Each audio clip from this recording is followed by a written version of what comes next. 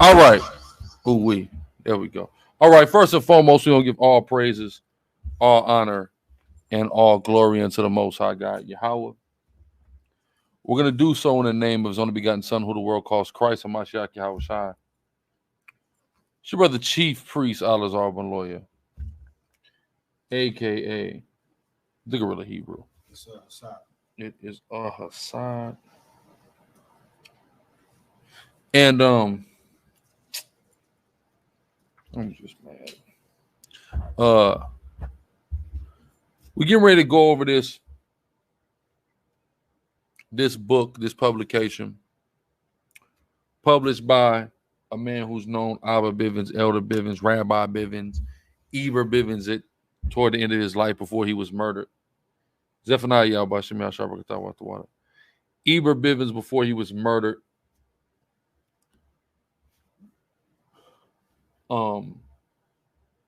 Born Edward Meredith Bivens, or Bivens, Salakia, Bibbins. So let me get this center so I can hit both of us. For people to understand, okay, this man that we're talking about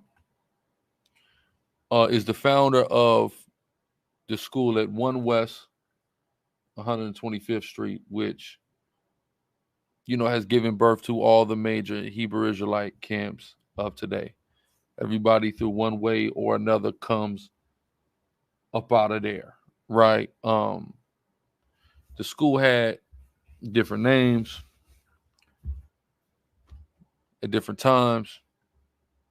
We're going to see that on the book, okay? We're going to see that emphatically on the book today. We'll see some interesting things, but what the number one thing we're going to see through the spirit and power of Yahweh Shem Yahushua, of course, is a man moved by the spirit of the Most High, right? Who has Princess Erica Yahweh Shem Yahushua with water.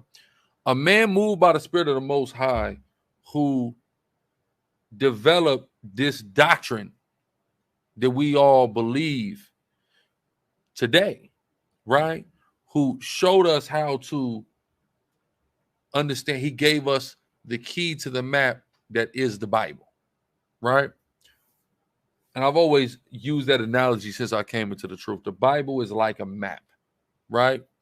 A lot of us who are younger, who come from the Google Maps, MapQuest era, we're not familiar with how to read a map, right? Because we never have had to read a map, because we had some type of thing to help us navigate, and we never really needed to read a map. But in order for one to read a map, you got to understand the key.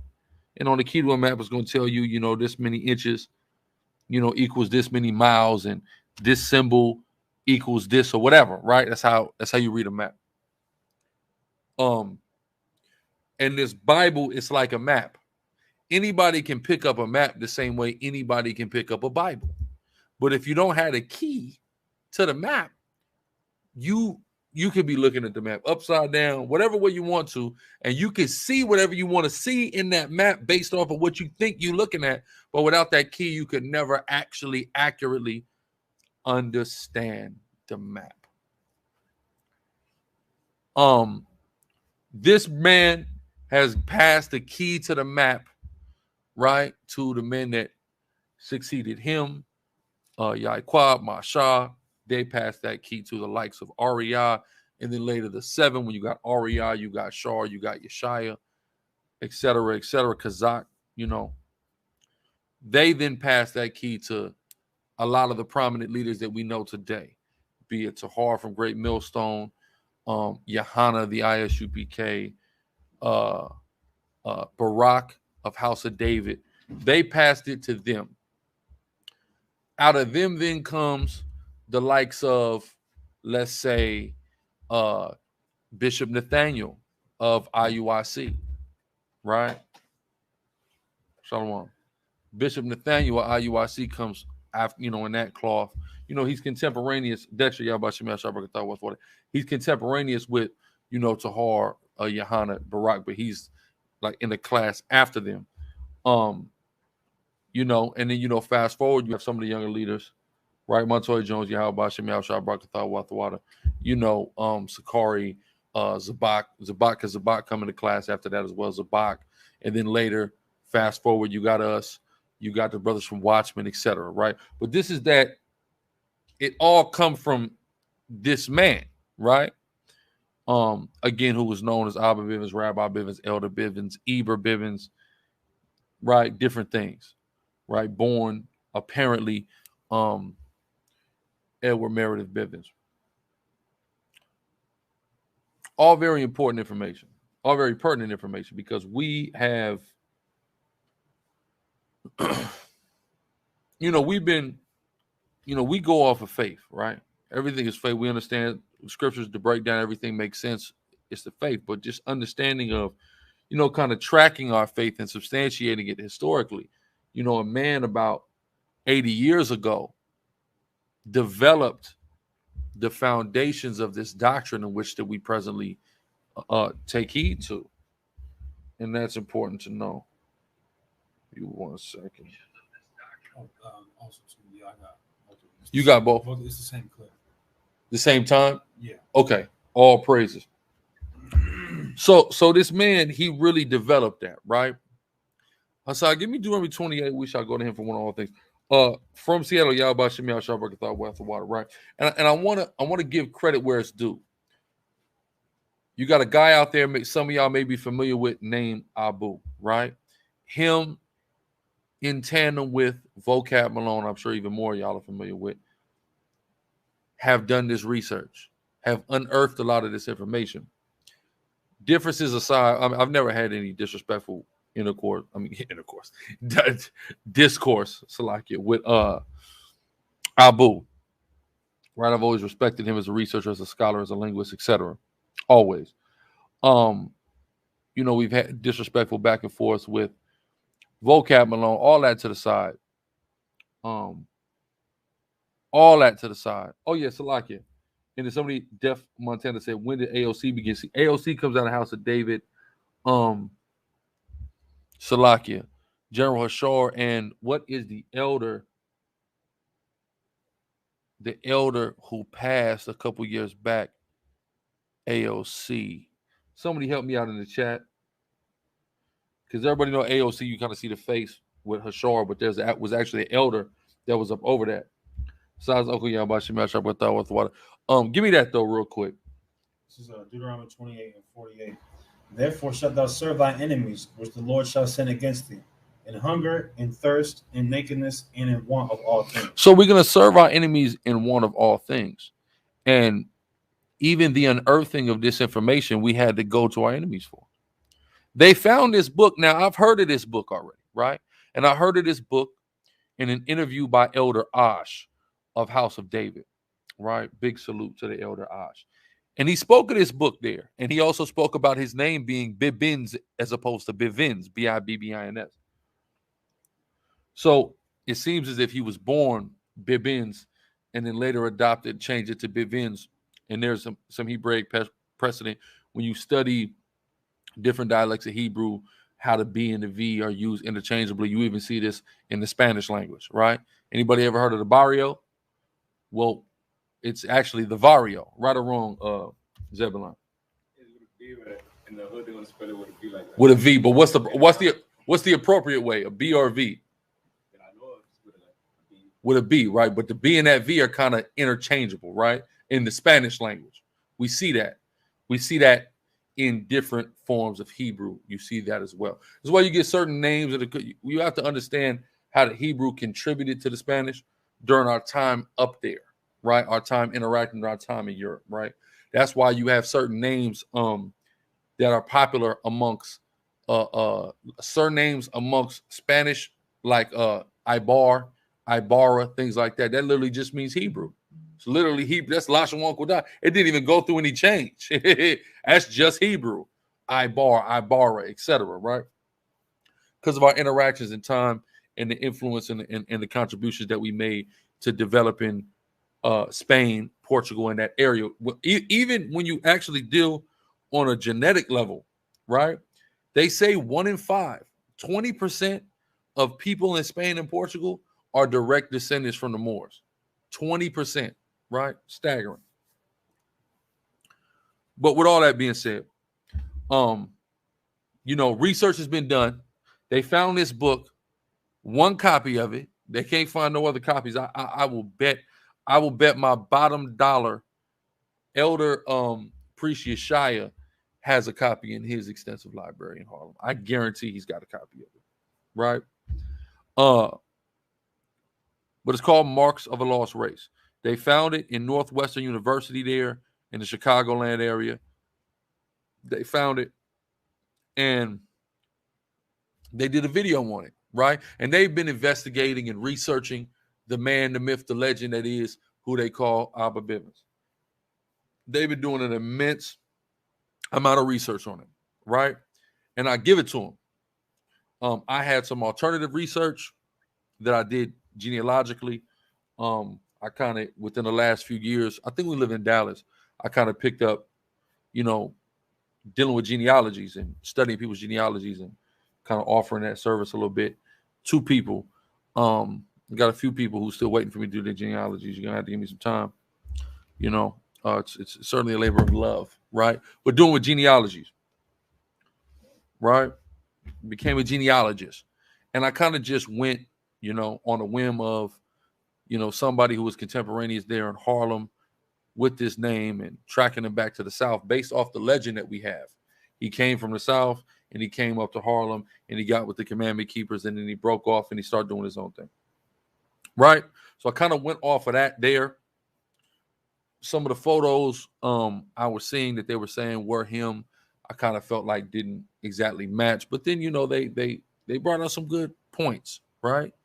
They start showing pictures of other people and say, so look, once you take decades apart, people look different. Things happen, weight changes, etc. Gravity starts taking its course. So, boom. Who they found was a brother, I think Edward Meredith. Am I wrong? I know it's an E. The actual one. Yeah, the E Meredith Bivins. I forget if it's an Edward. Salakia. Matter of fact, no, I got his. What am I talking about? I got it right here.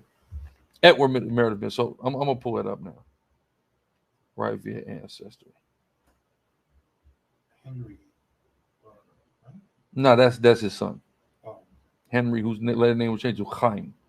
Right. So here we have who. No. This ain't the right one. This ain't the right one. Where is the right one at? This is not the right one. I think possibly because this one died. They got the right. Here he is. Look. So they got this picture. They kind of restored this picture here. So you got the Torah scroll. It's a great picture. Very much. Link to Edward Meredith Bibins, rather. So they say he was born Germantown in Philly in 1896. Died 1972. It says New York.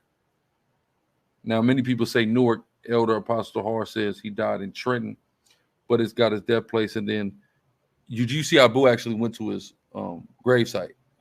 He don't have a tombstone though, but he went to his actual gravesite. He's buried. There's this cemetery in New Jersey. It's got a whole little section of it that's all Black Hebrew Israelites in this whole section of it. Hebrew, shield, all that on the tombstones, but it's all Black people up in there. Right, very interesting. So they got him here. Now, one of my critiques, and they admit they were valid critiques, dealing with timeline, dealing with location, right? But all this, it's lining right up, and they actually have the documents of him attending the Commandment Keepers. They had like an attendance log where people would come in if you were attending class, they would sign in. So they actually have Edward Meredith Bivins signing into class. So we have this here, right? Wife, kids, etc. Boom.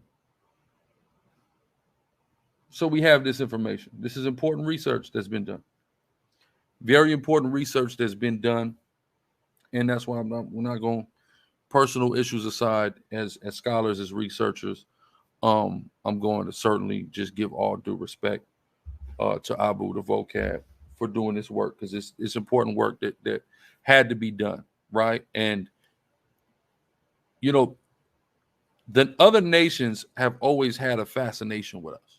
There's always been a fascination with us and how we think and what we do and how we develop things. You see what I'm saying? So to them, it's like they're like on a treasure hunt right now. You know what I'm saying? They're trying to find the buried treasure. They're trying to figure out, you know, what's going on. They're like on a scavenger hunt trying to put it together. And, you know, they're intrigued and they're fascinated. And this is kind of, they want to know now, right? For us, it means so much more, right? It means so much more for us, right? Precept, go ahead.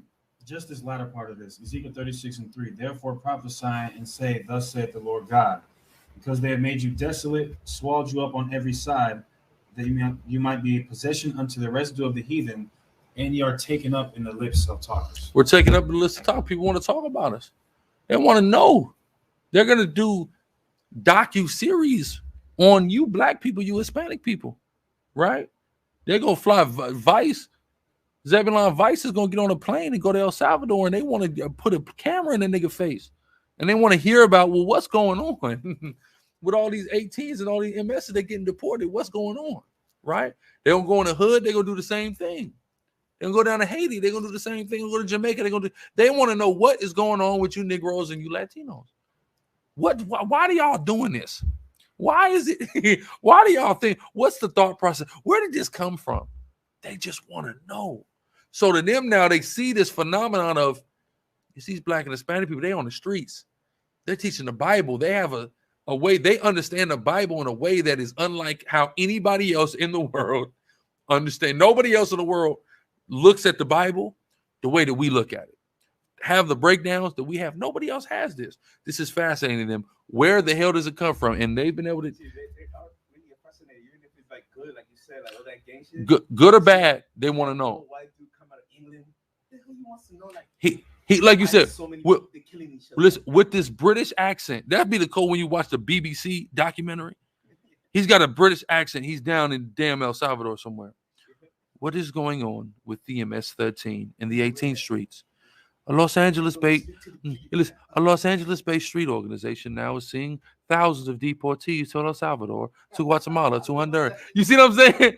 That's what they're doing there. They want to know what is going on. I remember it's an infamous documentary they did on Crips and Bloods in L.A. when they had the Olympics in L.A. The Crips and the Bloods. They're just riding around. They just in Compton. They in the car, nigga, Turtle. Remember that Turtle, the Santana blocks? They just riding in a damn lowrider with the Crips, and they like, yeah, they finna go shoot somebody. And now they, but here this white man is from Britain. He's just looking like, oh my God, this is fascinating. The Negroes, right? So they're fast. So they want to know, like, okay, so this whole doctrine that comes from this guy they call Abba Bibins. Well, who is this guy? They want to know, right? And they've done a lot of painstaking research to establish and figure it out, right? So we know he was affiliated with the Commandment Keepers, right? Which the Commandment Keepers, I believe, still exist in one facet or another. And he what we're gonna find out some interesting things. So before we even get into the book, y'all, we going to the skating rink, probably exactly. Before we get into the book, there's something that we have to get into before the book. Before the book, there's something we have to get into. No.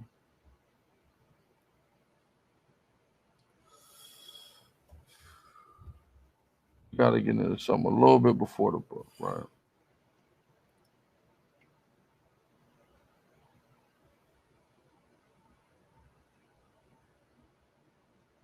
And there's an article that actually happens after the book was written. It helps us date the book, though. Helps us understand a few things. We got to understand a few things about all of this. Yeah, I know it says She has 3 original Mark of the Lost Race copies. She does?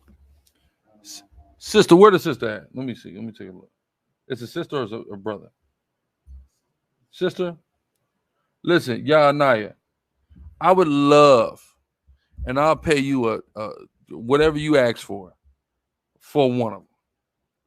I need one because I'm reading this on PDF and I just want to have it so bad in my hands. Huh? Oh, it's not in circulation. No. It was probably never really in circulation like that, to be honest with you. They probably just got it, printed up or whatever. It was a few around. But I'm telling you now, just let me name your price and we'll work it out. You can send it right here to this school. Send it right here to this school. Right, so here we go. Boom. Let's go. So before we get into y'all, I might have to log in. Look at this. Do I know I'm already logged in? All praise. We're going to get into this article, right? And this is an article that Vocab Malone and Abu have talked about and kind of introduced us to. And it's very important. It's a very important article, and it's about Negro Jews in the United States. And Abba Bibins is actually interviewed in this article. So I'm trying to. Can they see it full screen? Yes. It's blurry out. No, I'm saying I just went to full screen. They can't see it? Damn it. Okay, hold on.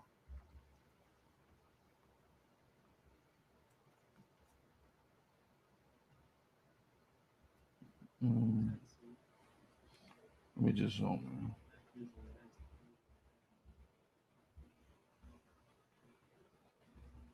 Okay. So watch this. Very important.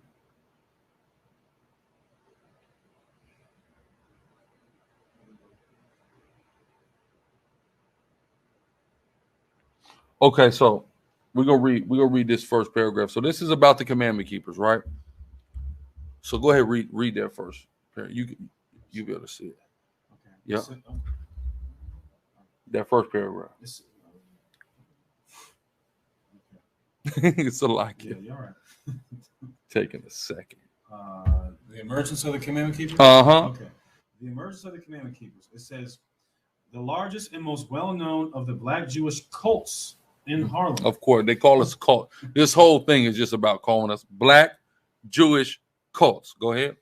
Black Jewish cults in Harlem today is the Commandment Keepers Congregation of the Living God, called more familiarly among the membership by the name of their, quote, lodge, the Royal Order of Ethiopian, they're supposed to be Ethiopian, Hebrews, the Sons and Daughters of Culture Incorporated. Stop right there. That's important right there. So their actual legal incorporated name, they called themselves the Commandment Keepers Congregation, but their legal name was the Royal Order of Ethiopian Hebrews, the Sons and Daughters of Culture Incorporated.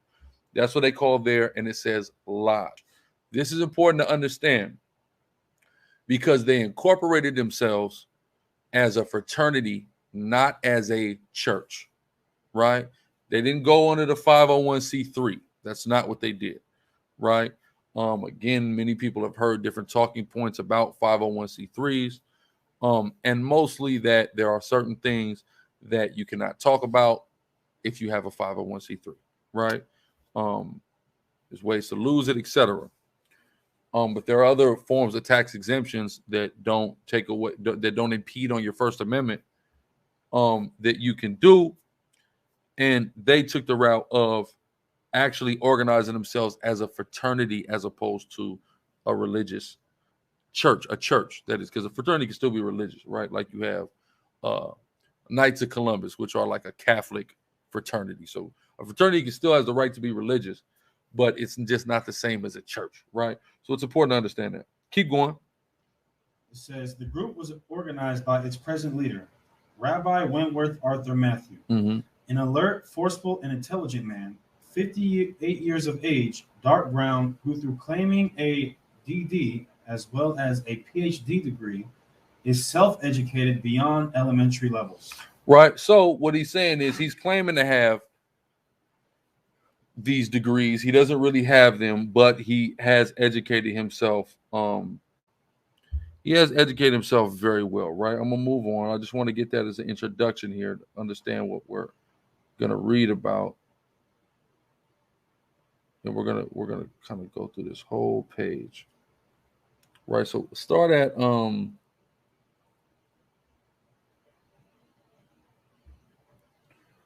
the last sentence. This first paragraph's the last from their point of view, the Negro. Let me scroll down.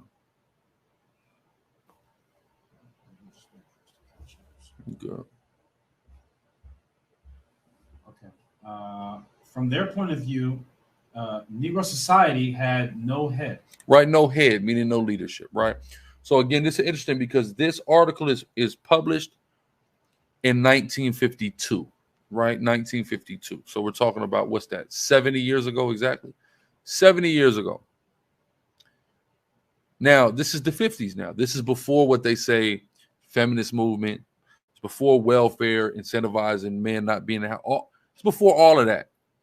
But we can actually see here when we look at what's being the talking points of the Israelites at these times, they have the same talking points that we have now. The same problems have always been affecting our people, right? We've always been plagued with this stuff. So this is not a new thing. So when people start blaming our problems right now on some type of like modern way, now these have been our problems for 80 years, 100 years, however long. Just our problems in Babylon. Keep going.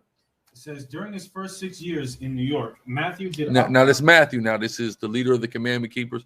Usually, there's an infamous picture of him. He's holding the scrolls open. A lot of people have seen it, right? Keep going. It says, Matthew did odd jobs throughout the city. It is probable that he had occasional employment with nearby Jewish synagogues. For Lower Harlem at that time was a densely Jewish neighborhood. Attracted by the Garveyites, he finally came in contact with another dark-skinned West Indian man named Arnold Ford. So these are all Benjamites, too. That's important to reference. They're all Benjamite brothers coming in. Go ahead. Who propagated the doctrine that the so-called Negroes were really the children of the house of Israel. So this is important as well, because before you have Rabbi Matthews, you have Rabbi Ford, right? I think it's Arnold Josiah Ford. And he had a movement before the commandment keepers came, right? And some of y'all have maybe heard of somebody by the name of F.S. Cherry. F.S. Cherry had an Israelite movement before Ford. So it went from Cherry to Ford to Matthews. This is all important to note. We're going to plug it into prophecy here momentarily. Go ahead. It said Ford had attempted to persuade the Garveyites to adopt Judaism as their creed. Matthew, quote, realizing that he was a Hebrew, organized his own congregation with a nucleus of 8 men. So Matthew learned from Ford and then went and opened, created his own congregation, him and 8 men. Go ahead. It says he had Ford before, as Ford had before him. I think it's a typo. No, it's not. It says took some Hebrew lessons from an immigrant Jewish teacher to whom he presented himself as a Jew. Matthew also acquired details of Orthodox Jewish ritual, the names of Jewish institutions, as well as a few words of Yiddish. From this unidentified man who was apparently of Hasidic background. So let me scroll down a little bit for you. So what's it's telling us has happened here is Matthews of the commandment keepers finds out he's an Israelite from Ford, and then goes into and infiltrates and gets some information from the Jewish people. Well, if we're the Jews, then we got to deal with the language. We got to whatever. How do we worship? All these various things. So he just goes and gets it from the Hasidic Jews, right? It's important to understand all of that, right?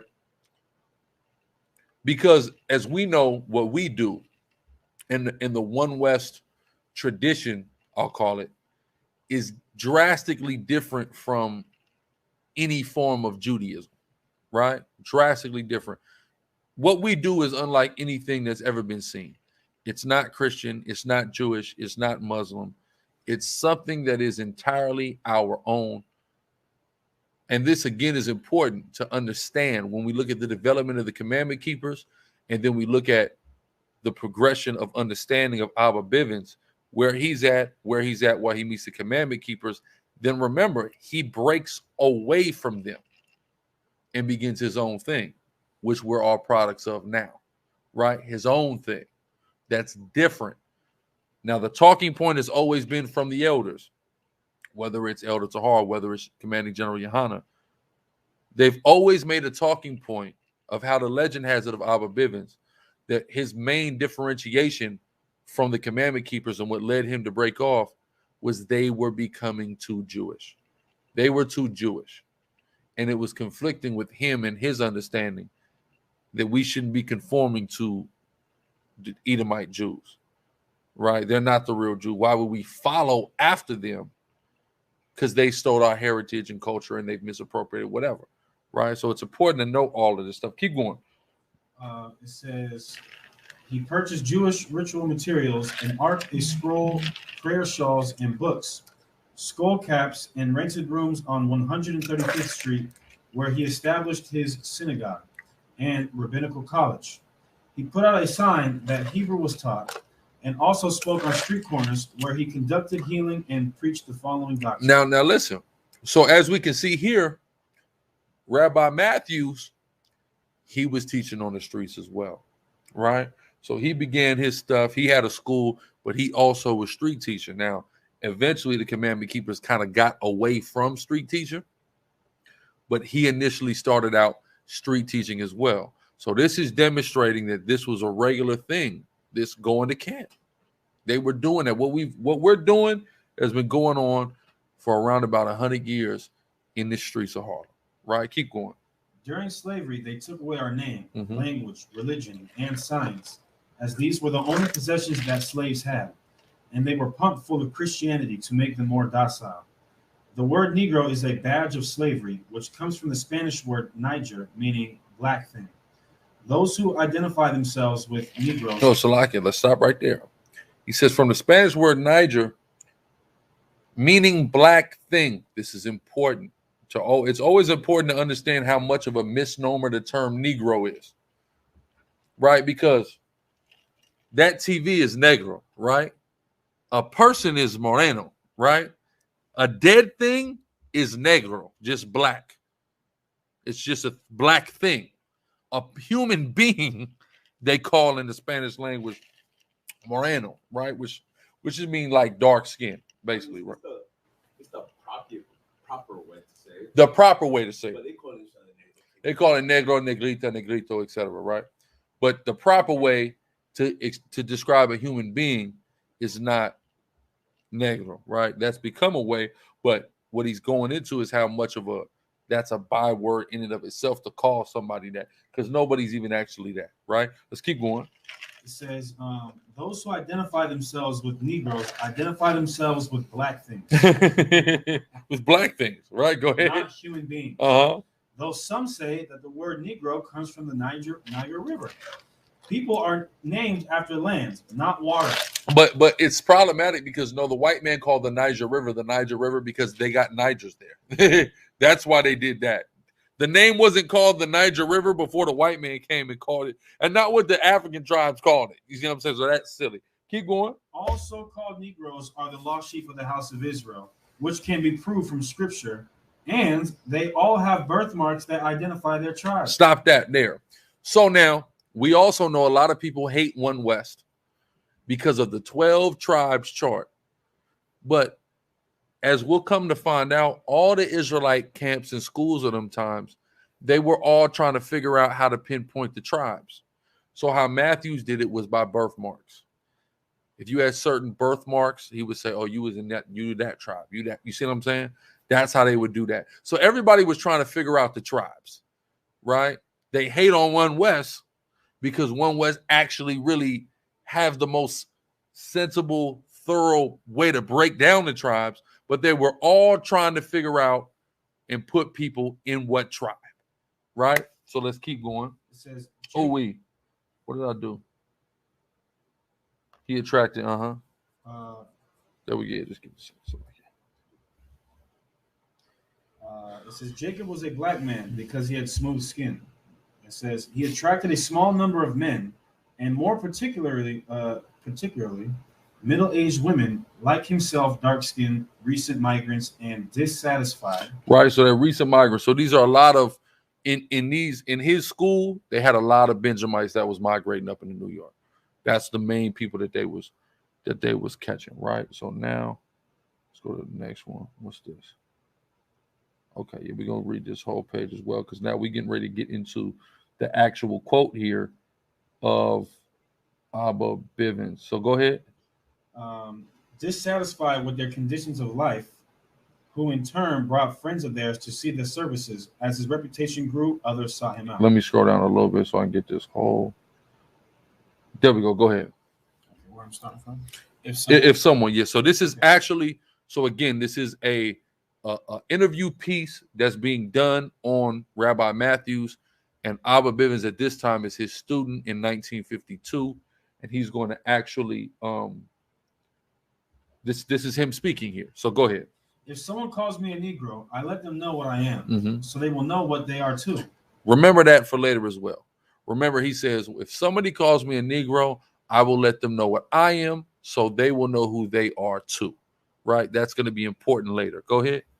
During slavery and darkness, they took our name away from us. But all nations have names. Negro is not the name of a nation.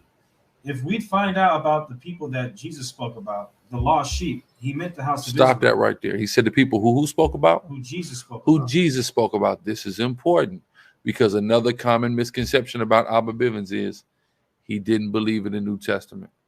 But we see him right here. He's talking about Jesus. It's very important to notate. There's a brother who used to come on my comments. I ain't seen this nigga in years. But this brother used to come on. He was Negro only, Old Testament only. He's like, you don't get it. Abba Bivins, he had something that was called the School of Tanakh. Now we find out that it's true. It was called the School of Tanakh when he started, right? We're gonna show you down the back of the book. Before it was ISUBK, they called it the Israeli School of Tanakh. That's true. But he said they were Negro only and they were Old Testament only. This is being thoroughly debunked here, right? We see him talking about Jesus here. He's going to talk about him a lot in the book, a lot, right? But it's very important to notate that he's talking about Yahushua, right? Go ahead. It says, when a man is lost and doesn't know his name, it's like amnesia towards his nationality. He's breaking it down. Go ahead. I knew the same thing that you're teaching on the streets right now. This is what he's talking about, right? Go ahead. I knew who I was before I came to Rabbi Matthew. You see that? So just as the legend said that he already was in the streets teaching and already knew he was an Israelite before he gets with the commandment keepers. Before. He already knows. He's already well aware. I knew who I was before I got with Matthews. Go ahead. I spoke on street corners. He already was holding camp. Right? Go ahead. Wrote a book called Marks of a Lost Race. So this book we're getting ready to read, he wrote before he joined the commandment keepers. He wrote before he got with Rabbi Matthews. He already wrote this book and was holding camp in the streets, right? So all of that's important. So he comes in now. He comes in with an understanding. He gets with them. He breaks up with them over difference of understanding. But he already had certain understandings that were contrary to that of Matthews, right? That's his foundation, right? Go ahead. It says, explaining the war through scriptures. Explaining the war through scriptures. Around that time, we fresh off of good old World War II. Explaining the war through scriptures. Go ahead.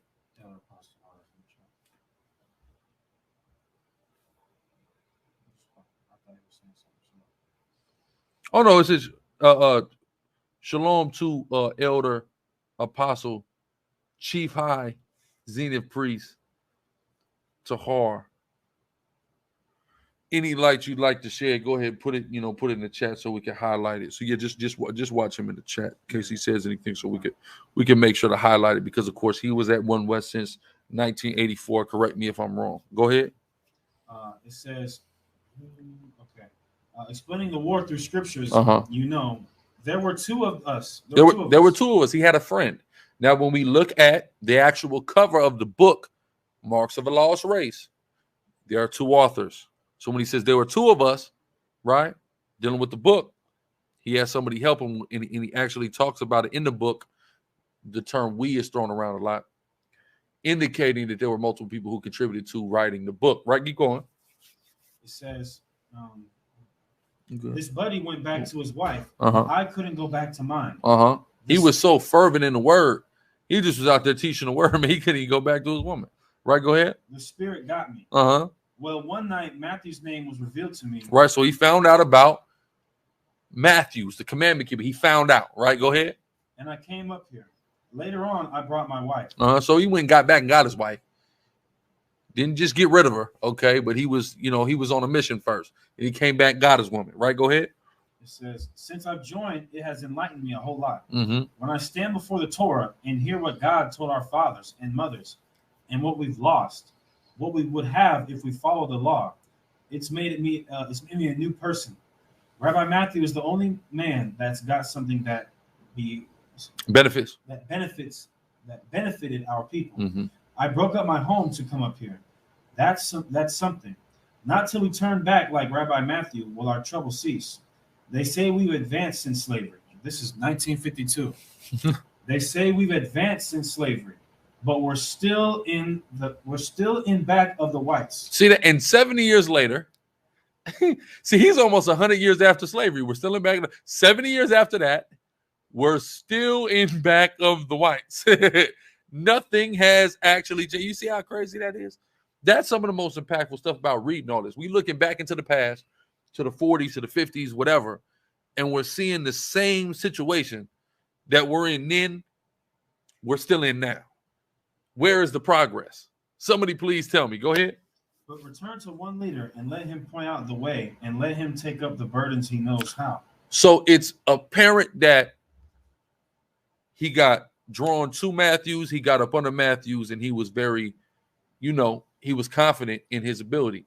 Now, there came a time where that changed. That happens. You got a point? Elder Apostle has asked for the record, do we believe that Elder Bibins is Elijah? Of course. Come on now. Of course. And I think that looking at this, right, Elder Apostle Horn, everybody, looking at this book, which I already believed it, to be honest with you, but looking at this book and looking at, it's funny, I talked to Sergeant Yatab in the camp, and we're reading over this stuff, right? We're reading over it, and to everybody out there, before this class is over, I'm gonna give y'all the link so all y'all can get this and read this for yourself, the PDF version. Don't worry about that. I got with my people over Zion Network. We put something together for y'all. Everybody gonna be able to get this PDF for free if they so choose, right? Everybody can look at it themselves. But looking at this book, and I praise the Most High because I saw their video, I clicked on it, I watched it. I was taken aback. Again, nothing but respect for their scholarship, their research on this. Then all of a sudden, I get a message from somebody. I believe this person is a Christian, and they provided me with the PDF for this. As I'm watching the video, I just see it, and it's funny because I was talking to you in the show last night about me not checking messages from people I don't know.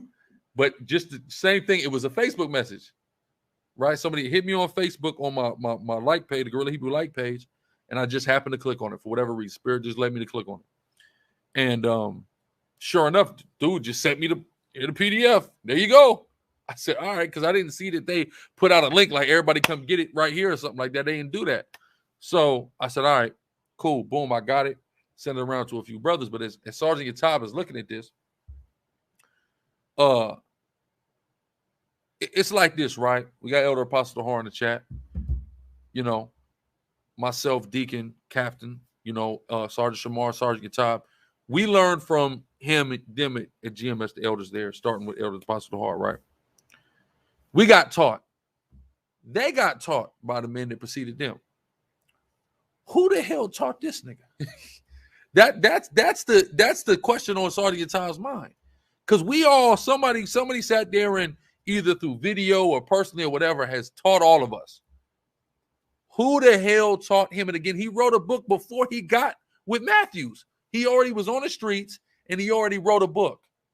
Who taught that man? And when you delve into this book, and you see how great he was with the scriptures and how he's doing these breakdowns and how he's building the foundation of the scriptures and the precepts that we pull today. You got to know that this is not some regular brother. This has to be one of the prophets that's back on the scene. Go ahead. And if I may too, because he didn't have access like Blue Letter Bible. He didn't have that. Google. Yeah, exactly. He had to literally with a pen and a pad write everything down and tie everything together. But I'm gonna tell you what's deep about that, right? I noticed from my time, short time I've done it. Where would a black man even go get these books? We're not like. Well, they not out there. what but they in it's not even the books. They just got the Bible. He probably wouldn't even. I wonder, was a black man even allowed like that in the 50s? Just go in New York at a library and just go to the marshes. Probably in the library that late in time, mind you. Too, he's coming out of Philly, right? Through the research they did, he's coming out of Philly. So in them northern cities, they're definitely able to do that. But mostly, it's all coming out of the Bible anyway, right? So if nothing, we had access to the scriptures. But my point. Go ahead, Slakia. You're right. Said he wrote another book. I heard you referencing that. What's the book called? Did he say the name? Change of Worlds. A Change of Worlds. Do you think Yeshaya got that book? That's the question I got for Tahar. Do you think, Elder Apostle Tahar, do you think Yeshaya probably has that book? I almost guarantee you, and I said earlier, I bet my bottom dollar Yeshaya got these books, right? But the point that I want to make is, during my little short, I did like a month and a half in jail in 2013, right, in the county in San Diego. And just like that, I don't have the Blue Letter, I don't have Google. Them scriptures that I realized I had to go and I had to read. If I wanted to find certain precepts, I couldn't remember where they were. If I just had to kind of remember, they were in this book, or I think this was in Paul, I think Yahushua said this, or, whatever I was doing, I had to go read the whole thing. So I remember I read like the whole Apocrypha and the whole New Testament during that time when I was locked up, because there was certain priests. A lot of the like the Most High, brother. Why do you think Sakari goes to the GNT so much? I got the GNT in jail. That's the only way I could get the Apocrypha. My boy, Marcelli he came in with a book. He came in with this Bible, and he was like, "You know about this Bible?" Right? But he came in, he's like, "You know about this Bible?" And I'm like, "Let me see." And it said Deuterocanonicals. It didn't call it the Apocrypha, it called it Deuterocanonical, secondary canon. I'm like, let me see. And I start looking at the table of contents. I'm like, this is the Apocrypha. I'm like, yeah, go get me one. So he go to the chaplain, he get me another one. So this is how we learned about the GNT. And the whole reason it enamored me was I wanted to check that scripture, a shameless woman shall be counted as a dog. I went to check that in Sirach, and that's where it said a self-willed woman is a bitch. So I said, oh yeah, I need this. I came out of I got that GNT. That's at my house right now, right? But that's why you see, if anybody sees Sakari switch up to the Good News Translation sometimes, how we learned about the Good News Translation is from me going to jail, right? But that's how I had the Apocrypha. So I read over 1st Maccabee, 2nd Maccabee, Wisdom, Sirach, all that, and I read the whole New Testament. And I had to, because there were certain precepts, I couldn't remember where they were, that I had to get, and I knew I had to just read through this whole thing to find it. But through the Spirit, in looking for the precepts I was looking for, I found a gang more precepts. Like if anybody see us go to 1 Corinthians 10 to prove that the Corinthians are Israelites, I will not have you ignorant how our fathers were all under the cloud were baptized under Moses. I came across that sitting in a damn jail cell, right? But I had to read through to find certain precepts, and through the Spirit I found other ones. So in that same thing, he's in that same disposition. He don't have a Google search engine. He got to really read through this book to find the key indicators as he's being led in the Spirit, though. So through doing so, he's finding all kind of precepts. And it takes more work, and it takes more time, and it's much more tedious. But when you do it that way, them scriptures is going to be burnt into your mind so much more that you ain't got that easy, just keyword. See what I'm saying? But go ahead with your point. And celebrity too. Not only did he not have access to like a Blue Letter Bible or a word search, things of that nature. It also said that he was, at one point, he had a brother that was, with him, but he was mainly, from what it sounded like, prior to getting with Matthews, by himself. Mm-hmm. So he's by himself coming, not even coming up with this, receiving this information Through the Spirit. Come on, man. I can say nothing. Does he ever say like where he learned it? No. And that right there is praiseworthy. So let's keep going in this article. Go ahead, finish that out. Did Elder Apostle say anything else? He said he doesn't know if Yeshaya has it, and he does not have it either. I'm just, if anybody knowing Yeshaya, he's probably hoarding a lot of stuff. But go ahead. It says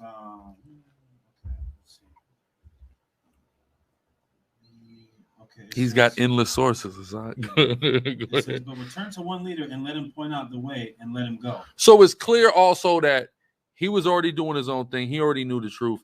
He comes across Matthews. He likes how he's serving it, and he really believed in him as a leader, right? For a time. Who is that?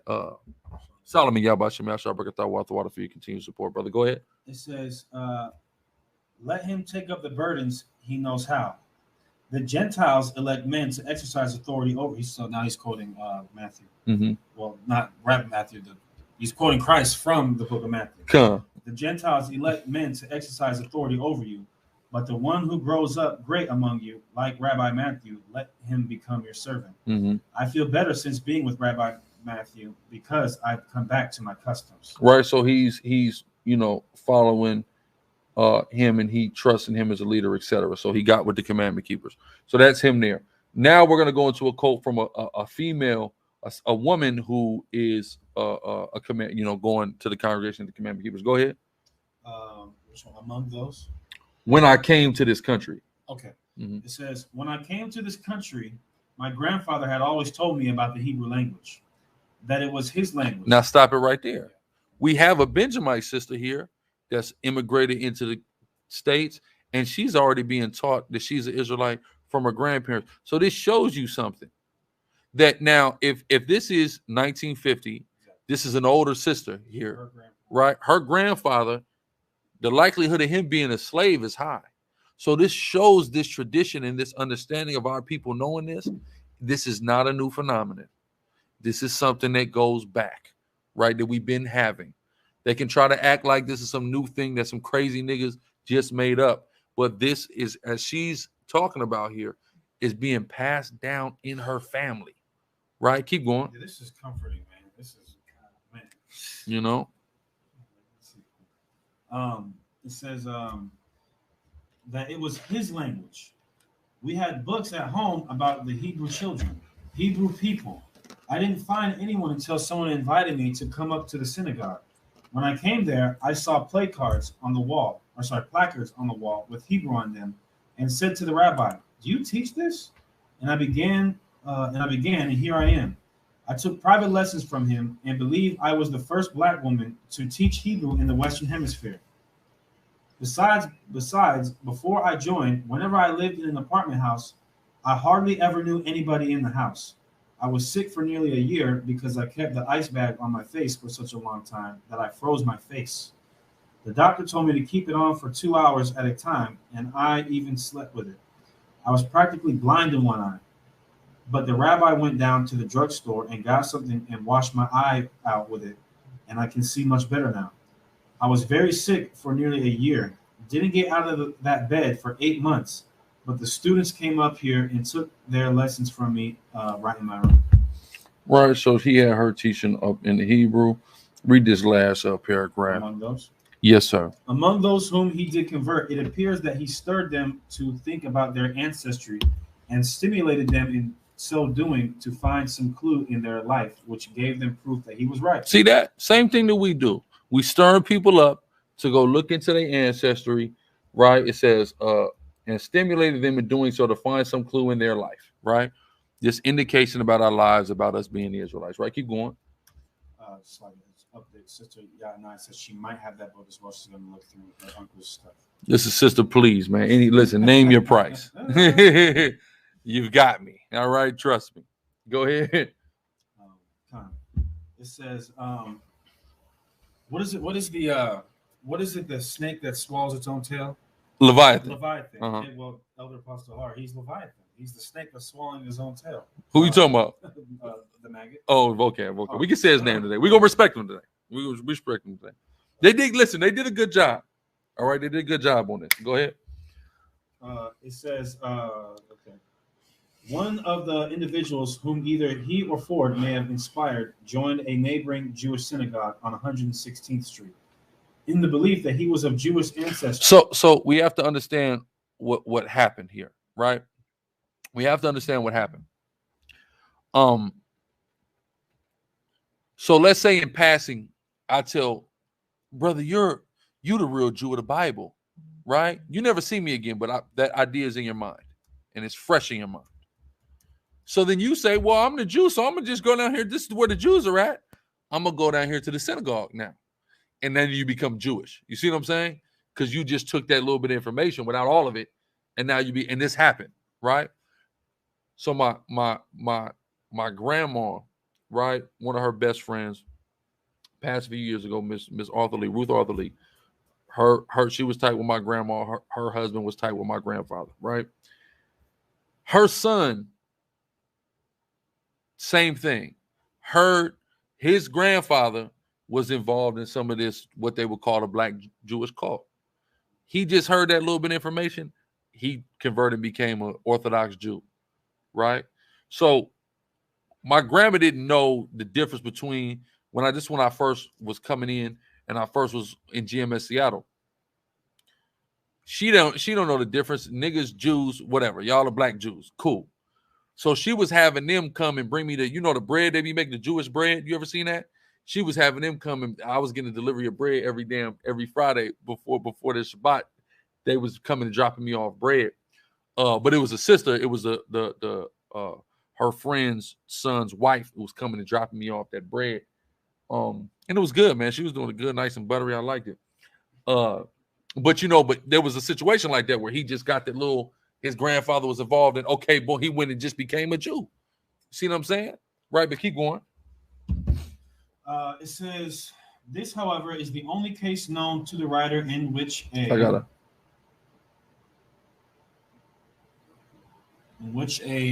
Negro. Incredible. And notice, y'all, it's the 50s. Ain't calling nobody black. They're not calling nobody African American. It is only Negro, right? Just showing you how these proverbs and these bywords change. Ain't no black, no African American, nothing about Africa. Negro only, right? Go ahead. In which a Negro joined a true Jewish organization. Right, go ahead. This was resisted and disapproved of by the cult leaders. Yes, all the brothers who was coming teaching the truth and said, listen, man, you went and got with the white man. Something is wrong with you. Right, go ahead. And they're damn right about that. It's a lot. During the Depression, the group could no longer pay the rent of the synagogue, and it fell almost totally apart. Mm-hmm. Matthew had to take a job as a janitor. Since then, it has slowly grown. That's why the brother said, man, look at that amount of faith. He didn't say, oh, I'm this great person. He worked as janitor just to keep this thing going. Keep that school going. Yeah. It says, since then, it has slowly grown, beginning with the inner core, who has never left the fold, to its present size of approximately 200. It now occupies the second floor of a tenement house on 128th Street and Lenox Avenue. And above this are 2 floors where the elderly women rent rooms. There are records of at least 8 other black Jewish cults, which organized in the New York metropolitan area during the period of 1919 to 1931. The leaders of which were all acquainted and in several cases associated with each other as congregations would emerge, fall, split, reorganize. See that? Splits, reorganizing. This ain't a new thing. Go ahead. Reorganize and substantially the same membership. Several of the self-appointed, quote, rabbis took Jewish names. Mordecai Herman, Ishi Kaufman, Israel ben Yoman, Israel ben Newman, Simon Schurz. There were bitter rivalries among the rabbis. You don't say. So they had different leaders and they all was beefing with you. You don't say. Yeah, that's what happened in the scriptures. Look what Paul and Barnabas. Yeah, but listen, the scriptures, that's what happens to in 2022. That's Hebrew Israelites. Go ahead. It says, who differentiated themselves from each other by variations in doctrine and in practice. Yeah. He ain't got the breakdown. That nigga been doing this 100 years. I want you to understand that. Go ahead. Some permitted the eating of pork. Look, some of these niggas was letting people eat pork. Them niggas was going on. I ain't gonna lie, they was going off. Yeah. They're going off. All right. Go ahead.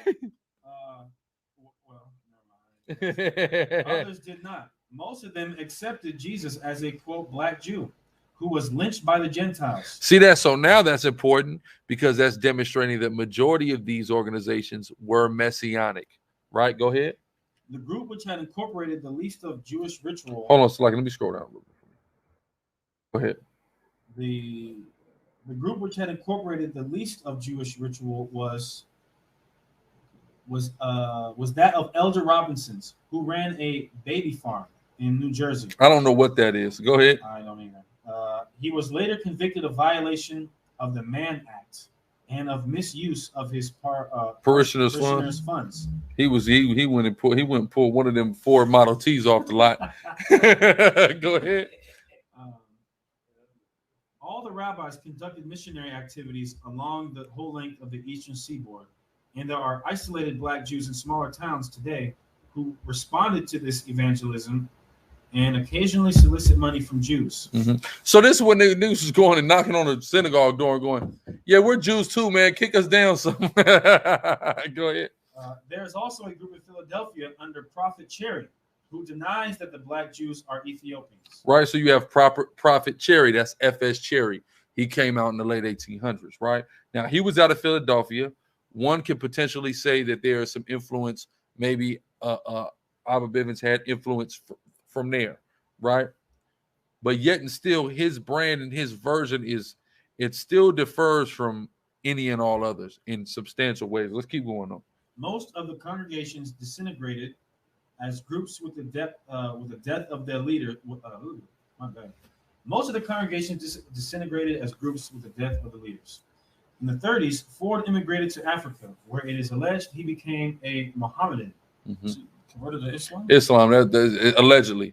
I don't see any documents of that, but that's alleged. He died there. Right. So what happened was he went to Ethiopia. He had got with Haile Selassie, went to Ethiopia. He died about 5 years after he got to Ethiopia. Go ahead. It says, from then on, it has been Matthew who has received most attention from whites and who is referred to in the press from time to time as the leader of Harlem's Orthodox Jews. Right. Keep going. The ritual and beliefs of the cult today. Jews in the New York area, from the first days of these cults, have expressed a recurrent interest in them, under the impression that they might be, or must be Jews. Wait a minute. So they're saying, well, they got to be the Jews then. Yeah. Jews in the New York area, because he's calling. The Jews. So white people, they were so fascinated with what we were doing. They're like, well, they must be the Jews. They might be. They saw how fervent and zealous we was about it, and they wanted to believe it, right? Some of them, or they couldn't help but believe it. Go ahead. It says, this interest has opened up contacts for Matthew, which would hardly be accessible to the ordinary storefront preacher or to the Moors. Is it just, when he says the Moors, it's just about black people in general? No, the Moors, because the Moors was big in Harlem at that time too. Okay. Then you start having the Moors, Zionist Moors, the Israelite Moor collab. All that was happening. This was all, this was all going down in Harlem. All of it. Go ahead. It says he has been invited to lecture before Jewish organizations on, quote, the anthropology of the black Jews and their relations to the fair Jews. So that means they got with him fair, which was common at that time, which is total white supremacy. But they were bringing him around to give breakdowns on how black people are Jews. Go ahead. It says, and there are usually to be found a dozen Jewish visitors at the services each week for whom the third row of seats is set. So that means every week he was letting Amalek come up in his service. Every week they had the third row. I don't know. Hopefully that's the last row, one of the back rows at least. But he was letting them come up in the service every week. Let's go to the next page. Right. Then we're gonna do some skipping around. It's New York.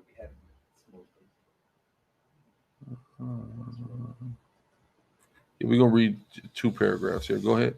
It says, let's see, where am I starting at?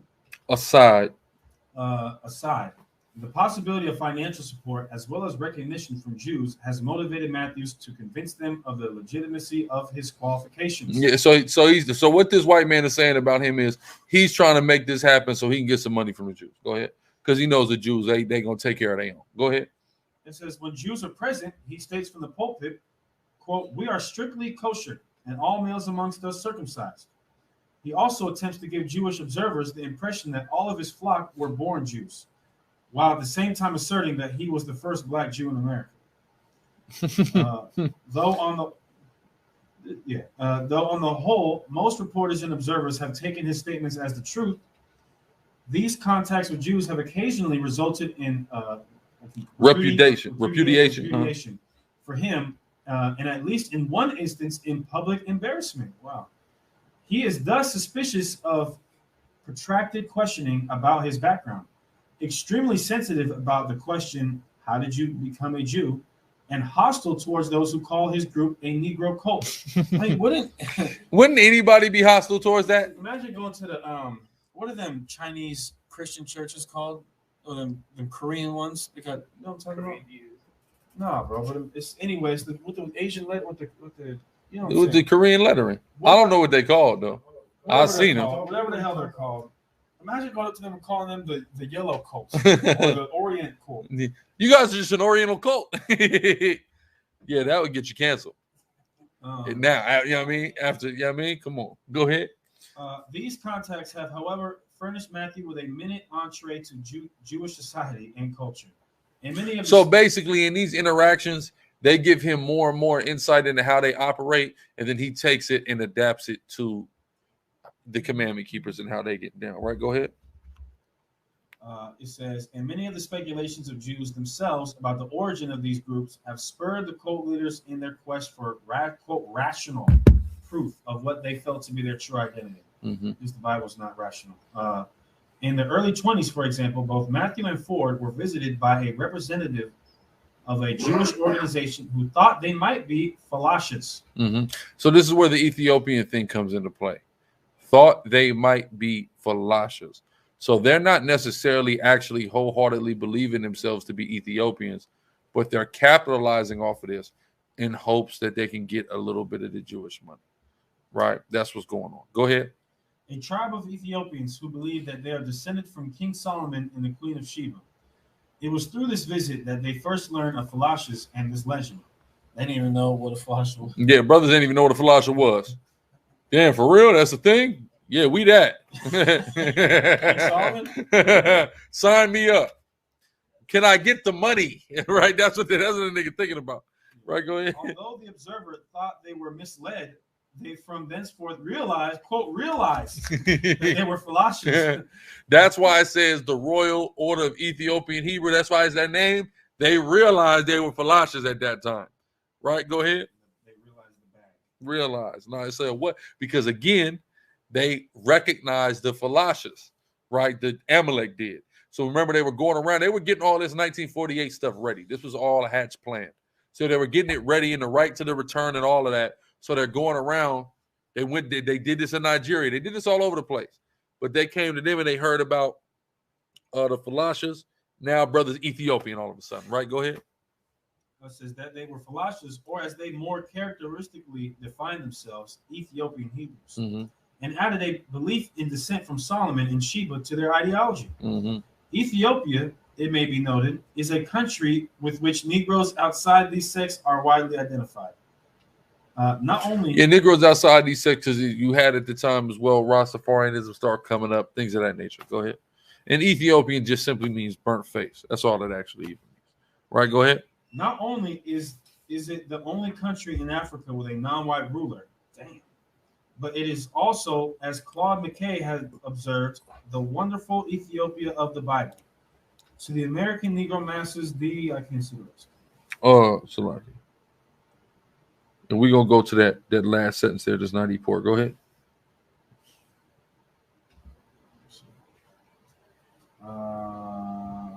The fact, too, That Haile Selassie calls himself the Lion of Judah has convinced Matthew that he is really a philosopher who does not eat pork. There you go, right?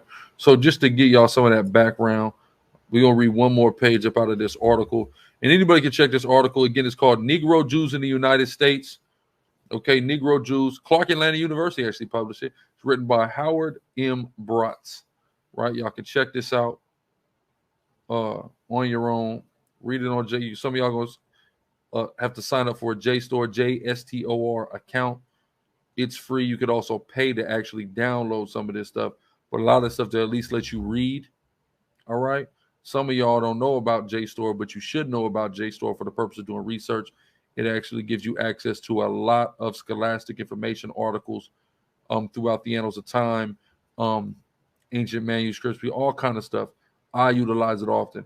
We don't go here. So now, remember now, going back to Abba Bivins' interview in this article, remember he says, when somebody calls me a Negro, I tell them what I am and let them know that they are too, right? So they will know what they are, I believe is what he says.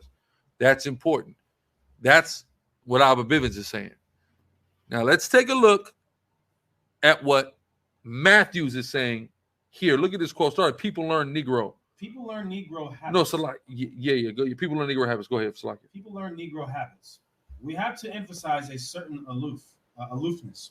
This gives us dignity and self-respect, which makes us an example. The kids, for example, play with Negroes. You hear what he's saying? The kids play with Negroes. What kids? What kids is he talking about? No, he's talking about the kids at his congregation. He says they play with Negroes. He has separated himself from a Negro in his mind because of his practice. That's a problem. We see Abba Bivins did not do that. He says when somebody calls me a Negro, I tell them what I am so they will know what they are. He's not separating himself. He's saying this is a misnomer.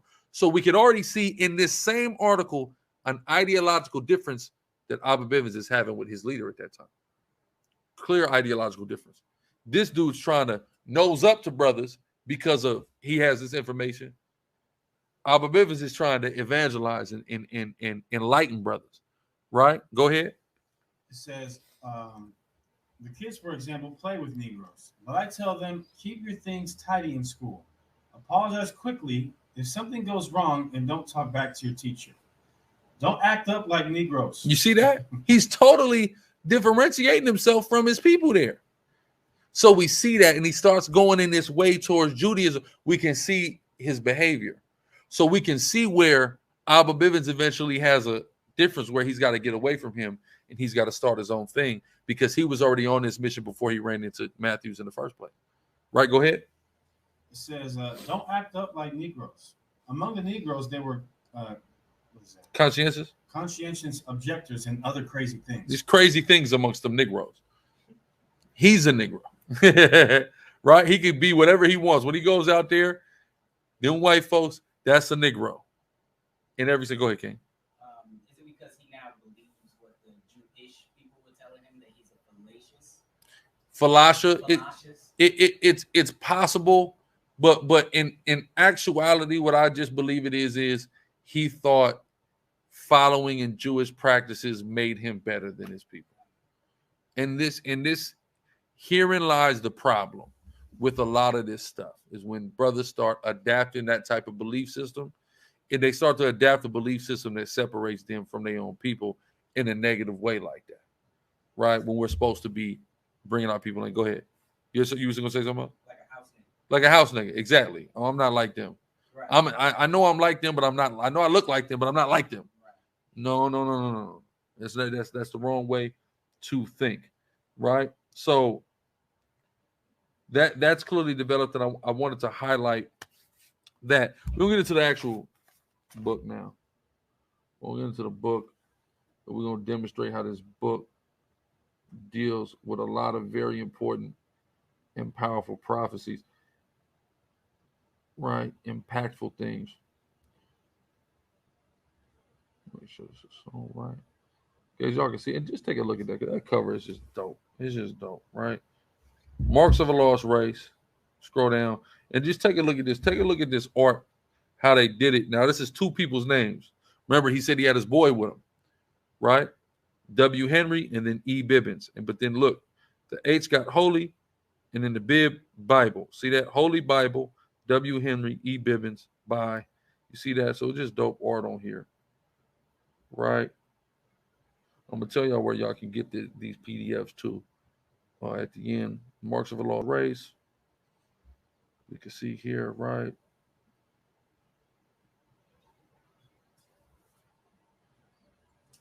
So where I want to go to first. Can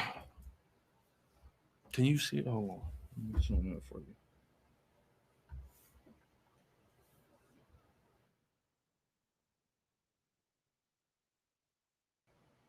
Let's read here.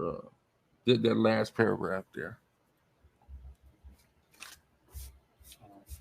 It says, the Bible gives us our race and our language and all of our history. It is the only history of our people prior to 1600. And being true, it is easily seen that it is of real importance to our people.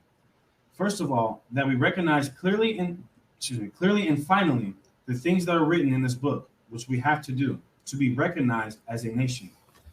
History and other books written about our people are less accurate and not at all serviceable to us. I want to note this as well about this book, published in 1850, written before that.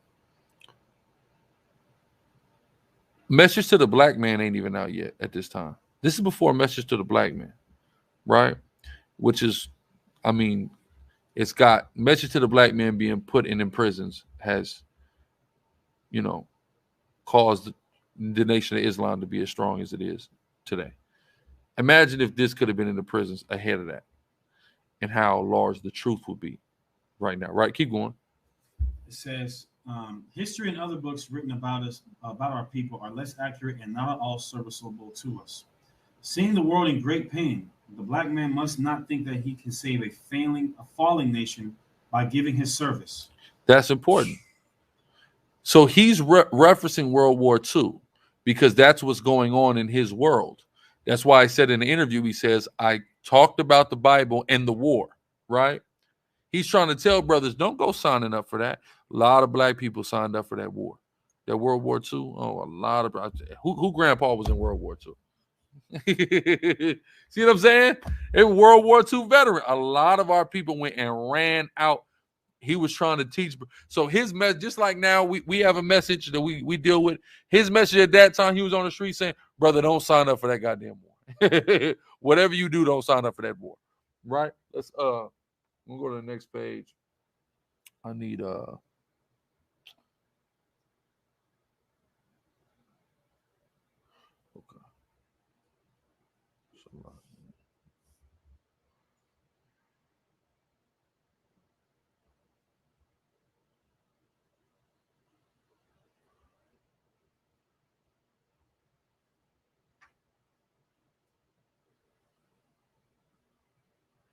Okay.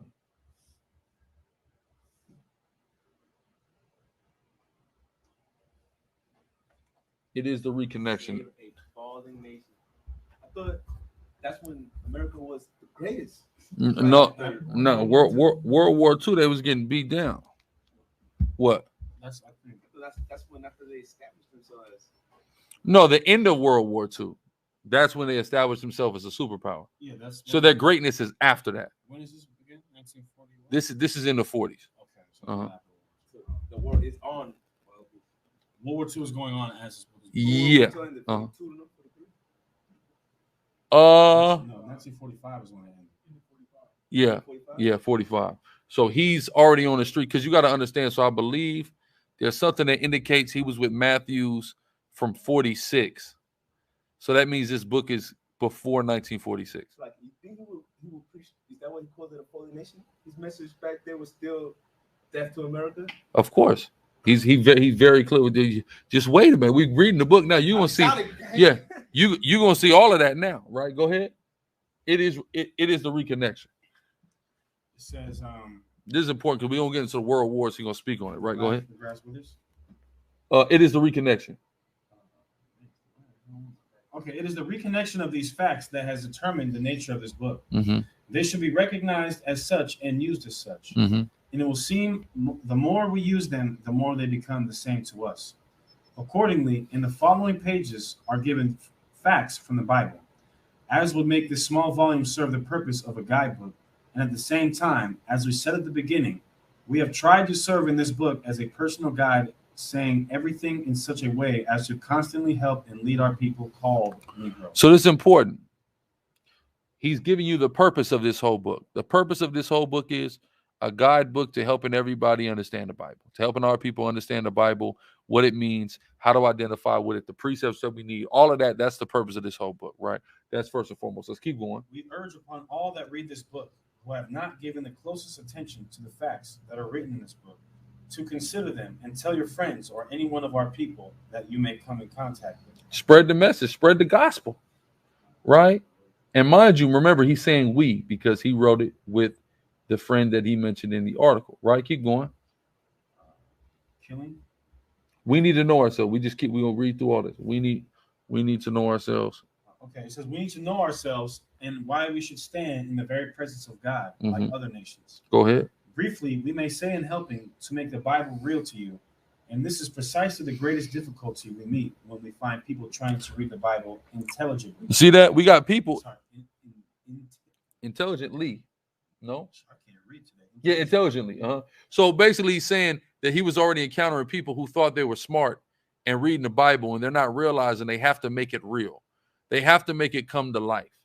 They're talking about it as if it happened in some distant past and it's not relevant, or that was the Bible times, or that was the Bible days. And what he's showing is the same thing that we got to do when we go out to the streets and we teach. We got to read these scriptures and we got to show that person we're talking to how relevant it is to the life that they're living, to the experiences that they're having. So again, this is that foundation of the work that we do from the man who built the foundation. You see what I'm saying? It's not a new thing. This isn't a recent development. He painstakingly, about 80 years ago, developed this whole thing. Right? Go ahead. Through the spirit and power of Yahweh Shem Yahweh Shai. Go ahead. It says, we must remember it cannot be too often emphasized that the Bible is the only true history of the so-called Negro. In the Bible, God reveals his plan to his servants, the prophets. To prove this, we refer thou to book of Amos 3 and 7. See that? We use that scripture. That's the scripture we use. Yeah. Right? Go ahead. Surely the Lord God will do nothing, but he revealeth his secrets unto his servants, the prophets. He revealed his secrets to his servants. We are the servants. We are the prophets. So the secrets are getting revealed to us. Nobody else is going to get the revelation of the secrets, but the prophets, starting with him. So this is why when Elder Apostle Hart asked earlier, do we believe it's Elijah? Well, what scriptures tell us, there's not a greater prophet, right? Yahweh shall come out of his mouth and say there's not a greater prophet. In understanding that, it takes a prophet that great to get these type of secrets revealed that can be the blueprint for the prophets that follow, that succeed, right? Like, it's crazy because Vocab said, this is how Vocab broke it down. He said, this is coming from Abba Bibins. Abba Bibins taught Ariah. Ariah taught Tahar. Tahar taught Alazar, right? So we have to understand that this is the direct thing that got us all in this room right now. I was talking to Nagap and Nashar about this. We're sitting at the table in one of our haunts, kicking and having a good time. And I said, y'all got to understand, if this man doesn't do what he do, we are not, us three, sitting at this table. We don't know each other. We wouldn't be hanging out with each other unless this man does what he does. You see what I'm saying? That's very important. That got us all here now through the Spirit of the Most High. He was that vessel. Go ahead. It says, which are all black men and not in line, not in Ein theological systems. Where we at? Where you at? INE, not revealed secrets of prophets. Okay. Which are all black men and not in theological systems. Yeah, not in theological systems. Okay. But in this history, is his dealings with his chosen people. And this history takes place on the earth and not in the air. This is also important with his perspective. Not that you got to go to heaven to receive all this stuff too. He's emphasizing this is all stuff that's going to play out right here on earth. He has that understanding. This is all drastically different from the average understanding that people have. Right? Go ahead. It says, just as the history of the Gentiles has taken place on the earth. Just as the white man got to rule and have his kingdom on earth, you will as well. That's that drastic thing, because a slave was promised a kingdom that you have to die to receive. right? He's telling you no, just like the white man got to live it up on the earth. We also will be able to live it up on the earth. Go ahead. It says, so are the things of the Bible. Mhm. If the history of the children of Israel, which is the so-called Negro, be merely mythological and a product of the imagination, as many people say, then the prophecy, the doctrine, the exceeding great and precious promises all fail us. Clearly, then, if we are to understand the birth of our Let salvation, me scroll down. Damn. Clearly, yeah. See what I said? if we are to understand the birth of our salvation as revealed in the scripture, we must take the Bible with its real facts about our people. The Bible, which contains the Holy Scripture, has indeed been a mystery to the world since the killing of Peter and Paul, and the banishing of John to the isle called Patmos, which is near Greece. Many people were put to death in Rome for believing in the teachings of Paul. These were part of the early congregation. And this, we know this all to be true historically, right? The martyrs, people being put to death, all that. We know about that's all historically documented. Now, watch what he's getting ready to say. We'll scroll down, right? Go ahead. Then Titus besieged Jerusalem in 70 AD, Mm-hmm. and there has not been any true teaching since that time. See that? There has not been any true teaching since that time. Go ahead. No, don't worry about it. I got a whole breakdown going into. Go ahead. Okay. Even down to the year of 1914. Even down to what? The year of 1914. Read on. Which marks the beginning of the end of the Gentiles' age. Assad, don't answer. Why does 1914 mark the beginning of the end of the Gentiles' age? World War One. He got it. World War One. This is important. Let's go to the Bible, Revelations 9 and 1. Ferdinand, but Kaiser Wilhelm. Wait, later, that's why. Yeah. Like the 18, right? Kaiser Wilhelm is the key, because the whole point of World War One is the end of imperialism in Europe, and then the liberation of the Jews also, right? But go ahead. Revelation 9 and 1. Uh-huh. And the fifth angel sounded, and I saw a star fall from heaven. Read on. Onto the earth. Right, the star that fell from heaven into the earth is Kaiser Wilhelm, right? You have somebody that's exalted, a star, which is also known as a prince in the Hebrew, and he falls to the earth, right? When you look at that word fall, it means descend. He came out of power, right? He was taken out of power. That was the point. The last king of Prussia, take him out of power, because they don't want kings and emperors in Europe anymore. What do they want? Democracy, right? Pseudo-democracy, that is, but democracy nonetheless. Keep reading. And he opened the bottomless pit. Mhm. And there was What is the bottomless pit? That's Europe lack because of the lack of resources, natural resources that they have in Europe. Go ahead. And there arose a smoke out of the pit, as the smoke of a great furnace. The smoke of the pit is the smoke of the great furnace. Is just talking about World War One as it was fought in Europe. When you take a look at any of the pictures, any of the videos from that war, you'll always see smoke everywhere, right? That was a result of that war. Go ahead. And the sun and the air were darkened by the reason of the smoke Uh-huh. of the pit.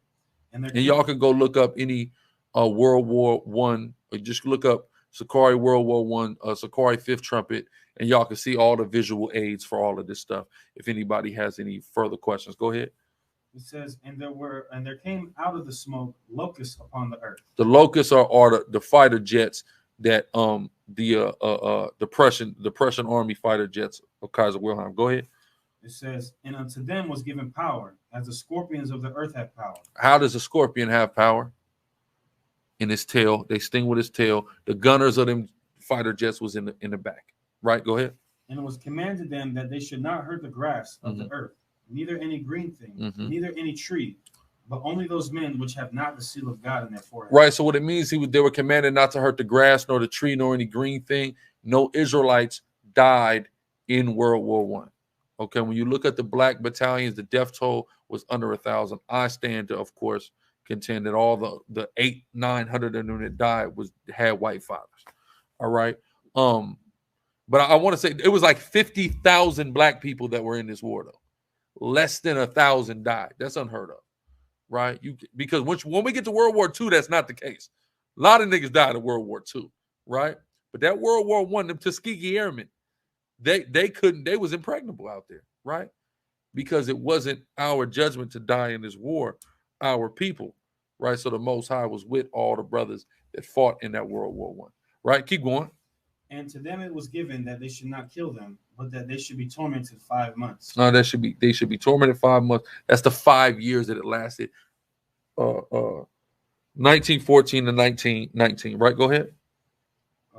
And their torment was as the torment of a scorpion, which when he striketh a man. Again, from the back, them shooters was in the back, right? Go ahead.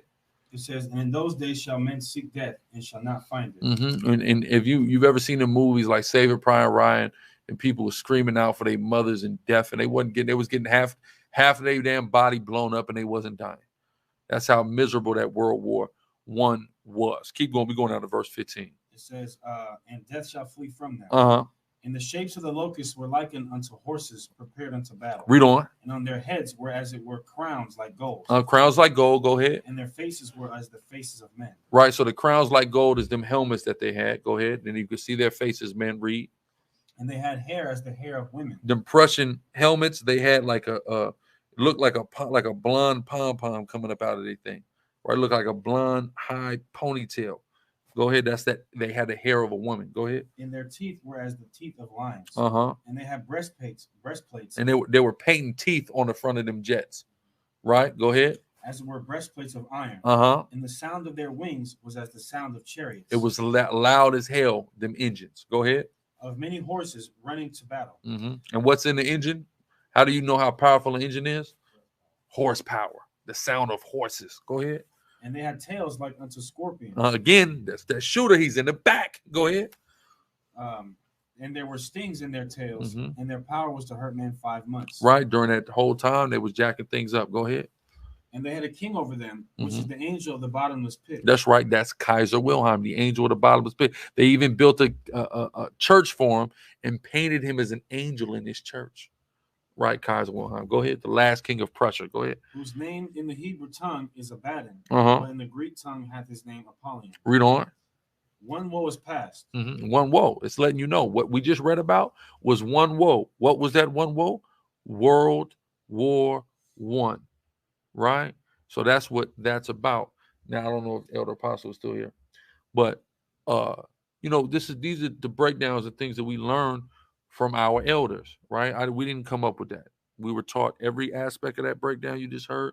We were taught that through the spirit and power of Yahweh Shem Yahushua, right? So even when now we also have to understand that this thing is going to advance and it's going to progress, and you're going to come across things that Most High is going to show you in the spirit that He didn't show the men before you, just like they got shown things in the spirit that they didn't get shown the men before them, but they still going to lay that blueprint out for you, right? Go ahead. It says, one woe is past, Mm-hmm. and behold, there come 2 woes more hereafter. That's right. Go ahead. So it's telling you there's been one world war. There are 2 more world wars coming. Shaka war Yahweh Shem Yahushua. Yes, World War II is there. Go ahead. It's telling you about World War II right there. When it just said one war is past, World War I, 2 more come quickly. World War II and then World War III. It's telling you there are going to be 3 world wars. Right? Go ahead. And the 6th angel sounded, and I heard So this is important. So the 5th angel sounded. It just gave us World War I. Right? Now the 6th angel is sounding. And what happens, Reed? And the 6th angel sounded, and I heard a voice from the 4 horns of the golden altar, which is before God, saying to the 6th angel, which had the trumpet, loose the 4 angels which are bound in the great river Euphrates. Where we at? Verse 14. Verse 15. And the 4 angels were loosed, which were prepared for an hour, and a day, and a month, and a year, for to slay the 3rd part of men. You see that? So the 6th trumpet is World War III, is the end of this, is a 3rd part of man dying. So when he says 1914 marked the beginning of the end of the Gentiles, that 5th trumpet is the beginning of the end. Because when the 6th comes, it's over, right? So that's why he said in 1914, it is the beginning of the end of the age of the Gentiles.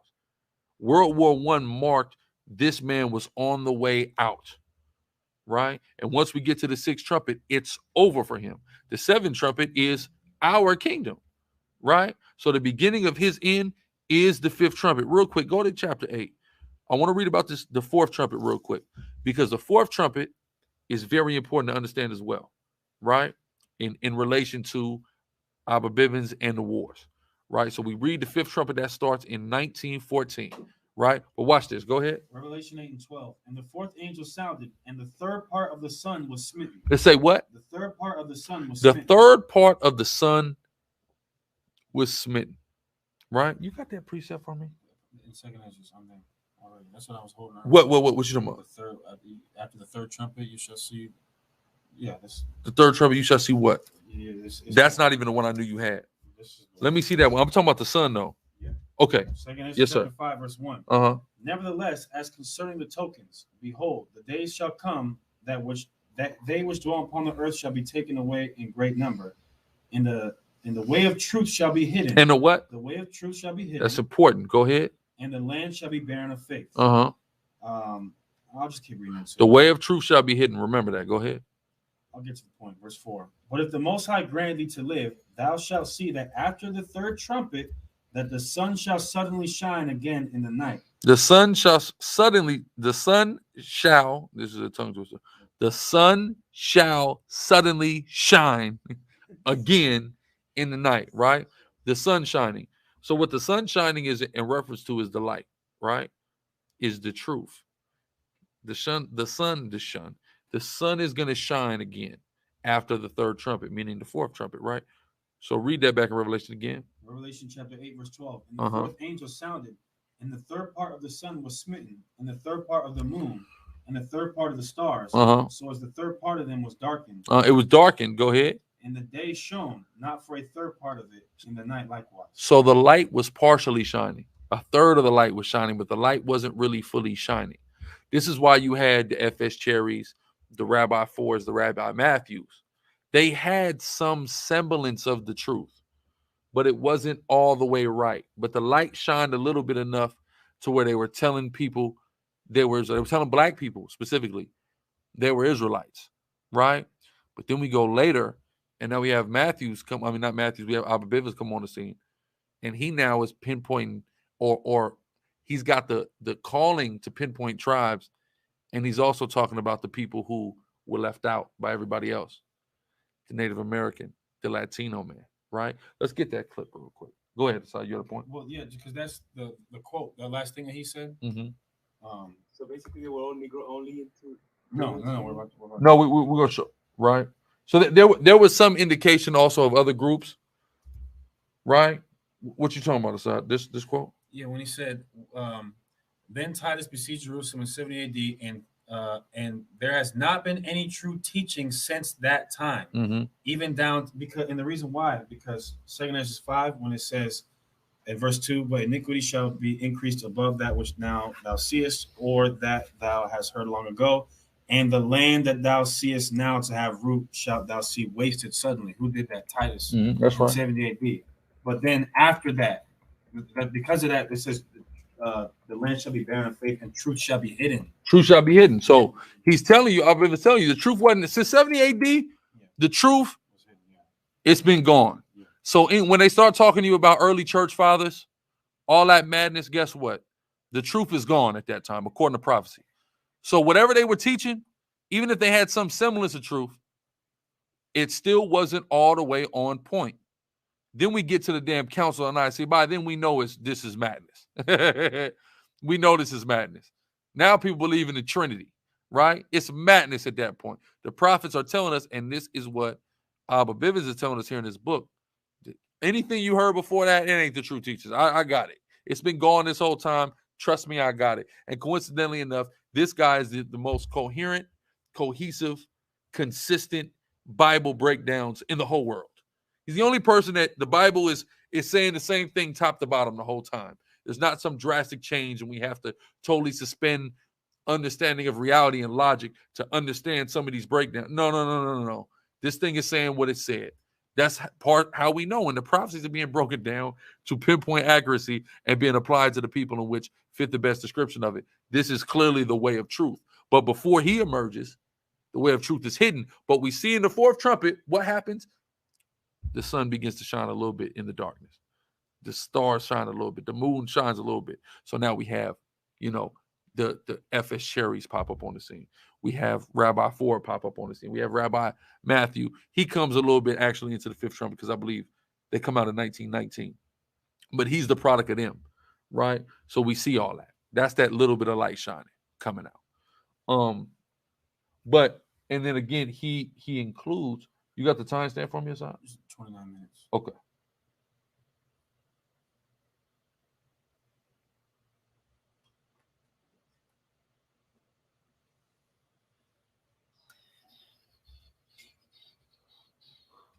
So, so you have some people that believe that Abba Bivins was a Negro only, but we're gonna get it out the man's own mouth. Even greater than the written word, we're gonna have the actual man's audio here, right? Let me get the mic up on him.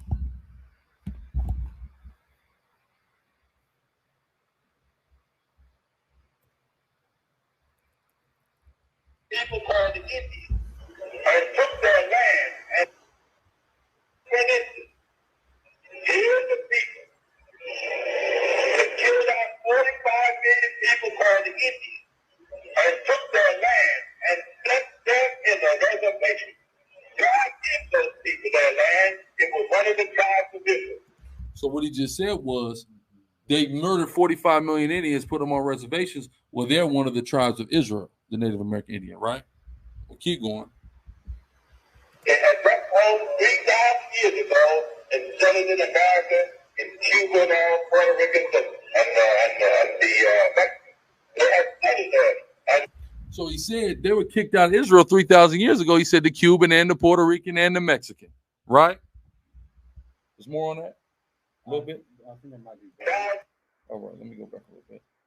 3,000 years ago and settled in America, in Cuba and all, Puerto Rico, and they had settled there. And now the Spanish come over here, and the American English people come over here and take it away from these people, the land that God has given to these people. So you see, he said these people that came over here 3,000 years ago, and the white man and the Spanish white man and the American white man has taken the land that God gave them away from these people. Does he say wetback in this clip? That's not, he didn't say it. Okay, so there's some point in this thing he also says that the wetback is Israelite too, right? So and during that time, that term was because you see, remember we had that clip of Cesar Chavez, and he was just calling Mexicans wetbacks, just casual, the wets. You see what I'm saying? So, but he was saying these are the Israelites as well. So he was teaching that emphatically, and guess what? Now they might. He said, "What's on?" 25-20. Let's get it. Let's get it. It's all right, brother, because this audio, Vocab them did the best at cleaning this audio up. Again, I'm going to, give them their credit, certainly as researchers and as scholars, right? 25, what? 20? All right, we don't want to not learn to him, and you can't let it know. You can't let it nobody know. All right, he shall be the head. All these people are going to be the head, y'all. And God shall be the tail. You're going to be the tail. And you can look around and see so-called Negroes, Puerto Ricans, and the Cubans and whatnot are the tail. All right. He says he's so-called Negro, Puerto Ricans, Cubans, and wetbacks are the tail. See that? So he was given something that he had these missing components through the spirit and power of Yahweh Shem Yahushai that everybody didn't have right there, right? He had that component. So, but also in understanding that quote, this totally cuts, because somebody might say, well, yeah, the Afro. Well, no, he didn't say was brought over here in slavery and got with and intermingled with these people. He said 3,000 years ago they came over here. Right? So he's clearly identifying the indigenous people of North, Central, and South America. It's over. It's over for all the liars. Everybody who said he's non-messianic, everybody who said he's Negro only, it's over. It's done, guys. All right? Nice try. It's all on the record through the spirit and power of Yahweh. This is exactly what Ecclesiastes 3 says. There's no new thing under the sun. The prophecy states in Malachi that he would turn the heart of the... Hit it, matter of fact. And this is going into Elijah. Now, if you don't believe that Abba Bivins is Elijah, there's no problem with that. This was something that had been taught since One West, and that's why Elder Apostle Hart asked if we held to it. And I always have. I never actually doubted it, but this is just even more substantiatable proof, in my opinion. So let's read that. It says, Malachi 4:5, behold, I will send you Elijah the prophet before the coming of the great and dreadful day of the Lord. Right, so before the judgment day, I'm sending Elijah.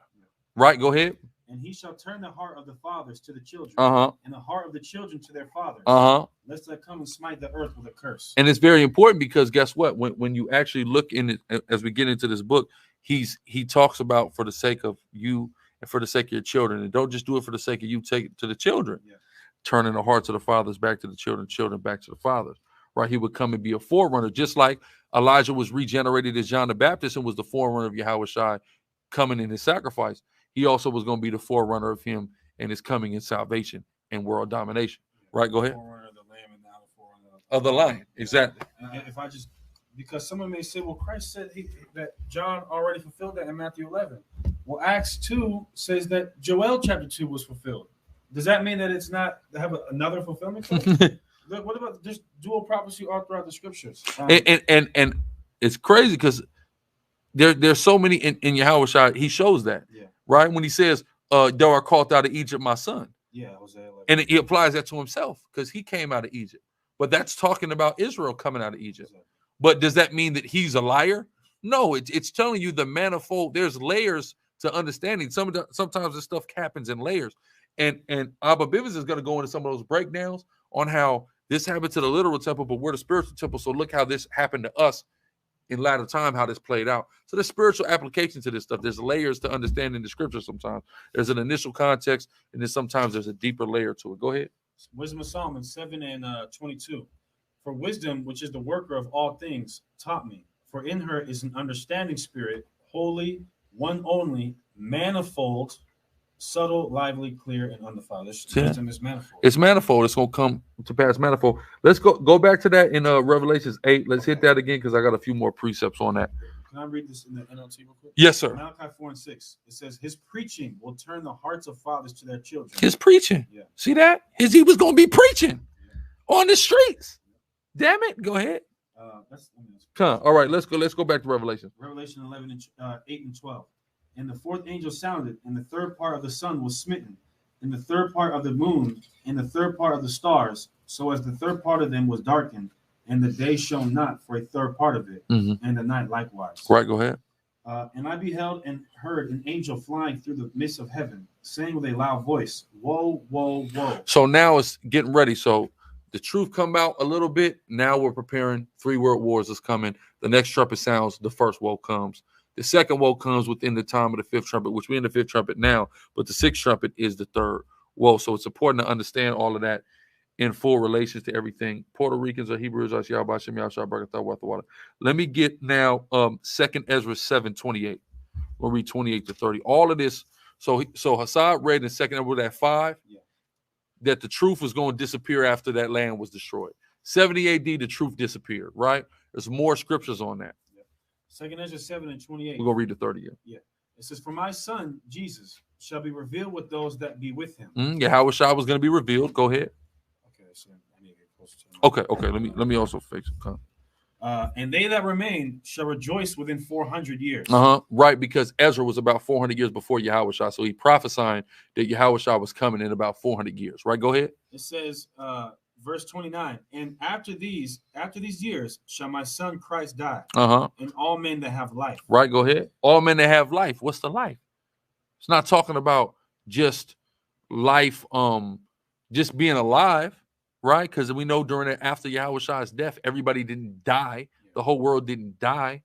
All men that had life. What did Abba Bibins reference? Paul, Peter, all of them got killed. The men with the true understanding were all killed. What's going to happen then? There's going to be no more true understanding. That's why Paul prophesied of what? The falling away. The great apostasy, as scholarship calls it, right?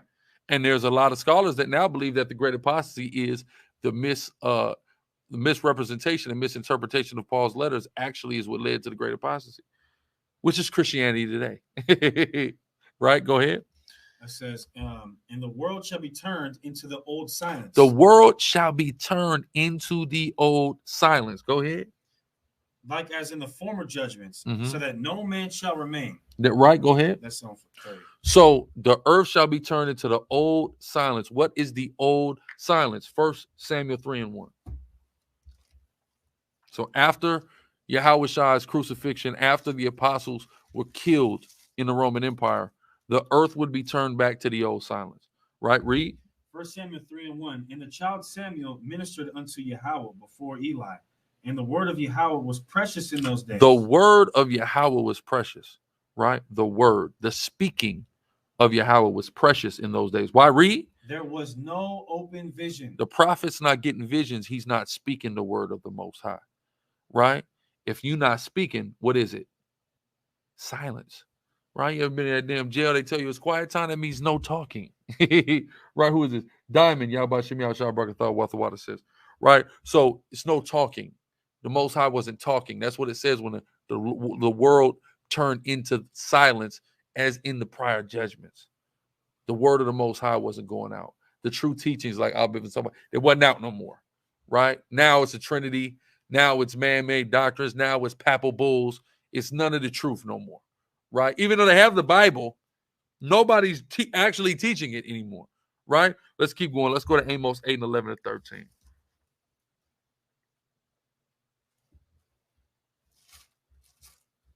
Now, a lot of brothers, they go to this scripture and they talk about when a channel gets taken down off YouTube, that's the fulfillment of this scripture. I'm here to tell you that this scripture happened in that time. Not that it won't happen again, but it happened back in that time. Right? Go ahead. Amos chapter 8, verse 11. Behold, the days come, saith the Lord, that I will send a famine in the land. Not a famine of bread, nor a thirst for water, but of hearing the words of the Lord. Of hearing the word. That's that pride. This has happened. The Most High shut his word up before. That's that as in prior judgments. This has happened in the past as a judgment, right? This is that famine of the word. That's what happened. So that's what he means by that true teaching was gone. The word, it was a famine. Keep going to 13. Verse 12. And they shall wander from sea to sea. They shall what? Wander from sea to sea. The Israelites wandered from sea to sea. From the Mediterranean Sea to the Atlantic Ocean, to the damn Caribbean Sea, to the Pacific Ocean. We've wandered from sea to sea. Go ahead. And from the north even to the east. We done went all directions, scattered to all nations. Go ahead. They shall run to and fro to seek the word of the Lord, and shall not find it. And the word of the Lord was not in none of these places. Right? Go ahead. In that day shall the fair virgins and the young men. Where you at? Verse 13. Yeah, faint for thirst. And we will be destroyed in that time. Right? Now watch this. Give me Proverbs 29 and 18. Right, we would be destroyed in that time. So this is all talking about the world was going to stop going, and we was going to be destroyed. Like Yahweh Shah said, was going to be led captive in all nations. That's what Amos is talking about, actually, not your YouTube channel being deleted. Okay, guys, go ahead. I done it too. Esau take a YouTube, brother. It's the famine of the word, brother. No, the famine of that was a real famine of the word. Started in 70 AD. That was a true, like, there was nothing after that, right? 3 clicks and you can make a new channel. Literally from Titus Vespasian destroying that temple to this guy writing this book, there is no true word. There is no real breakdowns, right? That whole time, that's serious, man. That's a long time. Go ahead. Is that going back to Moses' song that him turning his face away?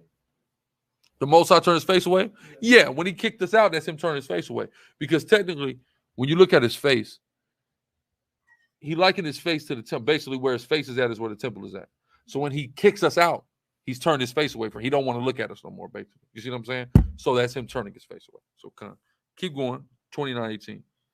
All right. It says, where there is no vision, the people perish. It say what? Where there is no vision, the people perish. So the prophets ain't getting vision. The people are going to be destroyed. And that's what happened, right? Go ahead. But he that keepeth the law, happy is he. That's the problem. We wasn't keeping the law. We was being wicked. So there's no happiness. There was no vision. We were destroyed. See, that's an elder priest Kahan. He loved that scripture. He's the first person I've ever seen that scripture from. And that's a very impactful scripture, that where there is no vision, the people perish. Right? Go ahead. And going back to the Elijah prophecy, the verse prior says, Malachi 4:4, remember ye the law of Moses, my servant, which I commanded unto him in Horeb for all Israel. Then it goes on to say, behold, I will send you Elijah the prophet. And he's going to turn the heart of the fathers to the children. Through what? Through the law. That's what the vision is. I will read that. Keep going. It says, and the heart of the children to their fathers, lest I come and smite the earth with a curse. What verse you at? 6. Oh, I'm tripping. 4 and 4 is the one. Remember ye the law. And remember, it said the Holy Spirit was going to come, teaching us all things, bringing all things to our remembrance. Remember ye the law of Moses. So the Spirit getting on him and then coming and bringing that teaching. And the Spirit is now going throughout all the brothers. Because you got to think about it. Like, if you name Sister Christian Yabba Shemel Shabbat Thought with Water. When you name Abba Bivins, Masha Yaikwab, Aria, Elder Apostle Har, Commander General Yohana, Elder Barak, Bishop Nathaniel, you name all these guys, Zabak, Priest Zabak, Elder Priest, you name all these guys, right? Think about how many thousands of people, each and every one of the people we named and the brothers who, later in time, myself, Brother Naquam, the younger brothers have risen up. Think about how many thousands of people we've all taught, right? So that's how the Spirit worked. It got on him, this one brother, and he did the work that he did, and now all of us have heard this. The Spirit is just gone and magnified throughout the earth, right? Through the help of the Most High inventing the internet, right? That helped a lot. But through that way, thousands of people, hundreds of thousands of people have been taught. Right, go ahead, Point. Elder Apostle Hart said, the first week I went to One West, I saw a picture of Elder Bivins and asked, who is this, Elijah? That's type of history you can't just get anywhere, right there. Who is it? Man, who is this nigga supposed to be, Elijah? Well, brother, you may be a prophet. Now, hold on. The flesh and blood did not reveal that to you, Elder. Now, but also, I wanted to get, now correct me if I'm wrong, Elder. Were you teaching in 6 months time with him being in the school, if I'm not mistaken, during a time I believe it took 7 years to become a teacher? Correct me if I'm wrong. Go ahead. Because going back to the point about the Holy Spirit shall teach you all things, and remember the law of Moses. 2 Ezra 14 and 20. Behold, Lord, I will go as thou hast commanded me, and reprove the people which are present. But they that shall be born afterward, who shall admonish them? Thus the world is set in darkness. And see that? And Ezra knew that. He's like, well, wait a minute. Nobody's going to be there to correct the world. There's going to be no truth. The world is just going to be in total darkness during these time periods. Go ahead. And they that dwell therein are without light, for thy law is burnt. See that? There's no law, and that's the light. Yeah. Right? Go ahead. Therefore no man knoweth the things that are done of thee, or of the works that shall begin. But if I found grace before thee, send the Holy Spirit into me, and I shall write all that have been done in the world since the beginning, which were written in thy law, that men may find thy path, and that they which live in the latter days may live. Right? See that? Live. They live. They're already alive, but they may live spiritually through coming back to the laws, the statutes, and the commandments. Right? Because the law is spiritual. Yeah, well, Paul tells us that. All right. So now let's go back to the book. I want to go into that breakdown through the Spirit. Wait, Jahar, if I'm not mistaken, he rose in the ranks fast and an accelerated, spiritually accelerated. Right, waiting on him. Okay, people will try. Let's go there. It says people will try to give you an argument that there has been true teachings throughout the Gentiles' dispensation. But we can safely say that there has not been, because the book was sealed until the time of the end of the Gentiles' dispensation. See that? It wasn't going to be until after World War I that people began to get this understanding, the true understanding of the scriptures. Right? Go ahead. And that's why the people who are the branches of this doctrine, of this man, have been able to go against every other ideology that exists, every other biblical position that exists, right? And destroy it through the Spirit, right? Going all the way back. Look at all the brothers and all the debates and all the confrontations that every camp that you've seen has had, and how they've put to shame every understanding that you could think of that's contrary to this truth. This is why, because this is the truth, right? This is just what it is, right? And like he said, either this is the truth, or this is the whole Bible is a figment of niggas' imagination that just happens to just work to our favor more than anybody else. Go ahead, Zalike. Talks like a duck and walks like a duck. You see?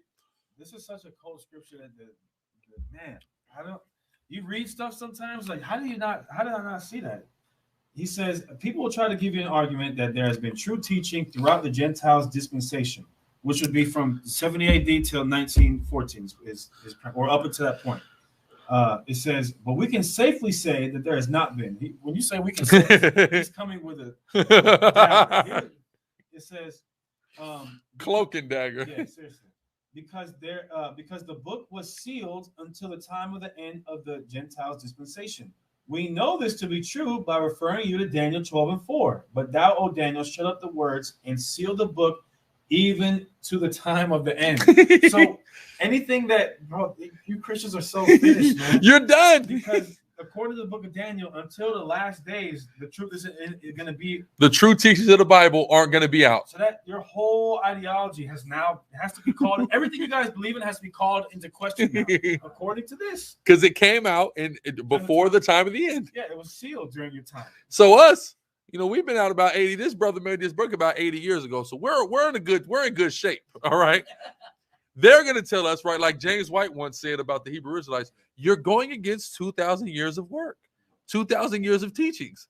Well, according to this prophecy, it has to be BS if it's been out that long. Yeah, they're walking around with, like, remember King Arthur, only one person could pull the sword out. Excalibur, They're walking around with a Dollar Tree plastic sword. We're the ones that actually got Excalibur out. Yeah. And that's why they get their head hewn off all the time. Right? Go ahead. Like, when have we seen something like this? Where a phenomenon like this? This is a phenomenon where the bottom of society has the gall. No. What did he say aside? He said the Negro and the Puerto Rican and the Mexican and the wetback somehow has the gall to come against established theological systems. Goliath. Yeah. And hit him in the head with a damn rock. Yeah, and like just play with him, just with a slingshot. Yeah, and then cut his head off. Just regular, you know what I mean? We just woke up. I just was half asleep and seen a Christian on Clubhouse and just, oops, my fault. You know what I'm saying? Go ahead. It says, and brothers do it all day. That's why they clip an account. They clip they clipped a bunch of brothers' accounts. Brother Shaw Parr, they clipped his account. Yes, he's cutting the Amalek up. You know what I mean? But go ahead. It says, even to the time of the end, many shall run to and fro, and knowledge shall be increased. Mm-hmm. So at the end, knowledge is going to be increased. And that's also important to understand because he laid the foundation. He gave us, when they talk about hermeneutics, he gave us the hermeneutic to understand the key to read this map. But even as from him, the teachings got deeper. And then from him to Masha Yaquab Ariyah, then to the next generation, it gets deeper. Then the next generation is going to get deeper too. Yeah. It's just how I go. And if there's a generation after us, it's going to get deeper too. Go ahead. Yeah, that's why, like, even again, this is such a phenomenon because, like, some of the oldest tapes, like we have Elder Apostle Hart when he goes up to one of my favorite videos ever, when he goes up to the Jehovah's Witnesses, Jay-Z, and he's just destroying this nigga. This dude and the nigga just standing there looking like. Vernon. What are you gonna do this, Vernon? Right, obliterating. When have we ever seen that? It's literally David, just a bunch of Davids run. That's why it says the tabernacle. David. People amongst them shall be as David. As David, yeah. He's just going around this tabernacle of David is raising up. Yeah, exactly. But Salaki, it says, if we would just consider these sayings of Daniel, we will see that knowledge has increased in everything. And many are running to and fro on the earth and no place to go.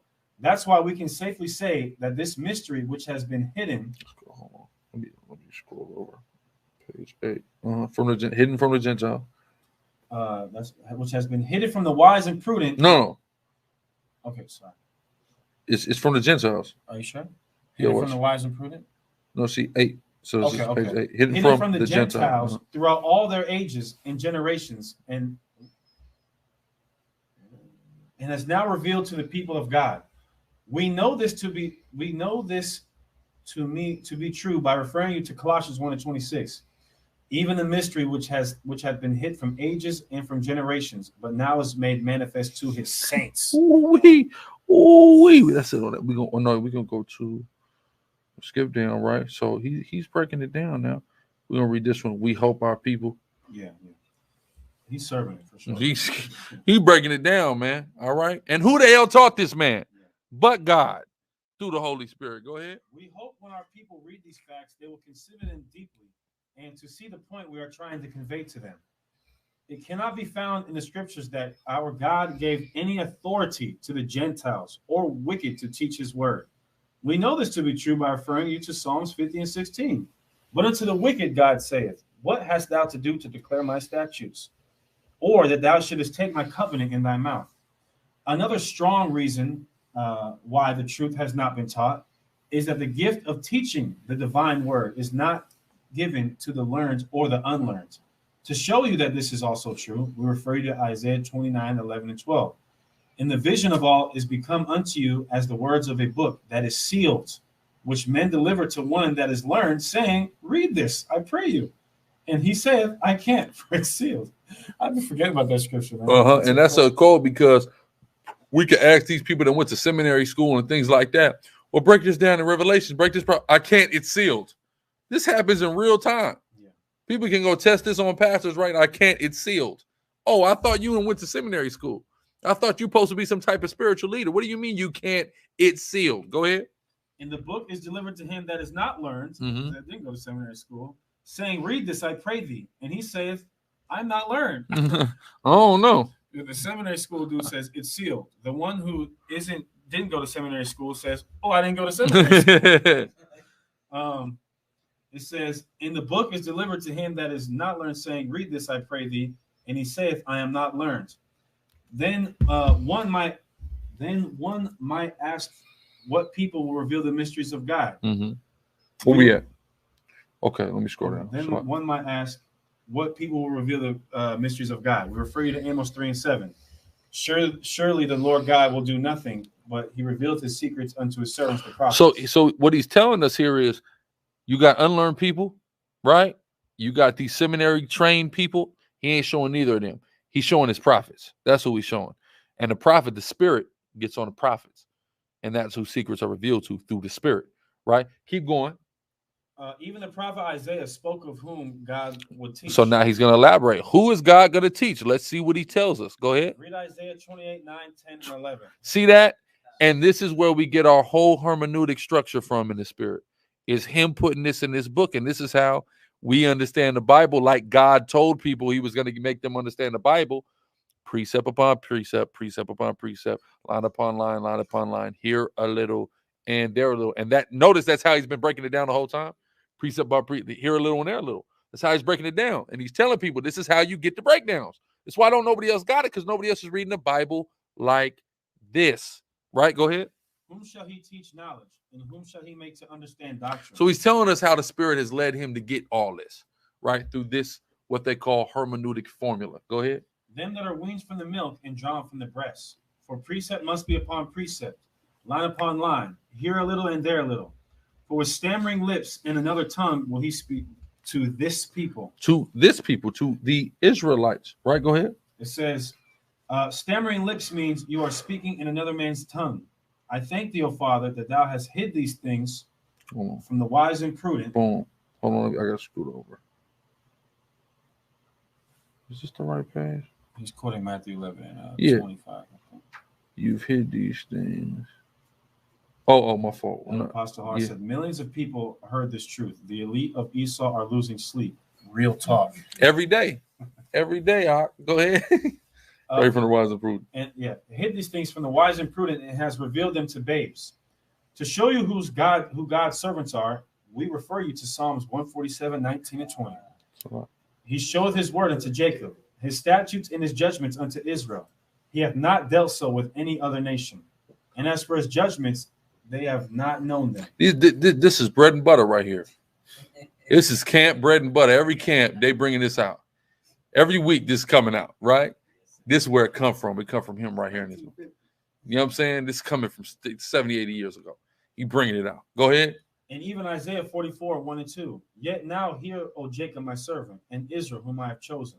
Thus saith the Lord that made thee, and formed thee, the womb that formed the womb, which will help you. Fear not, O Jacob, my servant. The scriptures were given by the inspiration of God to a certain nation called Israelites to rule their civilization. To prove this, we refer you to 2 Timothy 3 and 16. All scripture is given by inspiration of God and is profitable for doctrine, for reproof, for correction, for instruction in righteousness. We must not overlook the fact that the prophets told of the blessings for their people if they obey God's commandments, and the punishment for them if they did not obey them. They also told of the punishment and the fall of the Gentiles' kingdom in which we are living today for their wickedness. Let's scoot down here. This is very important. Very important paragraph in reading. Go ahead. In reading this book, where are we? In reading this book of true facts and biblical prophecy, we do not want the people to be pessimistic but optimistic. In reading the Bible, we should understand this, that it is made up in two parts. The first two parts, God had a purpose and a plan. In his plans, he had two parts to be played. Wickedness first, righteousness last. The Gentiles was to play the wicked part, and Israel the righteous. As Adam caused the whole world to pass into death down to the end of the Gentiles' age, so all men will come into life in the beginning of the restitution, which means the act of restoring back to life, through Joshua, which the world called Christ. See that? So here we see he's referring to Yahushua as who the world called Christ. Same type of phraseology we still use. He's calling him Joshua, right? Does anybody know why he's calling him Joshua? The guy? That's essentially like a translation from Yahushua. Yeah. To Hebrew. So to go from Hebrew directly to English, transliterate, Yahushua is Joshua. Jesus is Hebrew to Greek to English, right? So you actually hit another language in the middle. To go straight Hebrew to English, it's Joshua, right? So this is showing that now, mind you, because Arya kind of really goes through the development of what we know as the Lashon Kodash, the Hebrew that we speak, what I call with Abu and them the Harlem Hebrew. That's why he said I can't deny it's Hebrew. It is Hebrew, right? Y'all could call it Harlem Hebrew if you want, call it whatever you want, but you can't say it's not Hebrew, right? Arya developed that, right?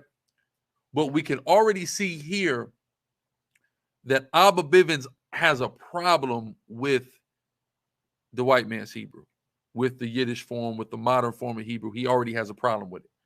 He also has a problem with calling Yahushua Jesus. He has a problem with that.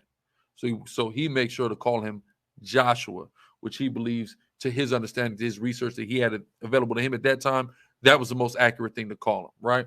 Now we're going to real quick skip ahead. We're going to come back, but I'm going to skip ahead to... Let's see what... page I'm on. I got to get to...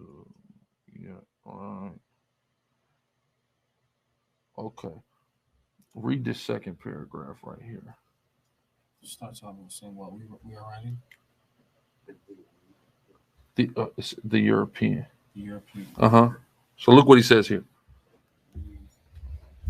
The European, That's right. so-called Jew, is not a Jew by nature. Right. Boom. Go ahead. He is an Edomite. Esau, Jacob's brother. He is just a Jew by religion. They were in a little place in Russia, and it was in the 8th century when they practiced Judaism. This is important right there. He's giving you the breakdown on the Khazars. Check when the 13th tribe is written. Right, he got a hold. Either he got a hold of this 13th tribe, or he's even iller than we knew. What did he read to know this? It was published in 1976. What? The 13th tribe book? Yeah. So this is before then. This is decades before then. 3 decades. Yeah. How do you know that? I said where he went to study this, king. It's the no. Listen. You don't even understand. I got some stuff. There's some stuff in this book it's even worse. He's got information. Where did this nigga get this information from? Listen, before the 13th. You sure 76? I'm looking at it. Original publishing 1976. Wow. Guys, he knew about the goddamn Khazars before. I mean, the 13th tribe. How we all found out about it. 30 years before that, he already knew about that. This is a man, bro. This is a special brother. I'm telling you, this is a special brother right here. I can't conclude that he is anything but if not Elijah, one of the great prophets, right? Let's keep going in the book though. Israelite indeed. An Israelite indeed, a prophet indeed. That flesh and blood did not reveal this unto him. Go ahead. It says, he is just a Jew by religion. They were in a little piece of sorry. They were in a little place in Russia, and it was in the 8th century when they practiced Judaism. Mm-hmm.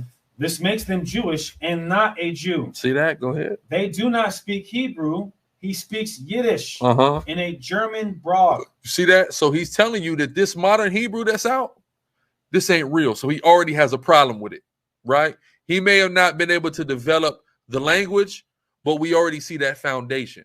So he built, and this is important because he laid the bricks down that he laid down, and then the brothers before all the way until eventually this thing is going to get built all the way. The construction is going to be done eventually, right? So he laid that brick down. Hey, look, this Hebrew they got right now, it ain't right. I don't maybe know what is, but that ain't right. Then the brother came, Ariah came behind that. Okay, boom, we got that Hebrew down, right? The name of the Most High, Yahweh, the name of his son, Yahushai, which is transliterated as Joshua, right? Go ahead. It is just like the Negro joining a Roman Catholic church. This does not make him a Roman by nature, only by religion. Great example. Tremendous. I don't know if there's a better one. God. One might say, who are the Jews that have been in Palestine since Titus destroyed the original Jews, which are black? They are the old Philistines who lived in Palestine. It's 800 BC. The name Palestine came from the word Philistine. Now, I would disagree with that. We have the information and scholarship that disagrees with that because we know the Philistines to be Kemetic people, Hamites of Egypt. The people that are there now, you had some of the Amalekites that came back in there, and then, of course, you had the people who call themselves Palestinians, which are the Ishmaelites that lived up in there, right? So, again, he had what he had, and he had a lot, right? And then we build on those blocks, right? Any place where he didn't have the information, that's for us to fill that in through the Spirit, right? And all of those that succeeded him. Going back now, back down, go to page 10.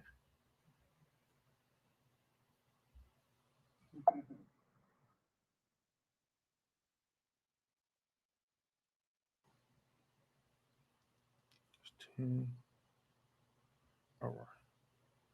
Page 10.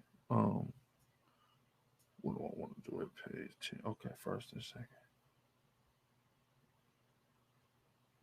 So we want to read.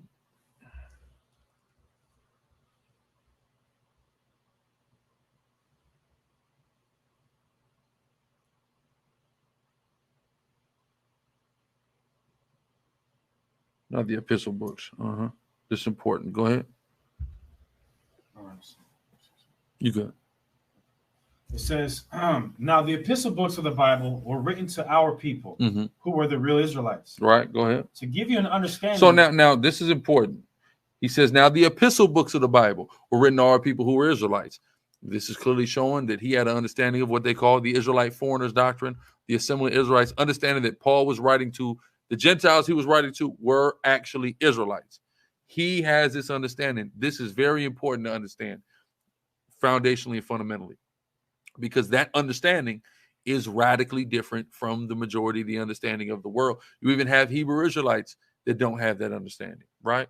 So he clearly is demonstrating the white man is Esau, blacks, Hispanics, Native Indians are the Israelites.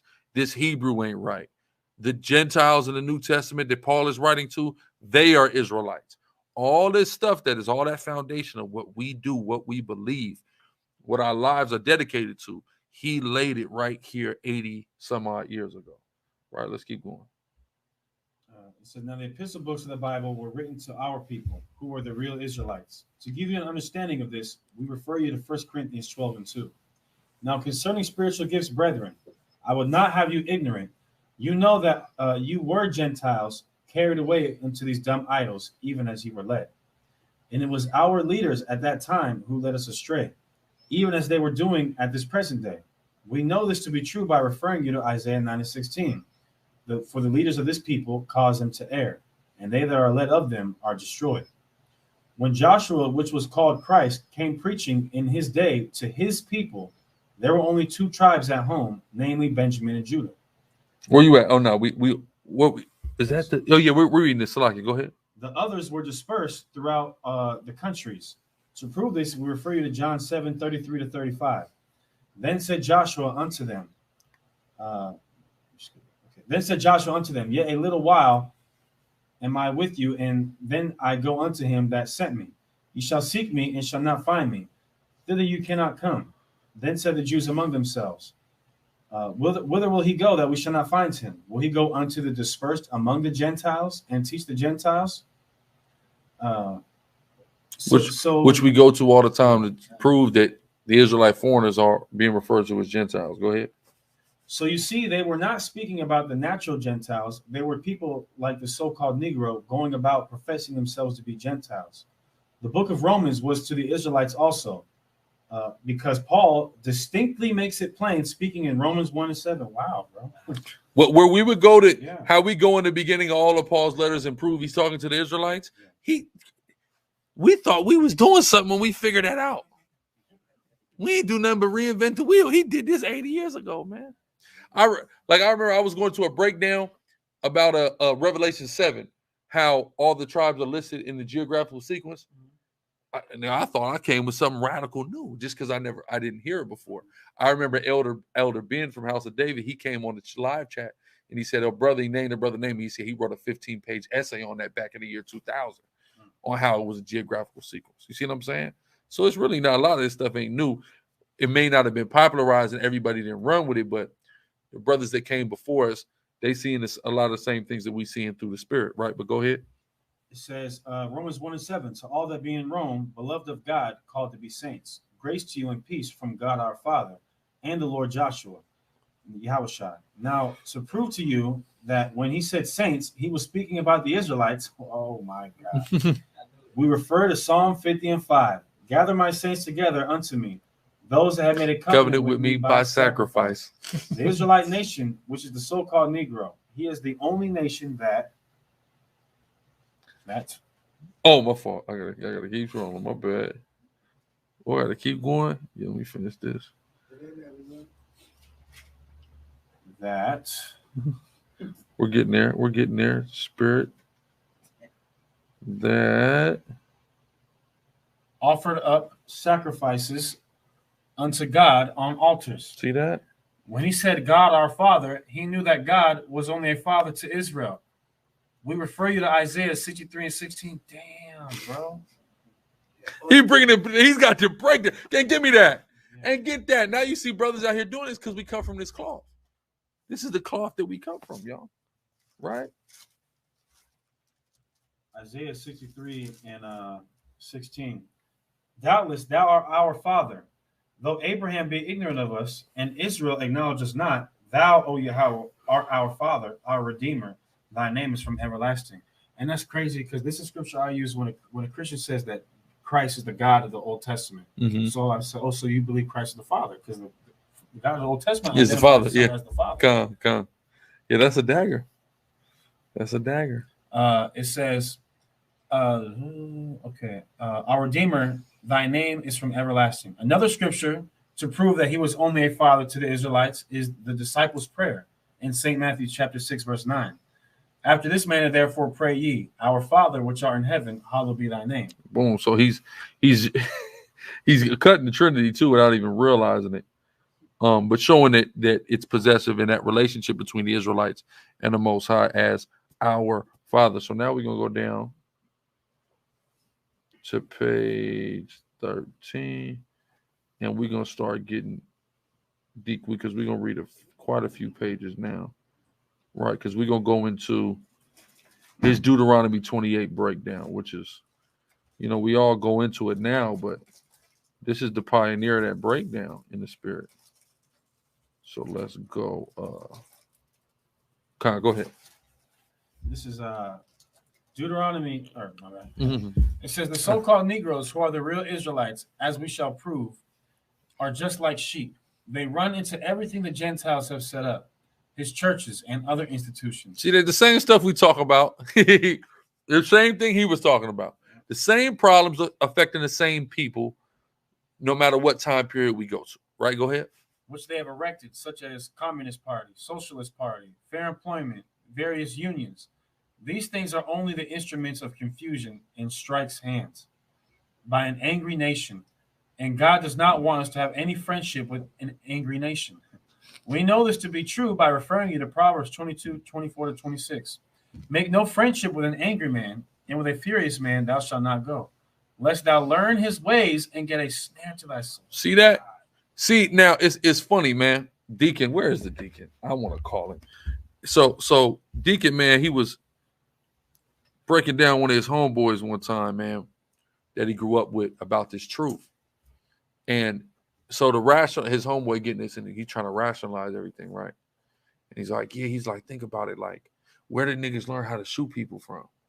Where do we get that from? Like, that's from the white man. Like, we didn't. When they came to Africa with guns, it was like, oh yeah, well that's like, give me that. We didn't have that. We weren't waging war like that in Africa and the Americas. So we had to learn that whole thing from them, right? So read that part again. Make no friendship with an angry man, and with a furious man thou shalt not go, Mm-hmm. lest thou learn his ways and get a snare to thy soul. So we see how our people are acting now, just totally murderous and hating each other, and drugs. I'm coming right to you. We picked that up. We got that from somebody. We learn his ways. Go ahead. Even the way they do war, like I was reading how the white man, went and killed, left all them 300 Indian bodies there, just rotting. Even though we were war against each other, that's why it was so sacrificial. Like, yeah, they will skin you. Yeah, exactly. Skin will be folded and put in, They're not just leaving bodies your to stink. Sacred to just be left out. Come. Even if you were an enemy. Come. You're a great warrior. Yeah, that's no, pride, that right? yeah, exactly. It's like a pride to actually capture that great warrior, arrival, great. Come. White man didn't see you like that. He leaving you to stink and just letting the vultures come and prey on your body. Hang there. All it could just exactly hang and be cursed. So we learned all this. We learned it from them. So that's and it's important, this scripture here, because we forget about stuff like this sometimes. So when our people gonna come right to you, when our people go, oh well, look at black on black crime, look at brown on brown crime, look at it. Well, we picked that up somewhere, guys. We weren't gunslingers. Okay, look at the Wild Wild West niggas doing duels. Well, where do we learn that from? We didn't just make that up. Somebody showed that to us. And we did follow in it because, like it says, make no friendship with it. We made friendship with that angry man, the damn devil, and with the furious man thou shalt not go. We went with him, lest thou learn his way. And we picked up his ways and get a snare to thy soul. Now we're trapped, and we've adapted a way of life that is not for us. It's not conducive for us. So it just perpetuates death within us. They can live, just like even with drugs. There are so many functioning white drug addicts, alcoholics. Our people get on drugs. Our people become destroyed. They can live like that. They can live and kill each other. They can live and do all this stuff, but we can't do it. We've been snared through learning the ways of this angry man. Go ahead, brother. You had precept? I can't find it. I know it's in Shabbat when it say don't go with an angry person because he will kill you. Where's that at? Strive not with an angry man. Yeah. I think it's like 11. I thought it was on 19 something. Wherever it's at. It's that. It talks about Strive not with a furious man. Furious man, go not in the way with him. That power to kill. Uh-huh. 8:1. Strive not with a mighty man. No, sorry. 8:16. Mm-hmm. Strive not with an angry man, and go not with him into a solitary place. Mm-hmm. For blood is as nothing in his sight. Blood's nothing to him. And through being around him, now blood is nothing to us now. Right? It's where you see this whole thing broke this week. We talked about on Monday. This dude out in Brooklyn, Nas Blicky, they shoot him in the head. Something crazy. Now he talking about he changing his life. They done went already retaliated and dropped another dude. It's funny how you said people from New York was telling me that, that's that New York thing. Take your way to dark. Yeah, let's go to right here. Yeah, no, exactly. Take you and then do you in right there. Exactly. Don't go with him to a solitary place. Right?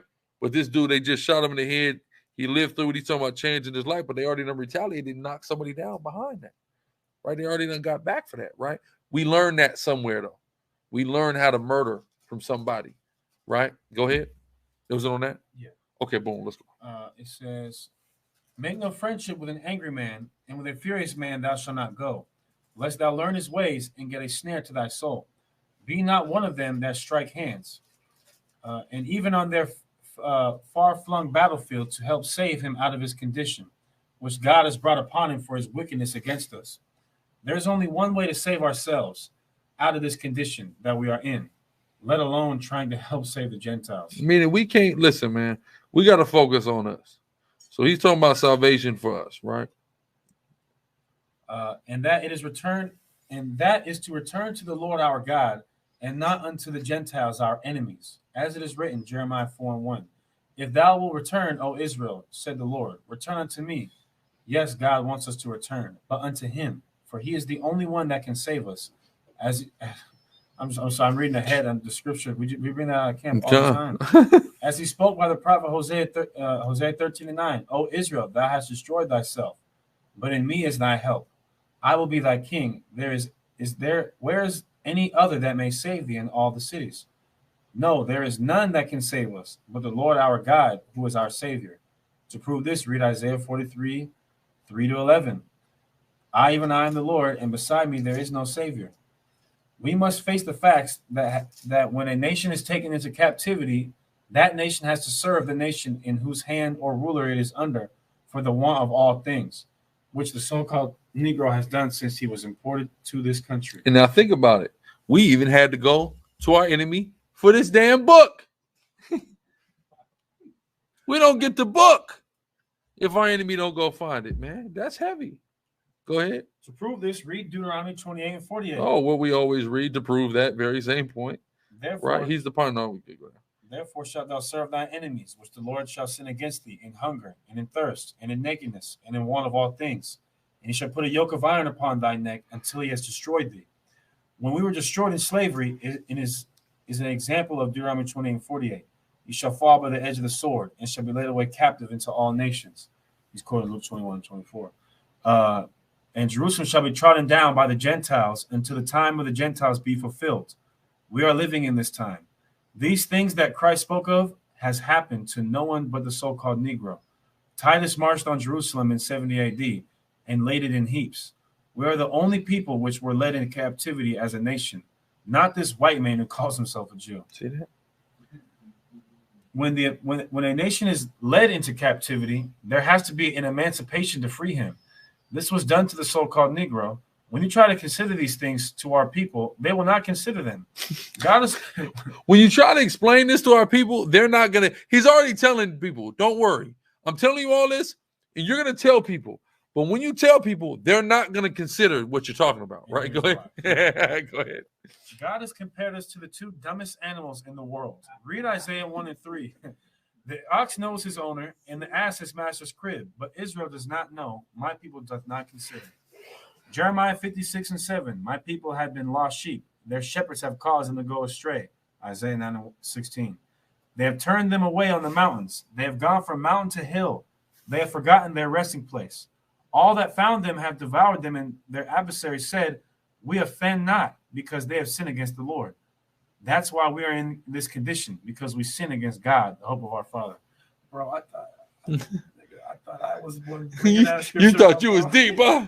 You thought you had one. You 80 years too late. All right, go ahead. It says, God made a covenant with our forefathers and mothers at Mount Sinai. He told them in Deuteronomy 28:1-15 how they would be blessed if they had kept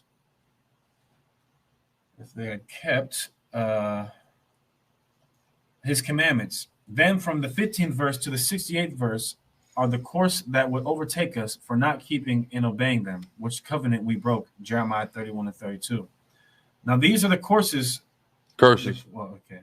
Yeah, there's typos that happens. It's before deep editorial work. These are the curses that have overtaken us according to the words of God. Verse 19. Cursed shalt thou be when thou comest in, and cursed shalt thou be when thou goest out. Verse 18, cursed shall be the fruit of thy body, which were our children. It says, yes, when a Negro child is born into the world, he is cursed. Why? Because when he comes into the world, he has no name or language of his own, no flag, no future. And when he dies or goes out, he leaves without any knowledge of his background or ancestry. God damn. Verse 20, the Lord shall send upon thee cursing, vexation, and rebuke in all that thou settest thy hand unto for to do, because of the wickedness of thy doings.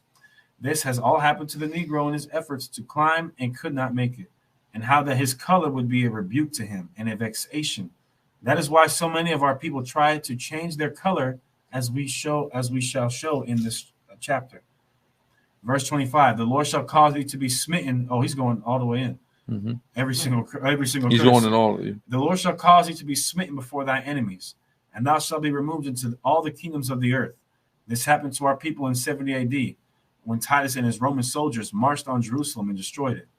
Verse 26, and thy carcass shall be meat unto the fowls of the air, and unto the beasts of the earth, and no man shall fray them away. Fray means to bury. David saw that day and complained to God about it. Read Psalm 79, 1 and 3, saying in prayer, O God, the heathen that are coming to thine inheritance, thy holy temple have they defiled. They have laid Jerusalem. They laid Jerusalem in heaps. The dead bodies of thy servants have they given to be meat unto the fowls of the heaven or air. The flesh of thy saints unto the beasts of the earth. Their blood have they shed like water round about Jerusalem, and there was none to bury them.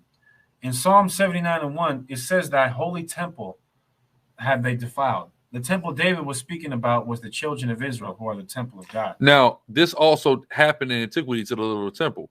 But again, this is that layer understanding of how you can apply it to the whole nation, right? Go ahead. It says, as it is written, know ye not that ye are the temple of God, and that the Spirit of God dwelleth in you? If any man defiles the temple of God, him shall God destroy. For the temple of God is holy, which temple ye are. 1 Corinthians 3, 16 and 17. And Israel was the only people that God has chosen to be holy before him. Deuteronomy 14 and 2. For thou art an holy people unto the Lord thy God. And the Lord thy God hath chosen thee to be a peculiar people unto himself above all the nations that are upon the earth. Verse 28. The Lord shall smite thee with madness, and with blindness, and astonishment of heart. Verse 29. And thou shalt grope at noonday, as the blind gropeth in darkness. And thou shalt not prosper in thy ways. And thou shalt be only oppressed and spoiled evermore, and no man shall save thee. Now, I want to note this. He's doing this breakdown in the 40s. There's no AIDS. There's no crack. There's no gang banging. There's no, the feminist movement, welfare. That none of that's going on, right? A lot of the talking points that we utilize, but he's still going through Deuteronomy 28 and breaking it down because these curses they've cleave unto it, so it's applicable to all time periods in every way, right? Let's keep going. It says, and thou shalt be only oppressed and spoiled evermore, and no man shall save thee. These marks are on the so-called Negro. And that's why it says marks of a lost race. He's saying these curses, they are the marks that we are the Israelites. It's marked us. Right? Go ahead. The Hebrew word in Deuteronomy 20:46 for sign, one of the words there is a mark. It's marked, exactly. It says, there was no progress made in whatever he started. He became oppressed and angry at his failure. See that? Ain't that it? That's our people. We start something, no progress. Who remembers we remember we know about Black Wall Street, right? You remember when this dude, what's his brother name? I forget the nigga name, man, but he tried to do the Tulsa fund, right? He tried to come with this thing that he's like, look, everybody gonna put this money in, and we finna go buy up some property, etc. And it came out he's scamming us no dividends. Yes, I remember that. You remember that dude, right? No, like it says, and there was no progress in whatever he started. At the end of the day, when we start, it's not getting, it's only gonna progress, but so far, right? And then that's gonna lead to frustration. Go ahead. It says, and began to wonder why he did not prosper and why his eyes of understanding were blinded. Then he would run to the Gentiles for help by getting into his political field to be saved. See that? He thought you could get into politics, vote to be saved. Same thing he's talking about now. The same thing now. People talking about they're not voting they ain't gonna vote for Biden again because they were supposed to clear the student debt, and he ain't really cleared the debt. So we not finna vote for him again. You idiot! There's 100 years of this. Vote for whoever you want. Guess what? The results are going to be the same. Nothing. Right? Go ahead. But God said, no man shall save us out of this condition. Paul told the Gentiles about our blindness in Romans 11 and 25. For I would not, brethren, that ye should be ignorant of this mystery, unless ye should be wise in your own conceit, that the blindness is happening in part is happened to Israel until the fullness of the Gentiles be come in. Deuteronomy 28 and the 30th verse. Thou shalt betroth the wife, and another man shall lie with her. This has happened to our forefathers' wives in slavery time. The white man used many of them. That is why we have so many mulattoes in our race today. Go ahead. Yes, many of the great leaders of this country had children by their colored servants. The children of this country, George Washington, had many children by his slaves. Thomas Jefferson also had many children by black slaves, and many others. Verse 32, thy sons and thy daughters shall be given unto another people, and thy eyes shall look and fail with longing for them all the day long, and there shall be no might in thy hands. These things were done to our foreparents' children during the shameful period of slavery, how they would sell one in Georgia and the other in Kentucky, and we could not do anything about it. Yes, their eyes failed from longing for them all the day, longing for them to return home. Verse 33, the fruit of thy land and all thy labors shall a nation which thou knowest not eat up, and thou shalt be only oppressed and crushed always. Moses saw the sharecroppers take what our people had planted in the fields, and then we would be further oppressed by having to owe him. We never could get out of the debt with him. Of course, our people were angry at the sight of their eyes, but we could not do anything about it. Go ahead. Verse 34, so that thou shalt be mad for the sight of thy eyes, which thou shalt see. Who wouldn't be mad with such unjust treatments? Just think how how dirty the white man has done our people. When a slave would run away and by any chance was captured by the whites, which very often happened, they would cut off his hands in the numbs. They would put into the boiling pitch and then hang him on a tree after whipping him unmercifully. Many of them were tied to trees and burned alive. Others had their tongues cut out. Women nearing their delivery with children had their stomachs slit open and their babies fell on the ground, while a white man would take the heel of his boots and crush the baby's head in the ground. Now, we're going to stop right there real quick. Now, he is born in 1896, right?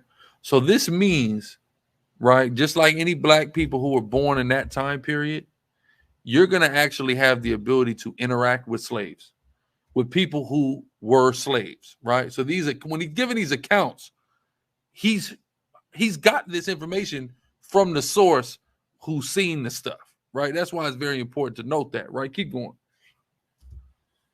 It says, yes, we could go on and on speaking of the many atrocities which were done to our people for no reason at all. Even to this very present day, we could tell of the many hangings of black people committed by people who call themselves civilized. Joshua told the women of our people that these things would befall their children in St. Luke 23:28-29, saying, daughters of Jerusalem, weep not for me, but weep for yourselves and for your children.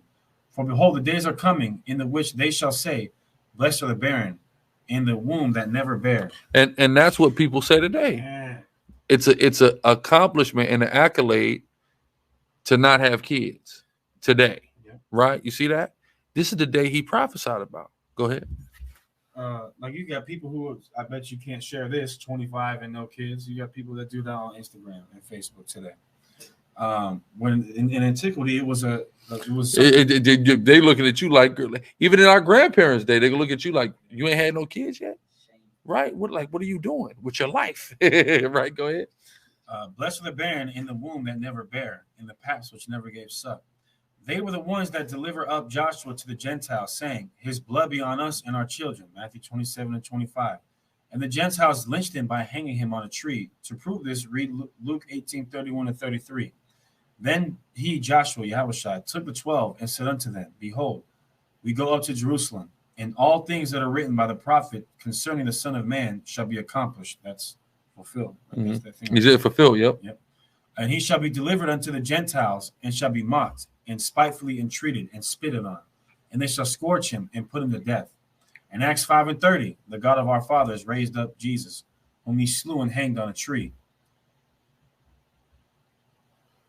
So let it be known that every time a black man is hanged to a tree is proof that his blood is upon us and our children. This is a deep breakdown. He's going into it, man. He's not playing, man. Go ahead. Some people try to say that the Jews killed him, but this is not true, as we have already proven the Jews knew nothing of crucifixion or lynching. It was first introduced by the Romans, who used it only for the punishment of slaves in the lowest malefactors, as the Romans of today use it for. In reference to the white man. Yeah. The only thing is They have changed the word crucified to lynching after Governor Lynch of Georgia. You see that? Go ahead. Verse 37, and thou shalt become an astonishment, a proverb and a byword among all nations, whither the Lord shall lead thee. We are an astonishment to the white man because we prosper on the little wages he pays us. We are a byword. They call us nigger, coon, rustus. I never heard rastus and what? And snowball. I've never heard this term snowball before.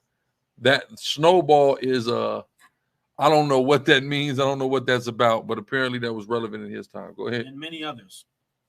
We are a proverb to them. They do not want us, and they do not know what to do with us, and they do not want to let us go. They don't want us. They don't know what to do with us, but what they do know is they don't want to let us go. Go ahead. As it is written in Jeremiah 50 and 33, thus said the Lord of hosts, the children of Israel and the children of Judah were oppressed together, and all that took them captive held them fast and refused to let them go. Verse 41, thou shalt beget sons and daughters, but thou shalt not enjoy them, for they shall go into captivity. Yes, our people begot many children, but did not enjoy them, because they were taken away from them and given to other people, as we have already explained in verse 32. Verse 43, the stranger that is within thee shall get up above thee very high. Verse 44, he shall lend to thee, and thou shalt not lend to him. He shall be the head, and thou shalt be the tail. And that's what he said earlier. He said the Negro, the Puerto Rican, the Mexican, the wetback is the tail. He said they not lending to no damn body, right? And he's spot on. Right, moving on. Scoot over. Go ahead. Is that it? Yeah, it does not. It does not make any difference what foreigner it is that comes to this country. It can be a Chinaman, Greek, Italian, Polish, or this imposter that calls himself a Jew. I'm talking about he sounded the same thing we've been saying. He could be the imposter that calls himself a Jew. Go ahead. Or any other nationality. He can start in business and can get above the so-called Negro, and he can lend to us, and we cannot lend to him. This is true 100 years ago. It's true today. Go ahead. He goes on ahead to be something in the government, and we are still the tail. Verse 46, and this shall be upon thee for a sign and for a wonder. The signs of these sayings were to be on the Israelites and no other nation. So that being so, it has happened to the so-called Negro. As history will prove, we are certainly a wonder among this man. He can't understand us. Verse 48, therefore shalt thou serve thy enemies, which the Lord shall send against thee in hunger and in thirst and in nakedness and in want of all things. We are certainly serving this white man for the want of all things. There's hardly anything we can do without serving our enemy at this time. Verse 64, and the Lord shall scatter thee among all people, from the one end of the earth. Now stop right there. It seems as if what page are we at? He skips. What's that what you about to say? He skips the 50s, which is very interesting. Because we see the truth of them 50s start to set in a little bit later. Yeah. That dysfunction in the household wasn't as relevant to them yet at that time. Right? Go ahead. Elder Pastor added in that Luke 21 was also something that took place in 70 AD as well. Luke 21. When it talks about woe unto them that give suck in those days. Exactly, Khan. Of course, certainly, Khan. Verse 64, and the Lord shall scatter thee among all the people, from the one end of the earth even unto the other. And there thou shalt serve other gods, which neither thou nor thy fathers have known, even wood and stone. The Negro has grown up under false teachings. Now, this is an interesting breakdown. Of course, we know how we all break it down in this time: wood and stone, the cross, and out of the copper. What's that? Oh, snowball because of the white woolly hair. Yeah. Elder brother. Wow. So the white woolly hair. Wow. And they try to make a proverb out of that. Ain't that something? And that's what we use to prove. They would have called you'd have called Jesus Christ a snowball. That's what I would have said. I was from the streets back then. You would have called Christ a snowball, you devil. Right? So with the wood and stone, we break it down in this time about the cross and the cobblestone. He's got a different breakdown, right? So let's read that. The Negro has grown up under false teachings. When he thinks he's going in these fine edifices of stone and wood to service God. You think the churches that are built of stone and wood. Go ahead. This verse said he would serve his enemy and other gods, wood and stone. We are in this country among all people that are from one end of the earth even into the other. Right. So he's breaking it down that the church building itself is where we go to serve the other God. So he's saying that's what it means. Go ahead. Verse 65, and among these nations thou shalt find no ease, neither shall the sole of thy foot have rest. Like 1 second. Cap Man came on here. Hold on. Yeah, Cap, if you want to chime in on this, we'll keep going on this till we finish out the highlights. So if you want to chime in at any point, you're good. Cool. Cool. Gruel. Is he froze? No, he's moving around. Captain Tazama, I heard you fell out of the truth. Is there any truth to that? I just want that on the record. Look at him looking simple. Are you a Gentile? Look at him looking simple. I don't think he can hear me. That's fine. Let me take him down. Is he unmuting?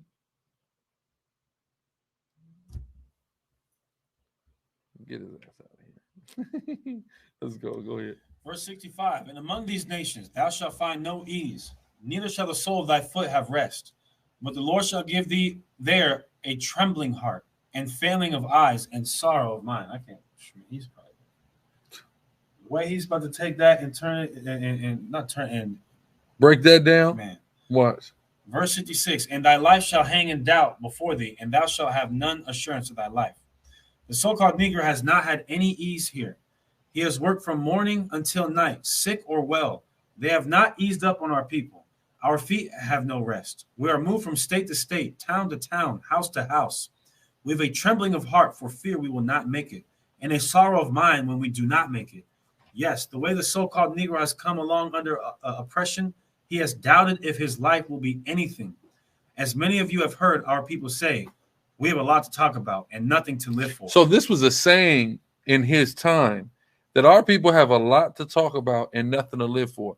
And that might not be a saying in this time, but goddamn it, it's true right now. Our people do a lot of talking with nothing to live for right now. That's our people, right? Go ahead. Yes, they, like so many of our people, have given up all hope. They fear day and night in the Southland, because of the lynch mobs, such as the 3Ks. And the 3Ks. We know the 3Ks, right? And the Colombians and all other hate mobs, which seems as though the government cannot get the heads of those Negro haters. You see that somehow, some way, there's all these Negro haters, and the government just can't stop them somehow, right? Go ahead. These horrible outbreaks cause our people to fret and fear with no assurance of their life. Mm-hmm. We must understand that these things were written in this 28th chapter of Deuteronomy, were written long after our forefathers came out of ancient Egypt. So the 68th verse says, and the Lord shall bring thee into Egypt again with ships, by the way whereof I spake unto thee. Thou shalt see it no more again. And there ye shall be sold unto your enemies for bondmen and bondwomen, and no man shall buy you. This is the same condition that our forefathers and mothers were in Egypt. Just like the people oppressed us here and made slaves of us, so did the black Egyptians unto our forefathers. We cannot get away from the fact that our... Salaki, I want to point this out as well, right? So he says, just like the people oppressed us here and made slaves of us, so did the black Egyptians unto our forefathers, right? So he's identifying these Hamites as our oppressors, black, so-called black people, Hamites as our oppressors. But notice this, the rhetoric that became very popular amongst One West about the African. Yeah. We don't see him talking like that. He is talking against the Hamite very accurately, but he's not necessarily talking against and using the terminology of the African, right? Go ahead. It says, just like the people oppressed us here and made slaves of us, so did the black Egyptians unto our forefathers. We cannot get away from the fact that our foreparents came here in ships by the slave traders and sold them for bondwomen and bondmen. It is very foolish. It is very foolish for our people to spend money trying to escape this condition. For God said, no man shall buy you out of it. Another scripture to prove that we cannot buy ourselves out of this bondage is in Isaiah 52:3. For thus saith Yahweh, ye have sold yourselves for naught, and ye shall be redeemed without money. Woo! What a powerful scripture in the Bible. Go ahead. When a nation is taken into captivity, there has to be an emancipation to set that nation that is under bondage free. This was done in our case. Abraham Lincoln was the man who drew up the emancipation, which means liberation of slaves. And yet, we, the so-called Negroes, are not wholly free. For many of us are still enslaved with this mind of the Gentiles.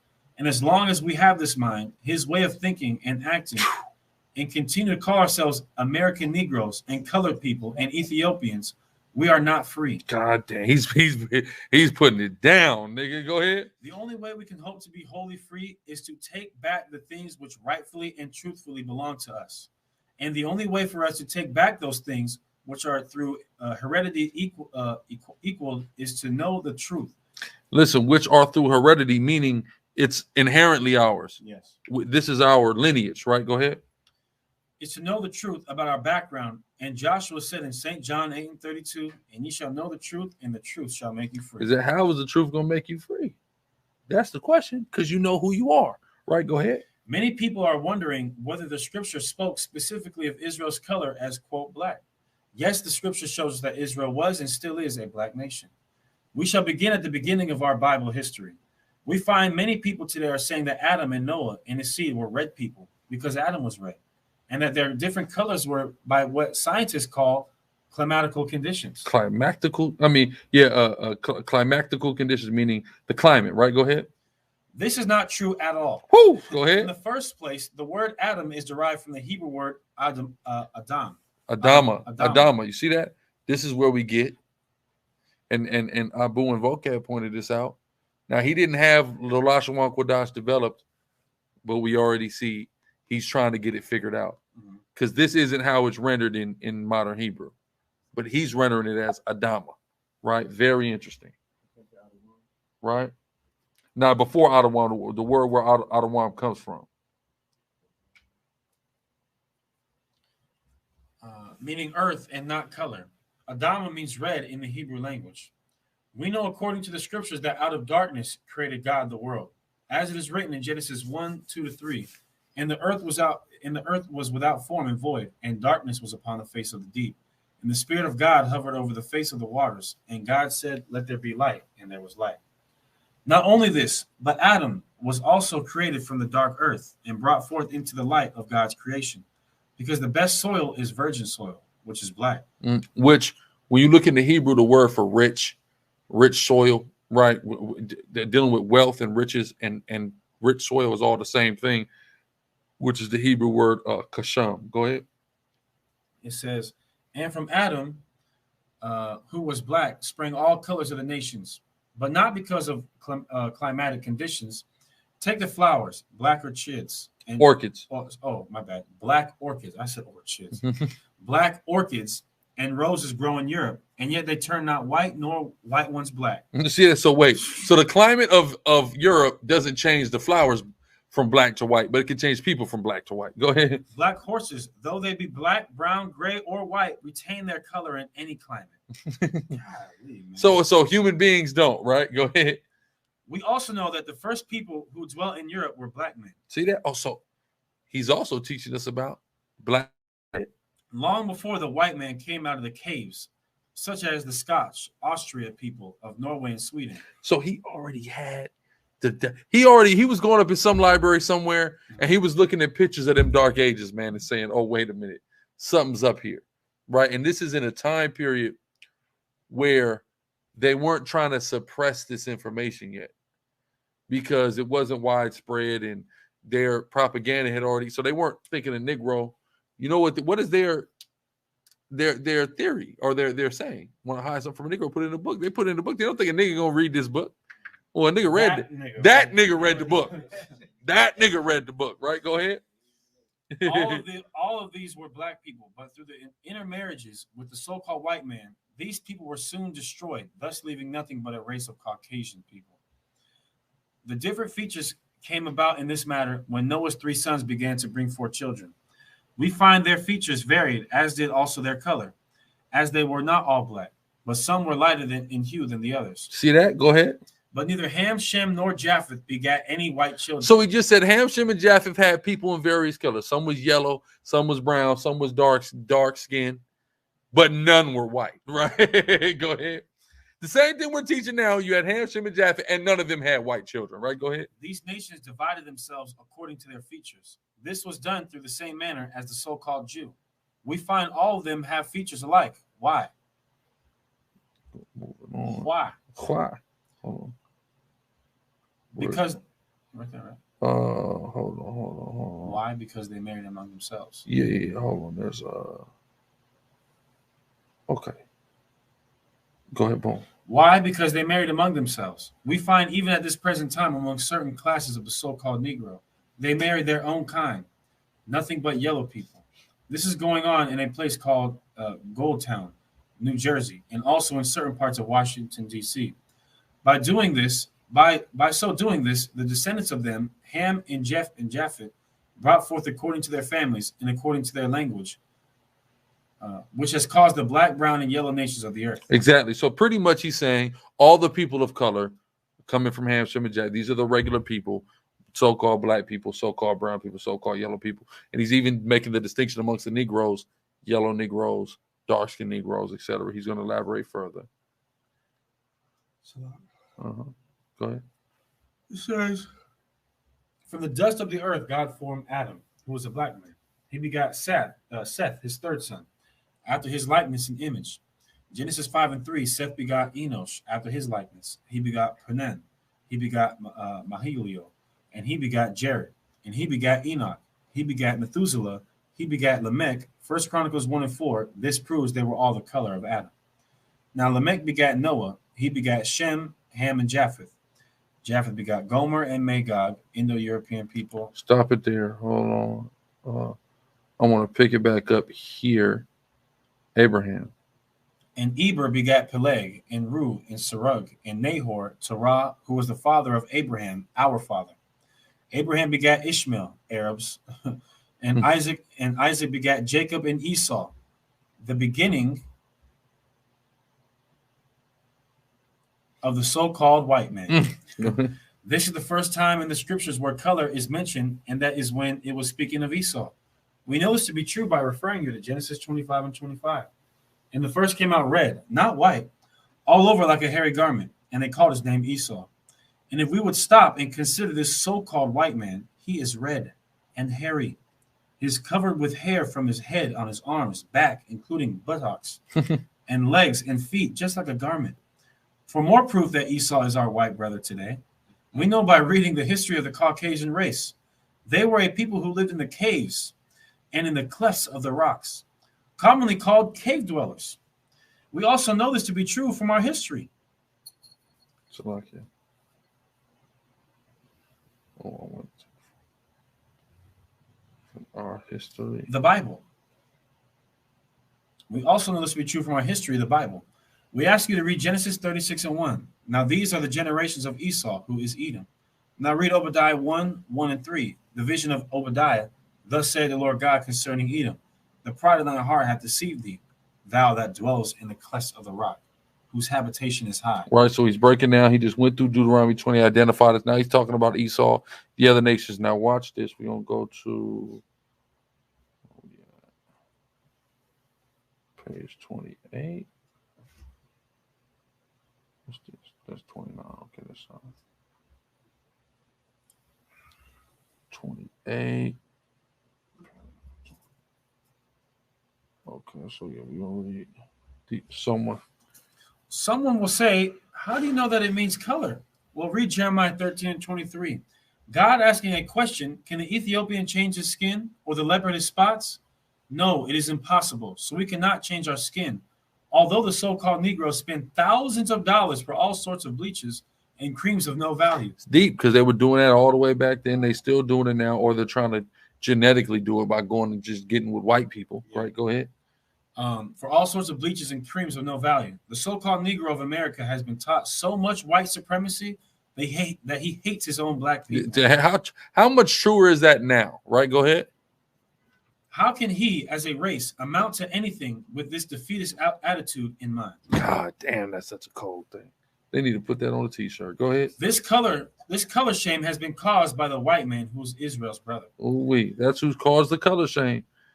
Right, go ahead. It is certainly unintelligent and very disgraceful when you pick up the colored newspapers to read of the happenings of our people in the news, and you find on nearly every page, bleach your skin and make it white. These things have been mentioned to us by the white people. Why does the Negro have so much advertising about bleaching his skin and to make it white? When the white man sees these things, he knows that the educated Negroes and their there would be leaders. And their would-be leaders are unintelligent. He's saying he could already see it then. You had this desire to be like the white man. The white man already knows you're stupid. Right? Go ahead. Are unintelligent when he publishes such trash, and that is all it is. Nothing but trash, disgrace, and a degrading factor to our race. It is a disgrace to black men and women when they want to be white and not black. If we would carefully search the scripture, we would find as we have before written. Let's finish that. Before written. That from darkness created God the worlds, and all that dwells therein. Adam made out of black earth, because black earth is the richest and purest earth there is. We call it virgin soil. All right, moving forward. Hold on. Page 30. And we're going to read.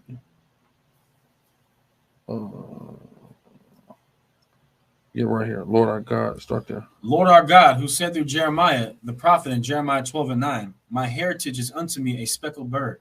The birds around about are against her. Bird here is an old saying of our people when they talk about anyone. They would say he's a smart bird. Jeremiah is speaking of us as speckled birds because we have all colors in our nation. Blacks, browns, light and dark, yellow, etc. Just like a beautiful garden of flowers and like the rainbow, which is the flag of Israel. So he's demonstrating, of course, he's not of the school of thought that Israel is this one homogeneous color, this one homogeneous look. He's making it very clear. The Negro, the Puerto Rican, the Mexican, the Cuban, the Dominican, the Native American, etc., the light skin, the dark skin. He's not pushing colorism whatsoever. He's not pushing xenophobia. He's telling the same breakdowns that we have in the day in the spirit. It's the same thing that he was coming with 80 some odd years ago. To quote Commander General Allen, he said, and when I say black, I mean all the tribes. I mean all the tribes. Right, going down 34. Okay. Except the 13th tribe. Precisely, right here. Boom. Our white brethren, yeah. Our white brethren tells the so-called Negro to just get voting power and education. Wait. So they're still saying this now. Yeah. They were saying that then, right? Did it work? Niggas tried it. It still ain't work because we still need it, right? Go ahead. Our white brethren tells the so-called Negro to just get voting power and education. You can get somewhere and be a nation, but that also is false. For David says in Psalm 83, 3, 4, and 5, they have taken crafty counsel against thy people and consulted against thy hidden ones. They have said, come and let us cut them off from being a nation, that the name of Israel may be no more in remembrance. For they have consulted together with one consent. They are confederate against thee. No, we do not hear of the name of Israel anymore, because they have taken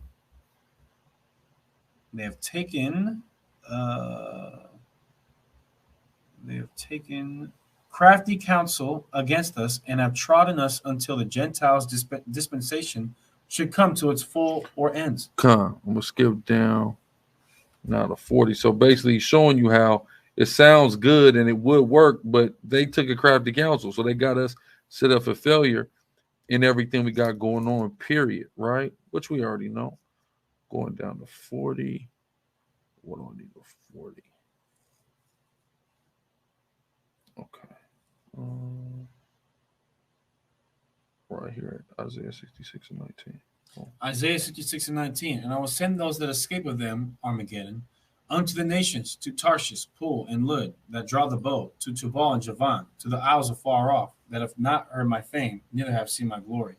And they shall declare my glory among the Gentiles, and they shall bring all your brethren for an offering unto the Lord, out of all nations, upon horses, and in chariots, and in litter, and upon mules, and upon swift beasts. Not only this, but the Lord is going to have the strangers work for you. So now, this is another doctrine that we clearly see that he's teaching and believes in, that we're going to have the heathens in captivity, that's what our kingdom consists of. Right? Go ahead. We know this to be true. We refer you to Isaiah 61, 5, 6 to 9. And strangers shall stand and feed your flocks, and the sons of the aliens shall be your plowmen and your vine dressers. But you shall be named the priests of the Lord. Men shall call you the ministers of our God. You shall eat the riches of the Gentiles, and in their glory shall you boast yourselves. How great. All right, we're going to skip ahead.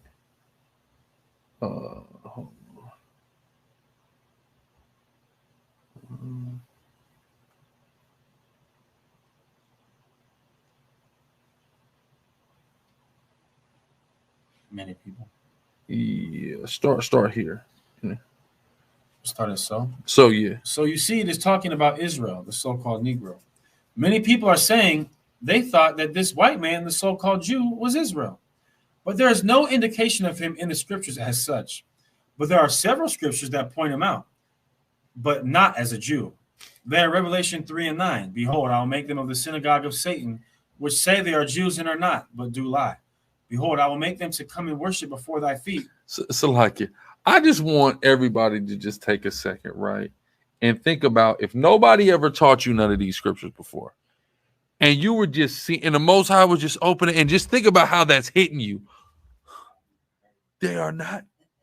Wait a minute. This is gonna be hitting you, man. You're gonna want to go and I gotta go and tell somebody about this. Right? Go ahead. Behold, I will make them to come and worship before thy feet, and to know that I have loved thee. And Revelation 2 and 9. I know thy works in tribulation and poverty, but thou art rich. And I know the blasphemy of them which say they are Jews and are not, but are the synagogue of Satan. Someone might ask, why does this white man say he's a Jew? He tries to convince himself and the world because he thinks he will get the blessings that God promised to Jacob, which is the black man, and not to Esau, which is the white man. This so-called white Jew is only a Jew by religion and not by nature. He is redundantly emphasizes that throughout the book, right? Moving on. 44. Yes, sir. Vocab found this? Well, Abu found it, but Abu and Vocab brought it out. But Abu is a hell of a. How does Vocab feel reading all this? I mean, it's not like he believes, like it makes it true to him. He knows all this stuff because we teach it, but it's interesting to him to find out the foundations of the teachings, right? So we want to go. Hey, Chief, where did they find the book again? Northwestern University in the library, Chicago.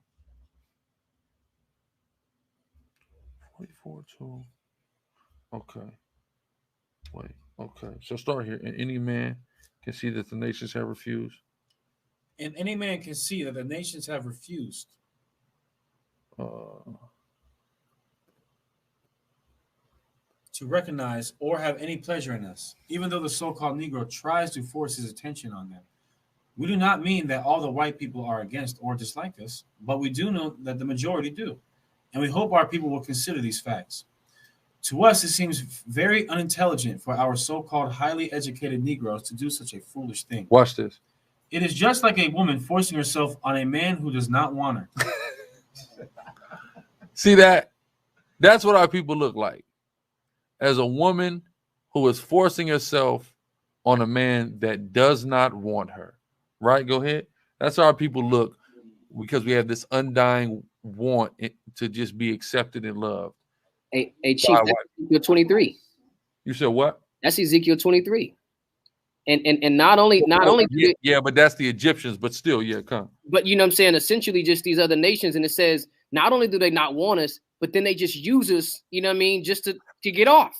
And it says they have no problem finding us in mating season, or we'll be around. We'll be around. No, it's just like the go-to girl, man. At 3 a.m, she's gonna pick up. That go back to what I was saying to you earlier about the movie. They're preaching, they get the money, they using them, bringing the woman and everything. Exactly. You know what I mean? We trying to please them, but we steady getting to we steady getting screwed, but we still here to be used. Here we are. Yes, use me, please. Take advantage of me, please. That's how silly our people look right now. And we been looking like this. He's seen this 80 years ago and put in the book. Let's keep going. It says, okay. It also gives the white man the impression that he is the superior race. Exactly. The way we treat the white man, how would he not think he's the superior people on earth? Look at how our people treat him. We're dying for his acceptance. We're dying to look like this bastard. We're dying to get a piece of his pie. Why would he think that he's the greatest people on earth? Right? Go ahead. Which he is not.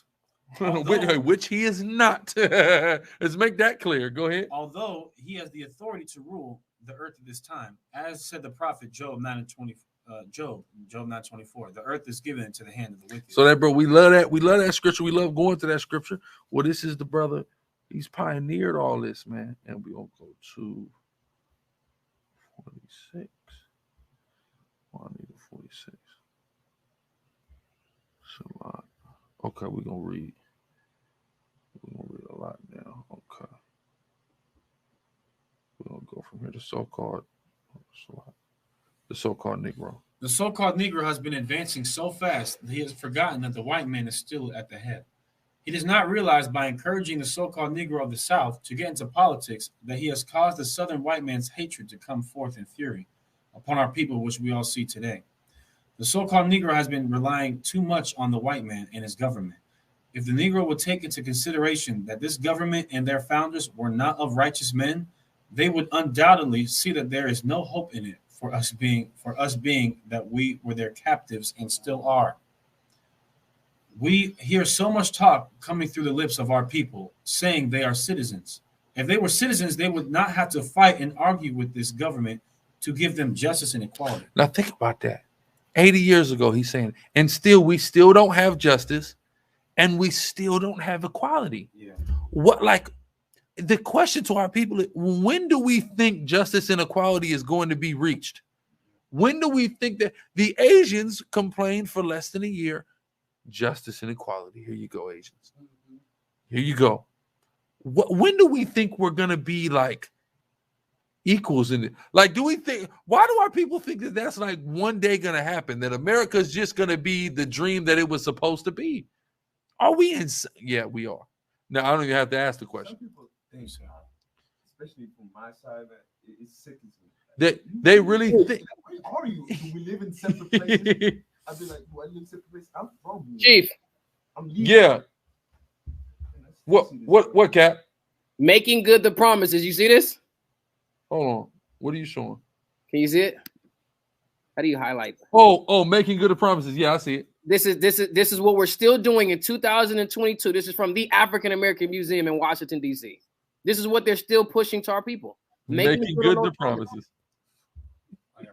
Making good the promises that still ain't been made good on. Still. Right? Go ahead.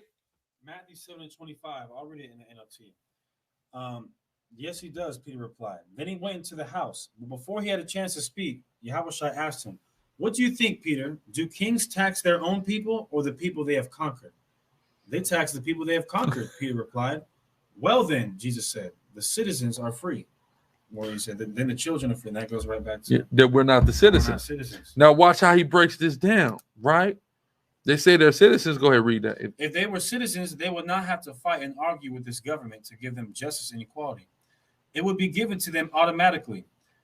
Joshua, which they call Jesus, saw when the black man would join up with this government to be a citizen and how they would treat him as the lowest. We know this to be true by referring you to St. Luke 15:15. And when he joined himself to a citizen of that country and he sent him to his fields to feed swine. See that he joined to the citizen. Yeah, the prodigal son, he joined to that. He didn't become a citizen. He joined to a citizen, and the citizen enslaved him and fed him unclean food. Very interesting. Let's keep going. Right here. Yeah, we pause here. We pause here to ask ourselves a few questions. One, was our forefathers and mothers with the founders of this government when it was founded? Two, does not a man, when he comes into another man's house, have to take out citizenship papers? Three, does not the Irish, German, Poles, Greeks take out citizenship papers when they come here? Four, do these nations, when they come here, have to fight for equality? We say no. The government afford them equal rights because they are citizens. Even the Japanese, which they claim struck them in the back and had the Negro go to war to help fight him. See that? The World War II, he keeps talking back to it because it's relevant for his time. Go ahead. Today, the Japanese have a better opportunity than the so-called Negroes of America. Listen, right after the Japanese screwed them, they're still doing right by him.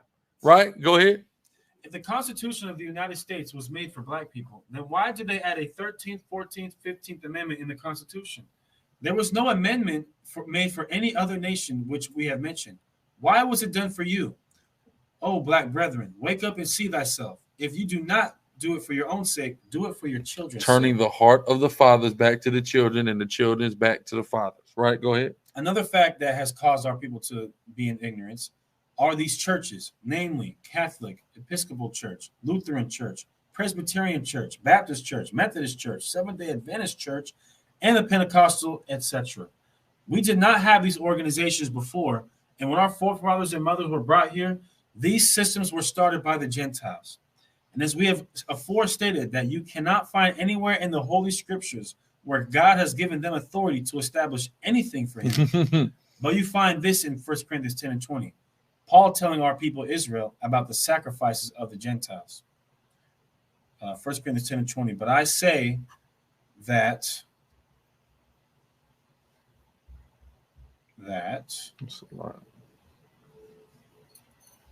the things which the Gentiles sacrifice, they sacrifice to devils and not to God. And I would not that you should have fellowship with devils. So you can plainly see that we have not been serving God. These systems were started when our forefathers and mothers were in slavery. And the only time the Negro could go into these churches, so-called, was when he carried the old boss's coat and wait for him to come out to take him home. If our people would read Negro history on slavery, how the whites used to beat our people when they caught them down on their knees praying. That's important to note, because this is a common misconception that they even really indoctrinated us a lot in slavery. A lot of this actually came after slavery, right? A lot of this actually came from abolitionists, the indoctrination of us into Christianity. A lot of us a lot of plantations didn't want us to have any type of connection or knowledge of God, right? So like he's saying, we were beat for praying. Go ahead. We might be praying to get out of slavery. They don't want you to pray for that now, do they? Go ahead. When they caught them down on their knees praying, they had to go in the fields and put their heads in pots to pray to God. And you could actually get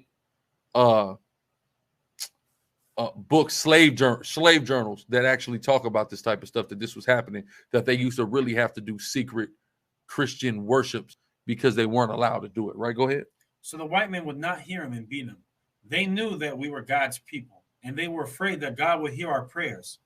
Then after the Civil War, they created what was known as the Federation of Churches. Right. So now the Federation of Churches, when you look it up, it's called the Federation of Churches or the Federal Council of Churches. And this came out in 1908. Now watch, he said the Federation of Churches in where? Philadelphia. Which is where he's from. And that's where the Federal Council of Churches is from, 1908. Now watch what he said here. This is key. Right? Go ahead. And in one of these meetings. In one of the meetings where this is the Federation of Churches, you can understand, is a meeting of damn near every denomination. They've gotten together. And in one of these meetings, read. They discuss whether or not to bring the Negroes into their organizations or churches. Should we or should we not let the Negroes in? Right? Go ahead. And we also have to remember something as well. This is early on. This is in the northeastern section of this country. There's not a substantial Northern Kingdom presence at this time yet, right? So the Negro is always going to be the hotter topic, because we see the Latino population begin to slow later in the mid-19th century. I mean, 20th century, the mid-1900s is where all of a sudden we see an influx of Latinos important. This time the guy, like, he's on a reservation somewhere. So the Negro is always going to be the hotter topic, right? During this time. Go ahead. By Mr. Stanley and Mr. Battersby. Mr. Battersby said, if we do, we can forever keep the Negro down or in darkness. If we let these Negroes in, we can forever keep them down in the darkness. They said this in the meeting, right? Go ahead. From then on, we have had all these sick Negroes. Slick Negroes. Slick Negroes. And they're sick. Go ahead. Slick Negroes getting ready to feed off the ignorant Negro, and especially our women. Has that changed yet? That ain't changed yet. Right, go ahead. It says, and today the Negro has more churches than the white man. Today. How much more now? Right, go ahead. The scripture has spoken about how they would forget God and build temples. We refer you to Hosea 8 and 14. For Israel hath forgotten his maker and builded temples. And these ministers are all out to get money from his weaker brothers. And this is before prosperity preaching even came out yet, because that comes out later. But there's still the same racket was being ran. Go ahead. That he may sit down and educate his family, as it is written in Micah 3 and 11. The prophets divine for money. God has a great indignation against these pastors that have led our people astray. We refer you to Jeremiah 23, 1, 2, 21, 22, and 31. Woe be unto the, yeah, that's, man. If you go to our video, when we're going against Creflo Dollar at his church, we literally bring out. We read that. Yeah, we read both of those scriptures. At the good old World Dome. Good World Dome. Go ahead. Woe be unto the pastors that destroy and scatter the sheep of my pasture, saith the Lord. Thus saith the Lord of Israel, against the pastors that feed my people. Ye have scattered my flock and driven them away, and have not visited them. Behold, I will visit upon you the evil of your doing, saith the Lord. I have not sent these prophets, yet they ran. I have not spoken to them, yet they prophesied. But if they had stood in my counsel and caused my people to hear my words, then they would have turned from their evil way and from the evil of their doings. Behold, I am against the prophets, saith the Lord, that use their tongue and say, he saith. And all these preachers have taught the so-called Negro to prepare to die. Then he would make an agreement with the undertaker to get his members. God has no pleasure in death, for he said by the prophet Ezekiel in Ezekiel 18, 31 and 32, for why will you die, O house of Israel? For I have no pleasure in the death of him that dieth, saith the Lord. Wherefore return yourselves and live ye. Amos 5 and 4 tells us who to seek that we may live. For thus saith the Lord unto the house of Israel, seek ye me, and ye shall live. When Jeremiah said God was against the pastors that led his people astray, he meant in these churches and other systems which were created by the Gentiles. See that? Does not this seem strange to you? With all the churches we have and all the prayers we have said, it looks as though if they were really worshiping God, he would have stopped this Jim Crowism and lynching. All the church we done went to, you mean to tell me we ain't got a break yet? What sense do that make? Go ahead. You can see after reading the facts in this book that your church leaders and politicians are a disgrace and a pullback to the Negro. All right. So now we're going to go to...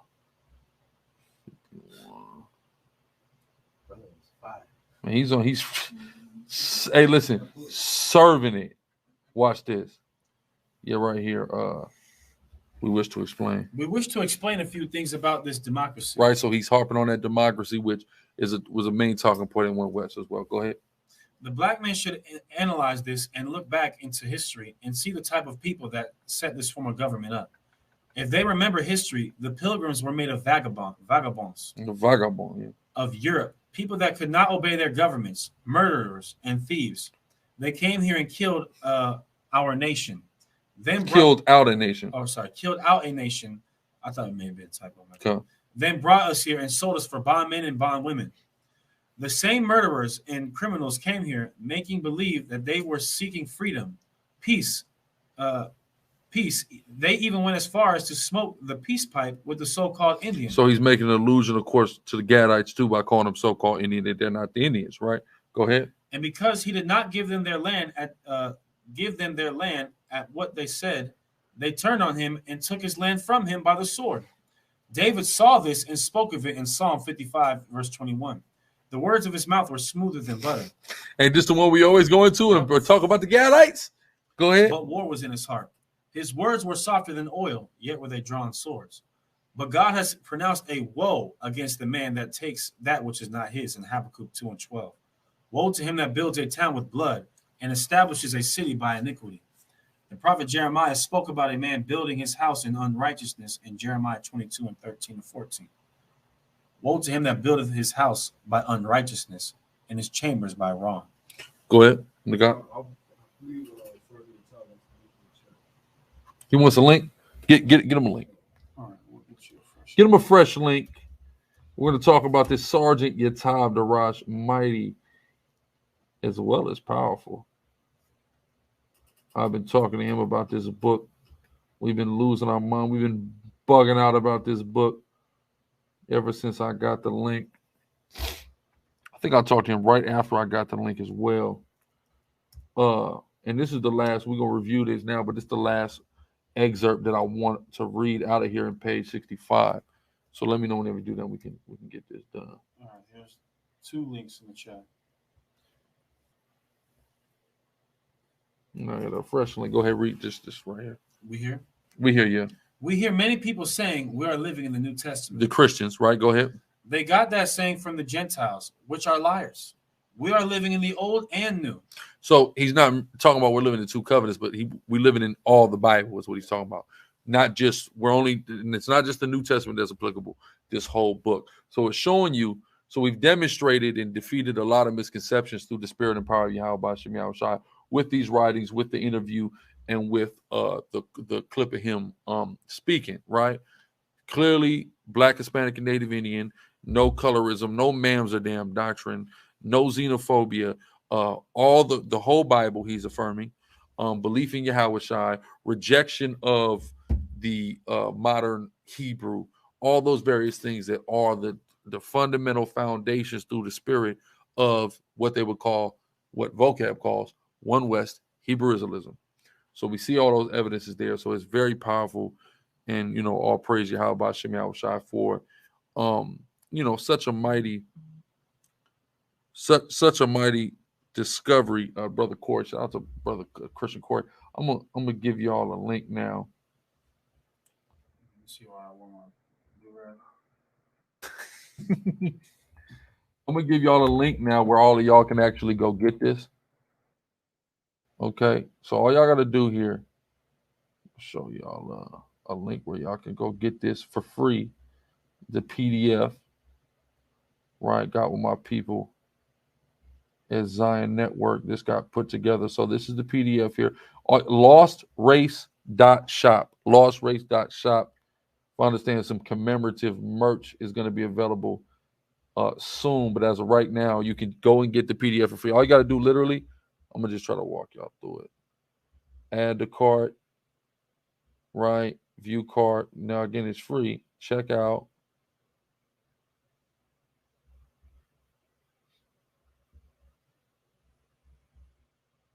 And then, you put your information in, right? It's going to give you a billing, but it's not going to take no money from you. Continue the payment. It's going to be free, whatever. And then it's going to give you a link to download it right there. So again, LostRace.shop. You go right here. The only thing here is the book. You can buy it. LostRace.shop. Marks of the Lost Race, against some commemorative merch. It's going to be available soon as well, but you can get this for free right now. LostRace.shop. All right.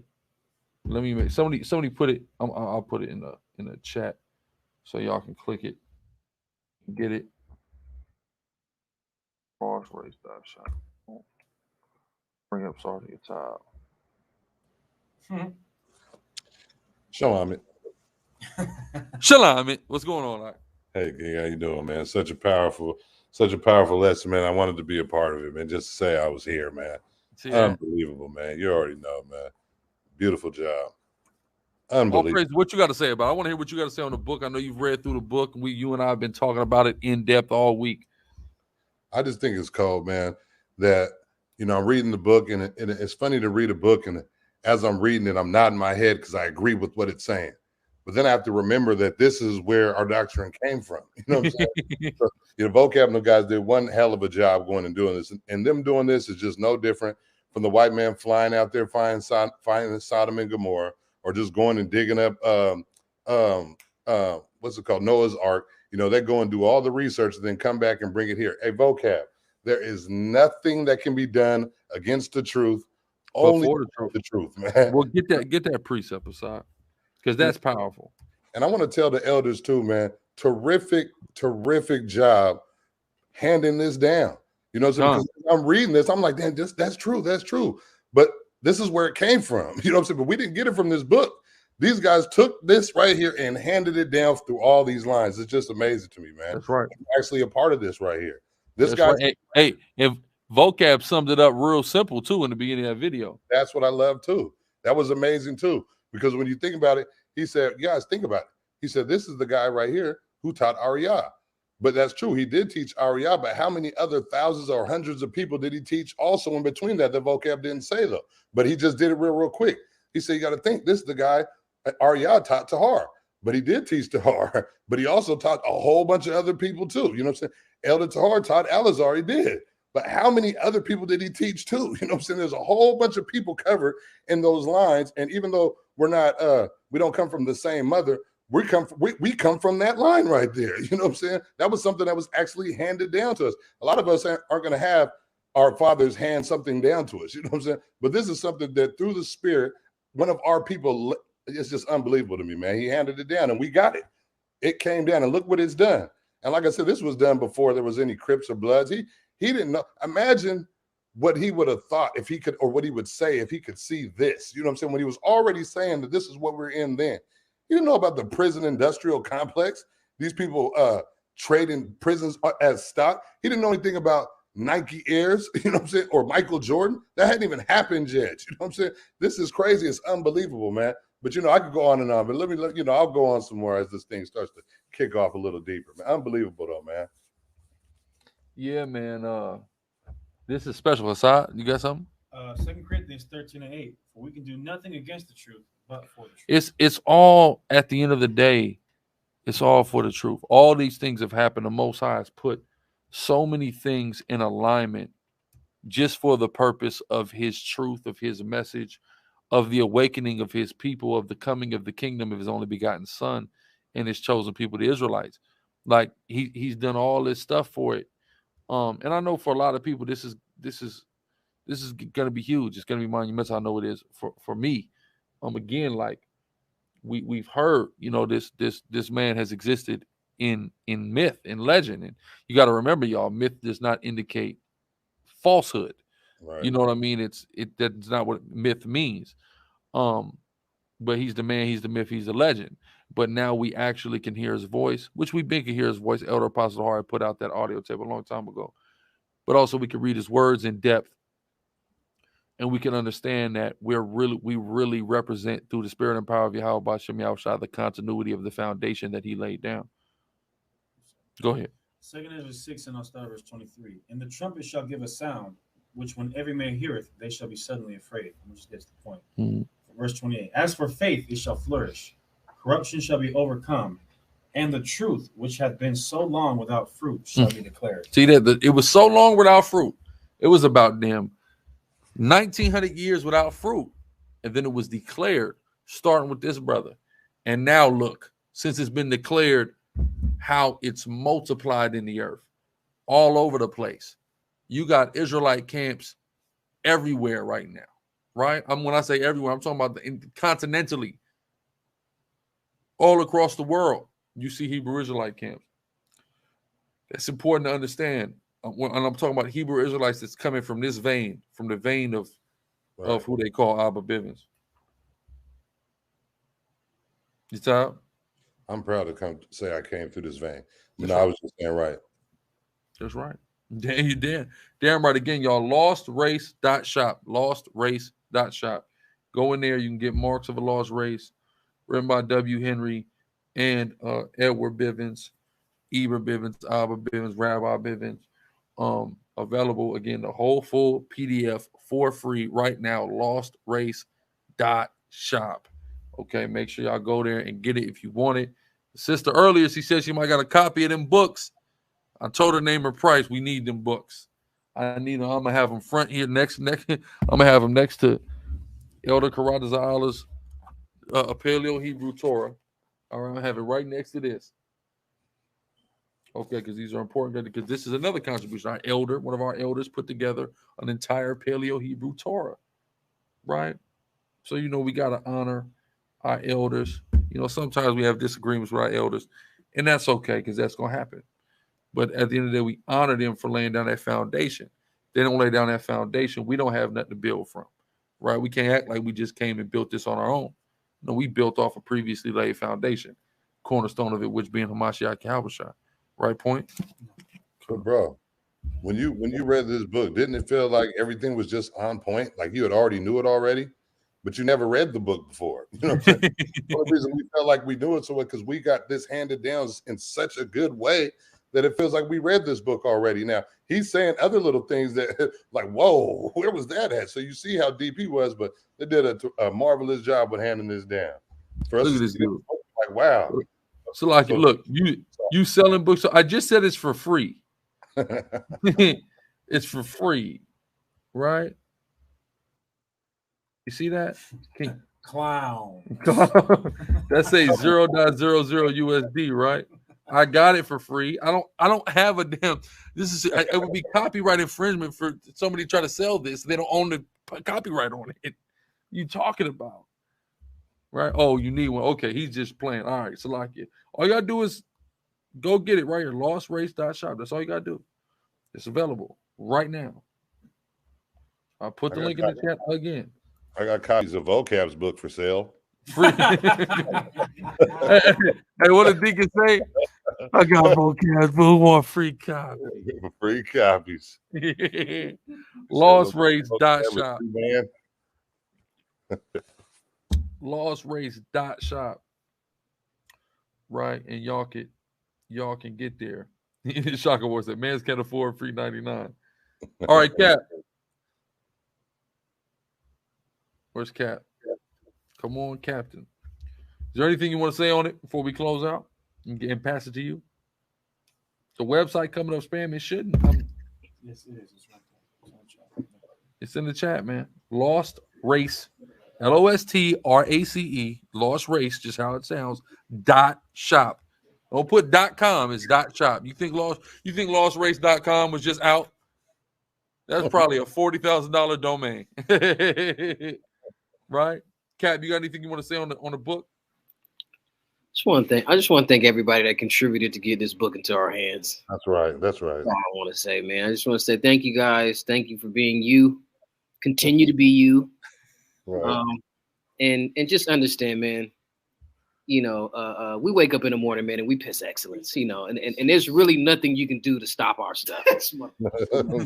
So he's telling the whole truth. There's nothing you could do to stop our stuff, and there's also nothing you could do to get up and become a part of the salvation. So there you go. There's nothing you can do. There's nothing you can do. So just continue to be you. Continue to try. Continue to give us work. You know that we can do.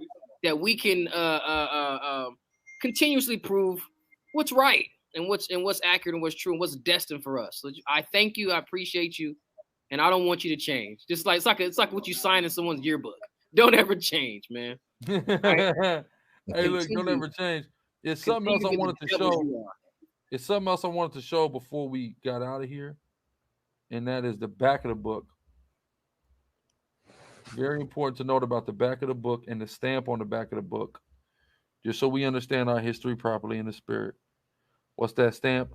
Property of the Israel Tanakh School, 1 West 125th Street,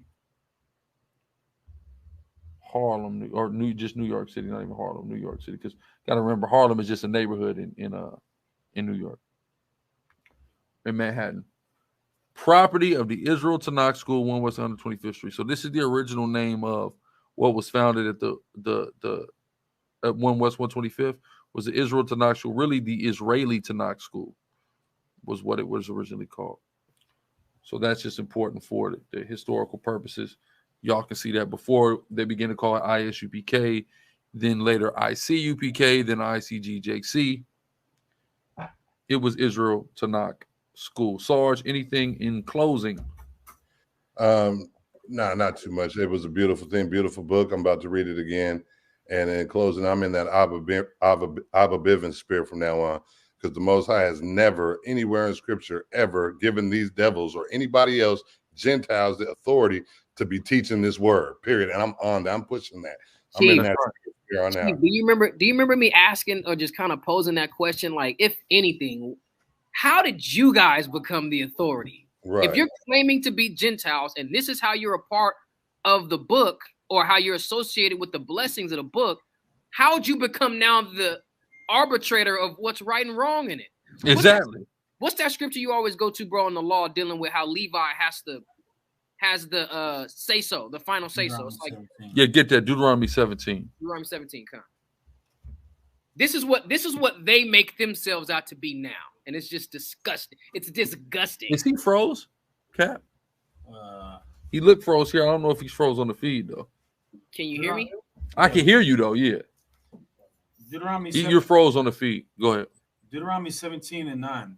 And thou shalt come unto the priests, the Levites, and unto the judge that You shall good be now. in those days, Mhm. and inquire, and they shall show thee the sentence of judgment. They shall show thee the sentence of judgment.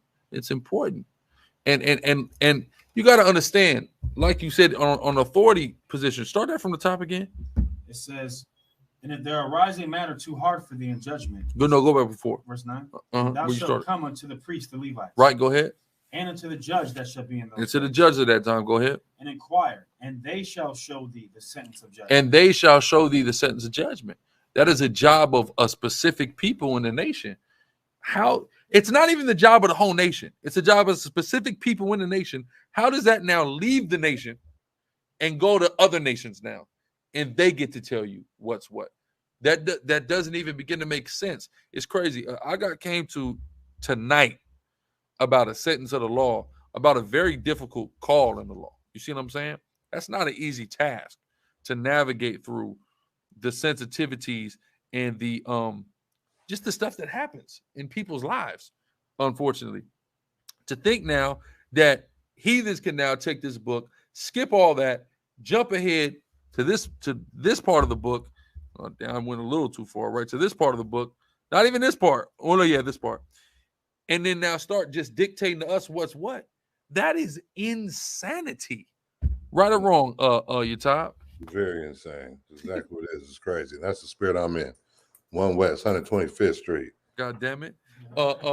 Cap, but like you're saying, as we just read, the sentence was going to be shown to you by the Levites and by the judges. Who was that? Truth Seeker. Y'all about Shemi Al-Shabrak thought what? Is he froze again? Yeah, Cap? Yeah, he's frozen. No, he good now. He good now. Yeah, I hear you now. So we're gonna pass this over to Captain Tazamah from San Diego. We'll give all praise, honor, and glory to Yahweh by Shemi Al-Shai. We're gonna say shalom again. Y'all lostrace.shop to get your free PDF of Marks of a Lost Race, Abba Bibins book. Shalom. Shit.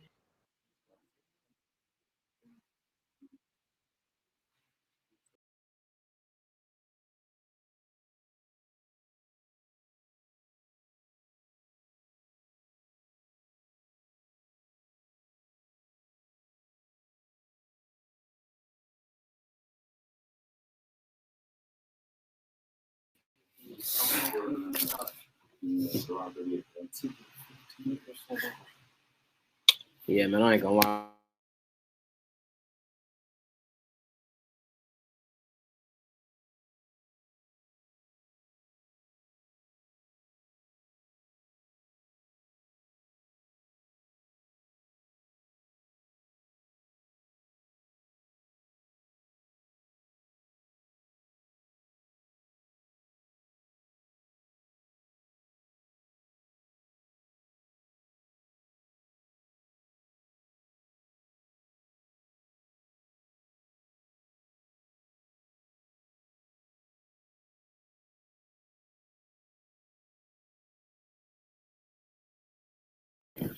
I'm aware I'm muted. I can see that the site is letting me know that the signal is being weird, so we're finna try to make a quick little move and see if this is gonna work. If not, you guys are just gonna have to sit up here and listen to my serenading voice, because we're gonna have to cut the. Literally, when I cut the camera off,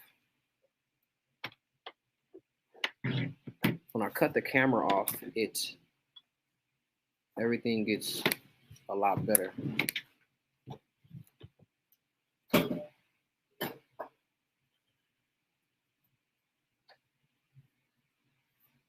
Like it's literally so funny, man.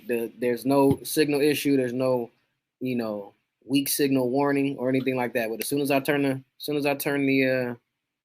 camera on, there it go, weak signal. I do not know what it is. Yeah, we still lit for right now.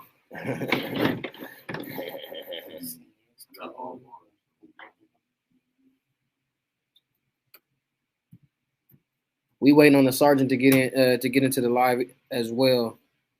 I just told his little goofy self to log on.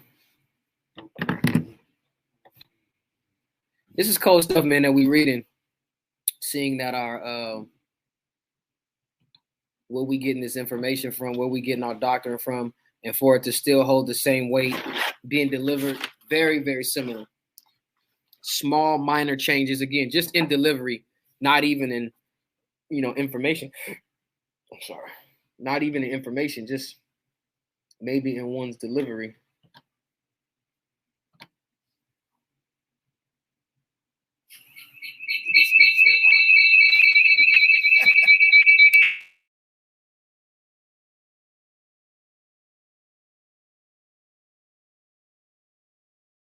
One time turn. Jesus Christ. Manny Pacquiao knocked that junk back. Do it way.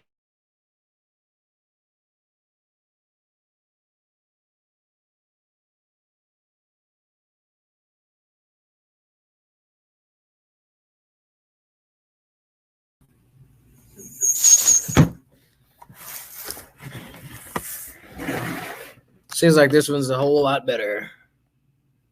Let me bring Sarge in. My wife right here.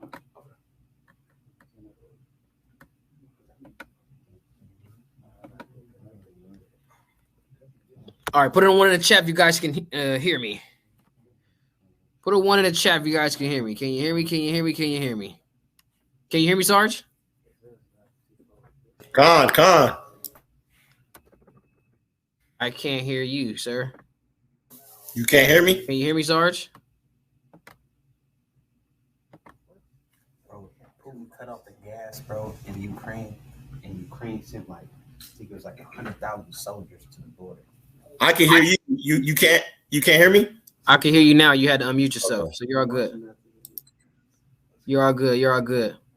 Yeah, first and foremost, we give all honor, glory, and praise to the Most High God, Abba now Yahweh. Do so in the name of his only begotten son, Mashiach Yahushai. One thing, I don't know if Chief pointed out, man, I kind of logged on to the live stream late. Just how Abba Bivins says things like, Joshua, who the world calls Jesus. Like that type of stuff kind of trips us out. How we, through Abba Bivins and the understanding that he teaches Ariyah. Ariyah comes, and gives the spirit is on Ariyah to figure out the Paleo Hebrew, which is where we get the name Yahushai now. And how we've taken it and evolved and multiplied our talents, right? Get that,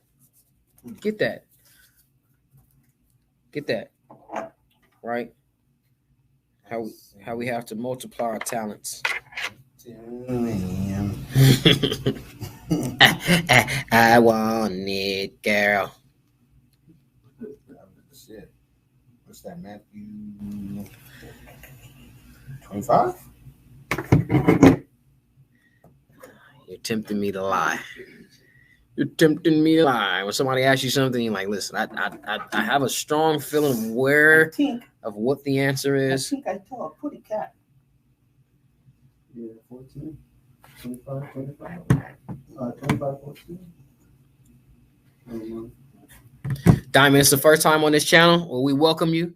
We also recommend that you go check out the Sakari San Diego channel. Subscribe to that. Hit the notification bell so you get notified when we put out new content or when we go live. We got some powerful information going on there. I also recommend that you go check out the Critically Captive page or channel. Good stuff on there as well. I just found out that we can actually go live on there. So, we'll be going live off of that channel very, very soon. Got a lot of stuff going on there as well. Like I said, that channel is going to be more for, conversational pieces, not so much book, chapter, verse. But, of course, everything is rooted in the scriptures. That's our perspective. That's what we stand on. So that's the place we're going to be coming from. 2 channels that you can go check out. Good stuff. But, again, we welcome you here to the sect of the Sakari and the abyss, right? We welcome you to the abyss. You got it? It's not verbatim. I know. It ain't talking about the story. It ain't verbatim. I got it though. I got the chapter. Not to bury your talents. Right? It's actually Matthew 25. And we can start 14 at where it talks about. Yes. This is Matthew 25:14. For the kingdom of heaven is as a man traveling into a far country, who called his own servants and delivered unto them his goods. It says the kingdom of heaven is like a man that travels into a far country, right? And he delivers unto the people his goods, right? Keep reading. Verse 15, and unto one he gave 5 talents, to another 2, and to another 1, to every man according to his several ability. So every man was distributed a certain amount based off of his abilities, right? Go ahead. And straightway took his journey. And then the man continued his journey on, right? Go ahead. Then he that had received the 5 talents went and traded with the same. The man that got the 5 talents, he went and traded, right? He went and bartered with these 5 talents. Go ahead. And made them over 5 talents, or slot, and made them other 5 talents. And he pretty much doubled his original investment, right? He received 5 talents. He went, did what was necessary, and then he doubled it. Now he has 10 talents. Go ahead. And likewise, he that had received 2, he also gained another 2. And then also the other one that had 2, he doubled. Read. But he that had received 1 went and digged in the earth and hid his Lord's money. But what the person that received 1 talent, what he did was he went and buried it, right? He didn't want to yield any increase. He didn't want to bring any interest back on what was initially given to him, right? Go ahead. Verse 19, after a long time, the Lord of those servants cometh and reckoneth with them. It says the Lord of those servants, the one that went out, multiplied the talents, and also the one that buried it, he come back to collect, right? Read. And so he that had received 5 talents came and brought other 5 talents. He showed how he added into what was given unto him. Read. Saying, Lord, thou deliverest unto me 5 talents. Behold, I have gained beside them 5 talents more. He told him about how he doubled it. Keep reading. His Lord said unto him, well done, thou good and faithful servant. And the person that went and doubled his talents was regarded as a good and a faithful servant. Right? Go ahead. Thou hast been faithful over a few things. I will make thee ruler over many things. Enter thou into the joy of thy Lord. And he received blessings for it. Keep reading. Verse 22, he also that had received 2 talents came and said, Lord, thou deliverest unto me 2 talents. Behold, I have gained 2 other talents beside them. Go ahead. His Lord said unto him, well done, good and faithful servant. Thou hast been faithful over a few things. I will make thee ruler over many things. Enter thou into the joy of thy Lord. Right. It's pretty much even going into it saying like the way that you are able to handle the responsibility with what I gave you, I'm going to actually give you more responsibility. I'm going to give you and make you more of a ruler over more things than I've given you. Right. Go ahead. Verse 24. Then he which had received the 1 talent came and said, Lord, I knew thee that thou art an hard man, reaping where thou hast not sown and gathering where thou hast not strawed. And I was afraid and went and hid thy talent in the earth. Lo, there thou hast that is thine. It says, lo, there thou hast that is thine. He pretty much says, listen, I know you're a guy that goes around trying to reap things that you did not sow. So I didn't want to lose your money. So listen, man, here's your money back. Here's what you gave me. I made sure I hid it. I put it somewhere safe so that when you came back to collect, I was just going to give you what you initially gave me. Keep reading. Yeah. Listen, one that was scared, one that had fear of what man can do, right? He didn't have the faith in the Most High nor his son. Go ahead. Verse 26. His Lord answered and said unto him, thou wicked and slothful servant, thou knewest that I reap where I sow not. It says thou wicked and thou slothful servant, right? Go ahead. Somebody find that sluggard. It says, bring it up. Verse 26, his Lord answered and said unto him, thou wicked and slothful servant, Thou knewest that I reap where I sow not, and gather where I have not strawed. Thou oughtest therefore to have put my money to the exchangers, and them, and then at my coming I should have received mine own with usury. Right, you receive his own with interest. Go ahead. Take therefore the talent from him and give it unto him which hath 10 talents. Take this 1 talent and give it unto the one that doubled his and that received 10 talents. Right, go ahead. For unto everyone that hath shall be given. To everyone that have shall be given. Read. And he shall have abundance. And he shall have an abundance. Read. But from him that have not shall be taken away even that which he had. And those that don't have anything, right? That's these things. Whatever it is you do have is going to be taken away from you. You're going to be left with nothing. Go ahead. And essentially what we're getting into is the talents is dealing with, you know, your knowledge, your wisdom, your understanding, your works, your fruit, right? Well, the Lord gives you an opportunity and he gives you something where you're supposed to go out and add into it. You're supposed to go out and utilize what he's given you, right? He's giving you knowledge of this truth. He's giving you a mouth with wisdom that no one should be able to gainsay or resist. You should be able to take this information and you should be able to go and magnify it and present it to the people. You should be able to take and add information to it to further solidify these things. And when you see what Chief just brought out that Abba Bibins gave us, he gave us such a great foundation to build on, right? He gave us something that was so solid for us to stand on, which ultimately really was the scriptures. So it's the Most High and the Son that it was given, but the understanding, the doctrine, the perspective, and the direction to go in, it was so powerful. And we see how it's evolved. You see what it's now turned into. We got Deacon and Chief now going into the Codex Sinaiticus, the Textus Receptus, right? The Septuagint, all of these different ancient manuscripts, really bringing everything back to its origin, you know, combating these Gentiles who have now superseded and superimposed themselves as the authoritative figures of the text. A bunch of low down, dirty, ignorant, high school dropout, thug, gangbanger, dope dealing, pimp, pussy selling, ass shaking niggas is now talking about biblical scholarship and accuracy of the text? Come on. This doesn't make any sense. If that ain't the spirit of God, what other arena do you see people performing like this? What other arena do you see that? People always want to give people credit, like, you know, for the dope dealers, and they turn around and become these business entrepreneurs. It's the same thing, different product. Come on. Same hustle, different product. Come on. Same stuff. Where do you see high school dropouts?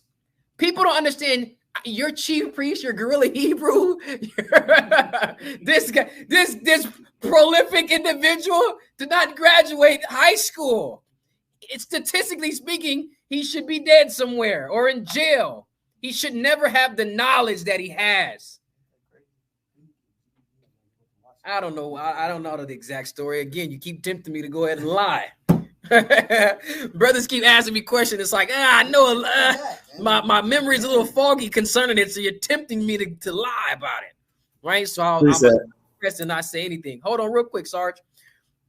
We're not supposed to be on this level. We're not supposed to have this knowledge to where we can combat world perspective and point of view. We're not supposed to be there. And this is why a lot of times, even where we pose a threat to them, that's usually one of the scapegoats. That's usually one of the excuses that they give to not deal with us and talk to us. What possibly could you fear from these dropouts, these imbeciles, these miscreants? You know what I'm saying? These idiots. These miscreants. You're telling me you want to, come on. While I was at Vanderbilt, you were in the streets slinging the rock. Or dribbling one, right? Or throwing one. But now you want to come talk to me about biblical studies? Do you know what I was doing when you were? Exactly. So it should be no problem. You should come over here, clean us up real quick. Boom, boom, boom. It shouldn't take long. And just go on about your business. And guess what? It should be on record. Boom. Don't even talk to me about those imbeciles. Don't even talk to me about those foolish mortals who have not received the blessing and salvation of Jesus Christ of Nazareth through his holy mother, Mary, the Virgin. Don't even talk to me about those guys. It should be easy, but they won't. They will not talk to us. They will not address us. And for the most part, they ignore us.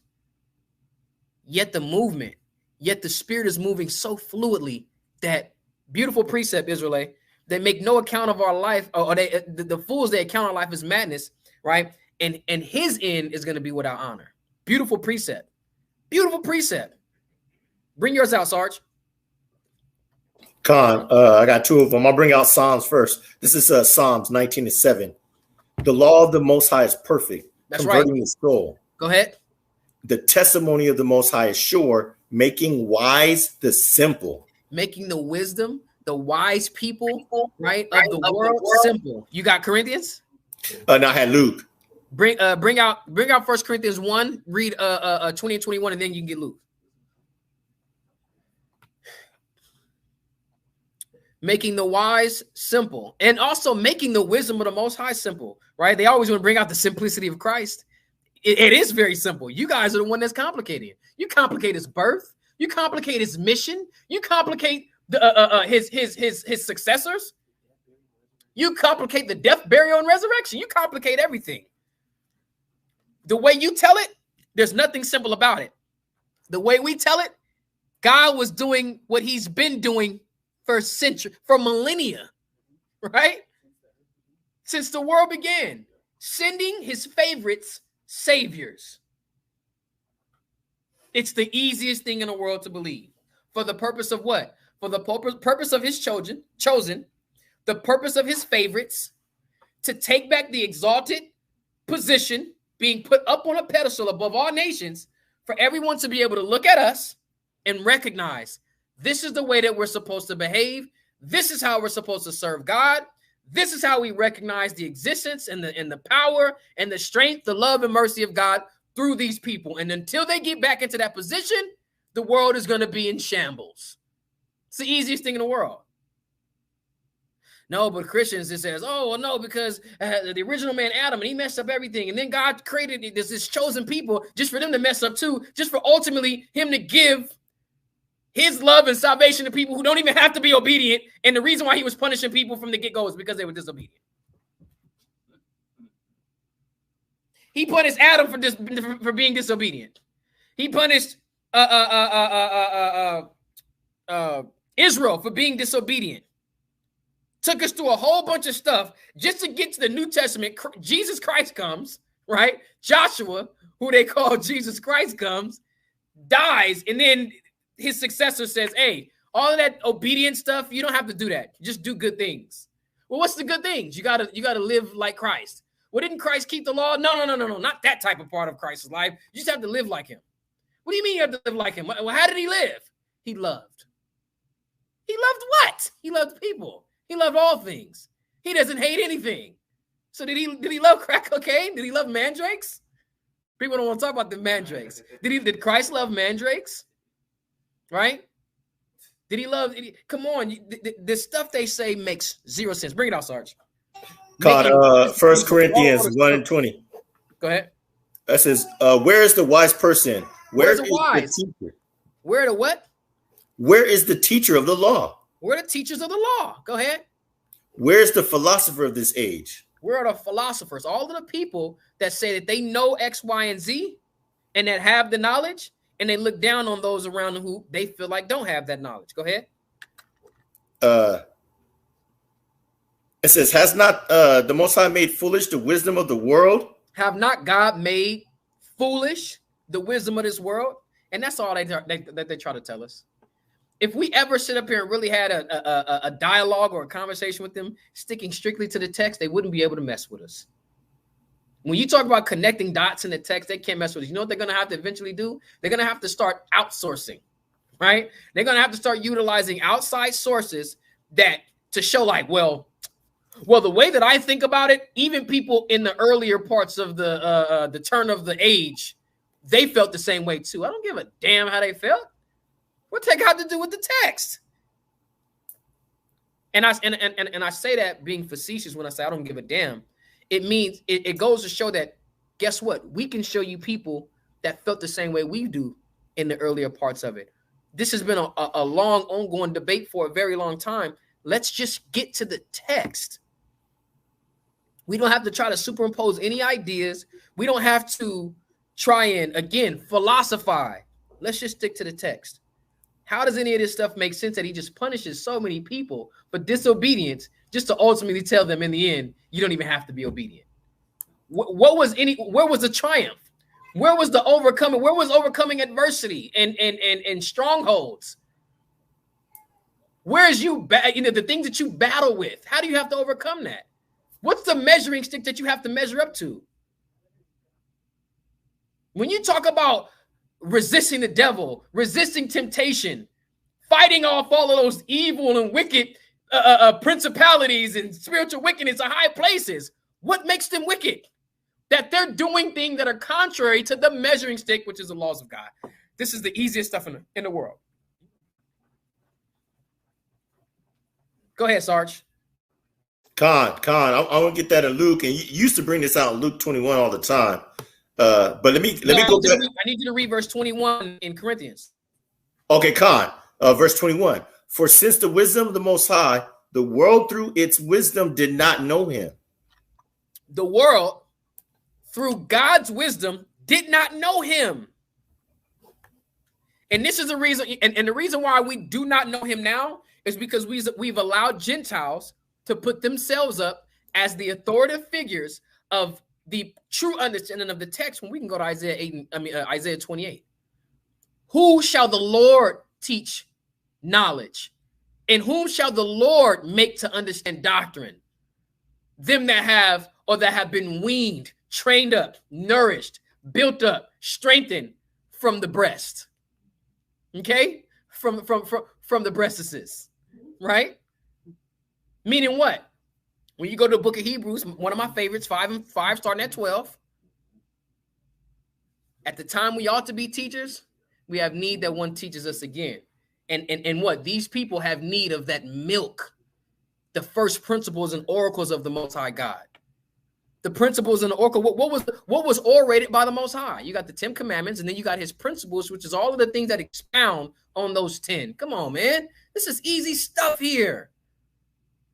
Why is it that, and I was telling Chief this too, because when you have people like Vocab and everybody else that is not black, right? That is not Hispanic, that is not Native Indian. We can both go and watch a movie. And because we are because we share a different experience in the world, we can take 2 totally different perspectives away from this same movie that we've watched. I tell people all the time, I say, man, if you really want to be cool with white people, if you really got a white homeboy or a white homegirl or a white girlfriend or a white boyfriend, and you think that they're just so cool, sit them down and have them watch the TV show Them, right? That Amazon TV show Them. And at the end of it, just ask them, what did you take from this? Did you understand what was going on in this show? If they can't tell you, they'll never understand you. It's not for them to understand you, and you can't call them cool. That TV show literally explained how the life of Black, Hispanic, and Native Indians is a horror story. Not only with just the treatment around us, but even in our own heads, the way that we look at ourselves, the way that we see ourselves in the world. People don't understand perspective. People don't understand that the way I look at myself when I enter into the world, when I step outside of my house, my self-esteem is based off of how I feel like I fit in. So it's a horror story in my head before I even leave the house. What's that phobia called when people can't leave the house? I know you know. You don't know it? Look it up. The phobia where people can't leave the house.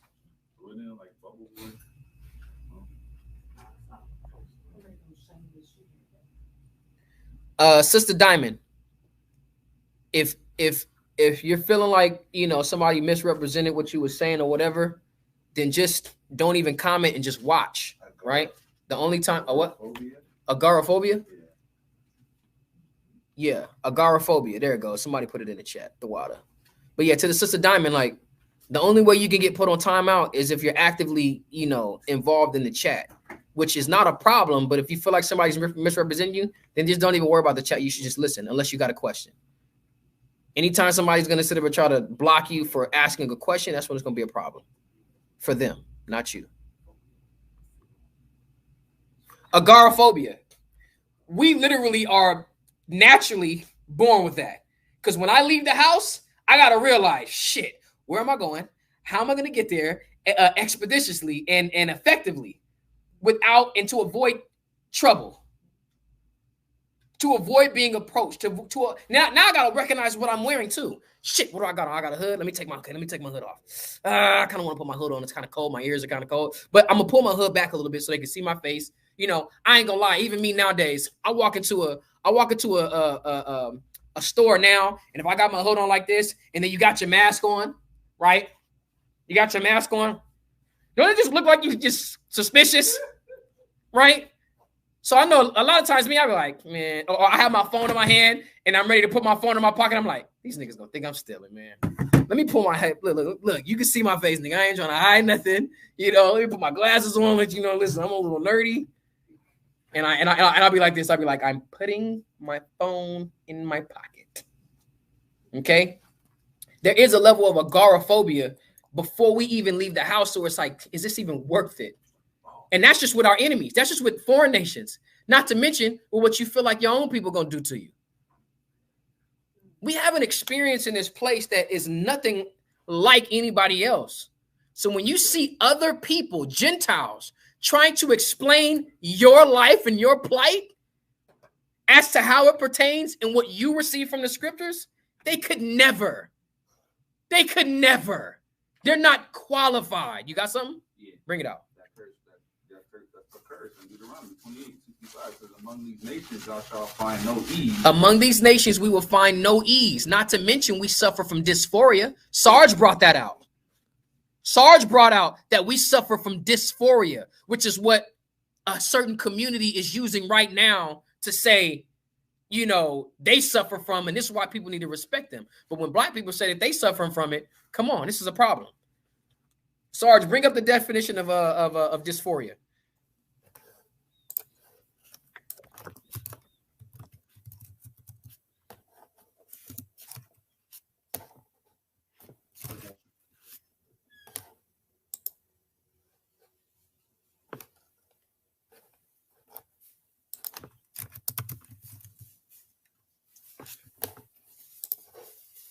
You said dysphoria?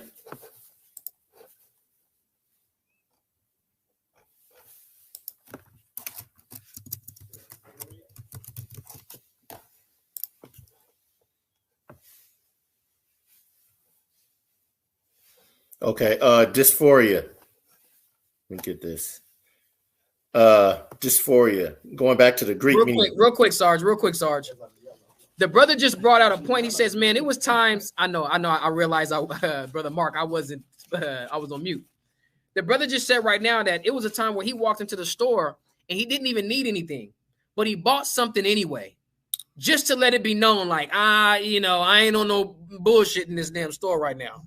You know, I came in here to look for something. I didn't find it. Don't look at me as suspicious. I'm gonna buy something anyway. And listen, me and Shashan was like, shit, we just walk out the store. I'm like, that's because we yellow. They don't know what we are. Hey, like the brother said, you know, when you yellow, you can get away with certain things. You know what I'm saying? But when you know what I'm saying? Pecan. It's tough out here. You know what I'm saying? And don't really be dark. The darker you are, the more you steal in their eyes. What, Cap? Check his back pockets. He's got a 70-inch TV in his back pocket. Hurry up and buy. Got to. And a Glock in his other one. What you say, Sarge? Just get down. And you're just talking about this, and you're only talking about modern day. What about back in the day? I'm talking around the time of Emmett Till. You went in the store and you just looked at a white woman the wrong way. Lost your life. And guess what? This is also the time of Emmett Till was around the time of Abba Bivins. Emmett Till got killed in 55? I believe it was 55 when Emmett Till got was killed. And imagine in the South, you have a powerful black man by the name of Abba Bibins in the streets teaching our people the same stuff that we're teaching now at a point in time where you could be killed and lynched legally. And there was nothing you could, if you even just tried to resist, you could be prosecuted by the law. Sister Diamond, I understand what you're dealing with. I'm saying we don't know. The best thing we can do right now is just let it go. It's just not that serious. You're not on timeout anymore. You're not blocked or anything. Let's just let it go. Let's proceed in love. Right? Finish your precept, Yeshaya. I want to go down to verse 66. So it says, back in Deuteronomy 28:65, and among these nations shalt thou find no ease, neither shall the sole of thy foot have rest, but the Lord shall give thee their trembling heart and a failing of eyes and a sorrow of mind. Verse 66, and thy life shall hang in doubt before thee, and thou shalt fear day and night. Our life is going to hang in doubt before us, and we're going to fear day and night. Like I said, we got to strategically make plans. You know what I'm saying?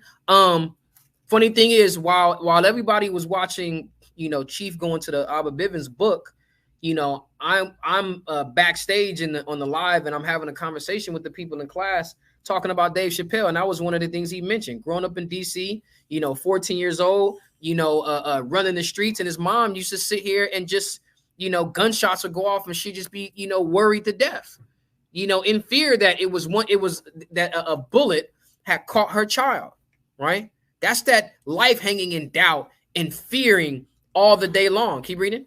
And it says, and thou shalt fear day and night, and shall have no assurance of thy life. And we have no assurance of our life. Your parents have no assurance that you're gonna live, right? And you want to know something funny? That paranoia is passed down, man. I'm telling y'all, I'm gonna write a book on the paranoia of a parent. We think of some wild stuff. You know what I'm saying? Like, especially if it's a situation, where the you and the other parent is split up, and then they have their time and you're not around, and it's like, shit, what do I do? You call, they don't answer, and they text you back like, no, man, stop playing like that, man. When I call you need to answer. You need to understand. I'm worried. I just want to make sure everything is okay. Where are you at? Drop your location. I need to follow you, because if anything happens, I need to be able to get to you quick, right? Paranoid. That's a hereditary thing that's passed down, and it goes right into the curses. Now, do I think that situation is just specific to black people? No, but I'm saying, if you really want to make a comparison, there's more things that I fear that my child is going to die from than what you feel like yours is going to die from. My neighborhood is gentrified. I grew up in this neighborhood. It used to be predominantly Issachar, Mexicans, right? And when I tell you I pull up to the house 10:30, 11:30, 12 in the morning, a.m., right? And I see white folks walking their dog, riding bikes, running. And I say, where's a crackhead when you need one? Where the dope dealers at? Where are the D-boys at when you need one? To scare these white folks. This dude is riding a bike like nothing is wrong. You would get robbed when I was a teen. Or a scooter. A bird scooter just rolling down the street. Not a care in the world. You said what? I said, remember I told you on 33rd, me and my homies, I was in the world. Me and my homies outside, 2 a.m, and Esau is running with a pig. With a pig. All you hear is, because it's quiet. So it's just us talking and shit. We got music not too loud.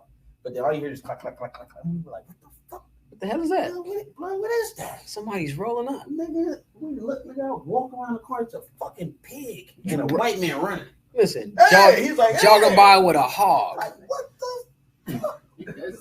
I was tripping, bro. That brother said, he said, that was so foreign to me when I first saw that. I don't know what was happening. So, but I'm saying with that, listen, it's so funny. So now you would think, well, okay, it's a white neighborhood now, as they feel safe, I should feel a little safer, right?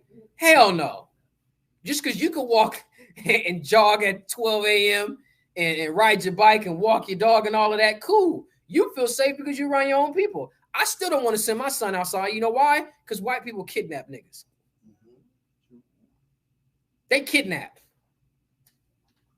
And white people don't kidnap for ransom. White people kidnap for their own personal Buffalo Bill pleasures. Weirdos. Or harvest your organs or something. They ain't saying, hey, I'm going to kidnap you and you know, come on. They want to wear your skin. You know what I mean? They want to extract your melanin.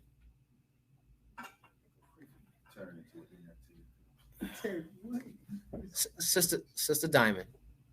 Sister Diamond. She's still going at it? Come on. Sister Diamond. I understand. You hate when people say stuff and they can't prove it and all of that. What I'm saying is that whoever did it, they're not stepping forward. So for you to continue in the chat the way that you're going, you are being more of a disruption than you are contributing. Let's just let it go and it's over it. You know, we're over it. You're like you're not blocked. You're still active in the chat. You're welcome to the chat. You're welcome to the live stream. Let's just let it go. All right. We love everybody in here. Okay. Let's just let it go. Let's just let it go. If you say something else about it, I'm telling you, I'm going to block you. And it ain't going to be no guess as to where it came from. Just let it go and let's move on. Let's get this lesson, man. We got some good stuff to talk about. All right. Again, we got more things to worry about, you know. And if my son, you know, as he starts to get older, he, you know, steps off the porch, as he starts to get further and further away from the block that we are on, that's predominantly white now. Again, now I got to still worry about our own people. So when we have no assurance of life and when we're afraid all the day long, this is stuff that is just every single place. There's a reason we feel this way. It's not just a phobia where a white woman doesn't want to leave the house because she's scared that that coronavirus is in the air. No, we're not talking about that. We're talking about literal threat and literal danger. You got some more on that? No. That was it. Go ahead, Sarge. Con, let me get I got some definitions. Let's get agoraphobia first. Agoraphobia is a fear of being in a situations where escape might be difficult or that help wouldn't be available if things go wrong. Wow. Which contributes to them not wanting to leave the house because they find it the most safest place. If I don't leave the house, I don't have anything.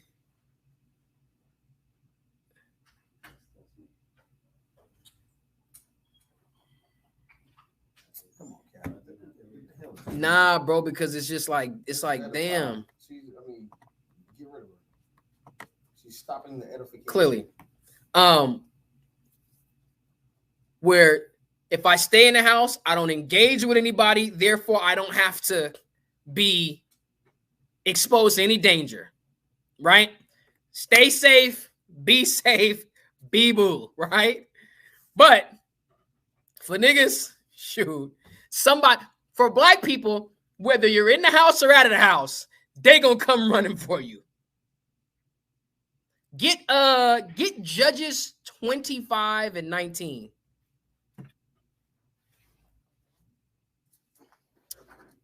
How do I do with my phone? Oh. You mean what? You mean 1925? It's a car, man. It's all good, bro. It's all good. It could have been left alone a long time ago, so don't worry about it. Judges 25. Hold on. Run upon thee. Watch this. It could be 1925. Watch this.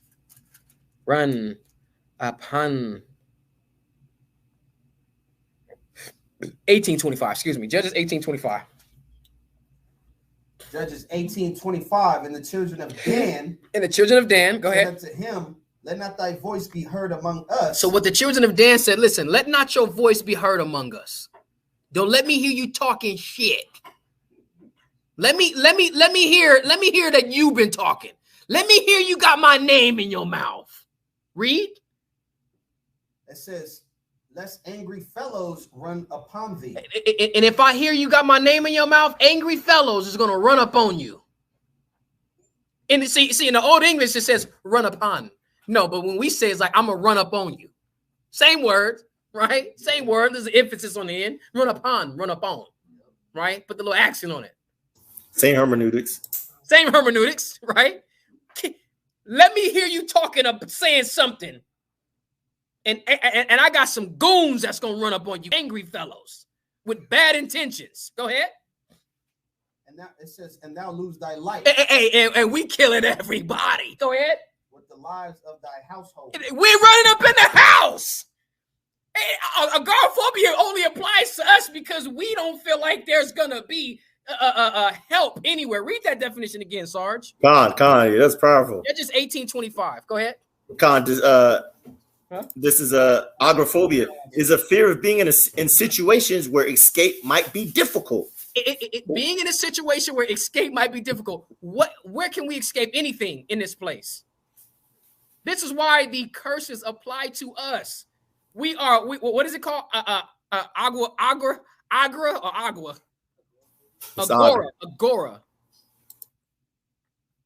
Somebody put it in chat. It's agoraphobia, right?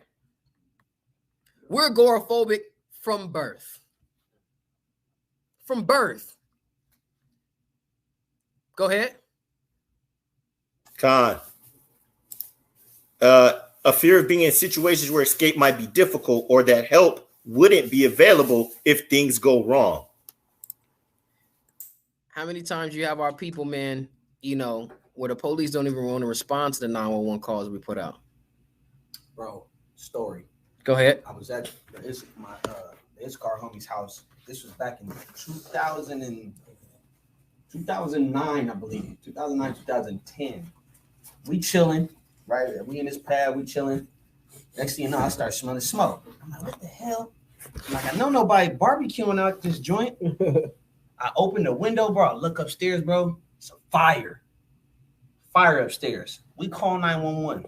Guess how long it took for the fire department, which is right across the bridge on Ocean View Boulevard. Mm-hmm. Guess how long it took for them to come there? Hour and a half?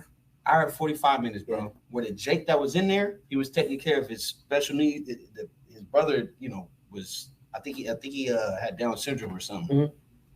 His little brother put a diaper on the fire, bro. Set the whole thing on fire. It took him an hour and 45 minutes to get there. He 3rd-degree burn. He barely made it. Barely made it out. And the fire department is right over the bridge. Right over the bridge. 2 minutes away. If you're talking about you was on 33rd? Yeah, I was on 33rd. He was on 33rd. The fire department is on 35th.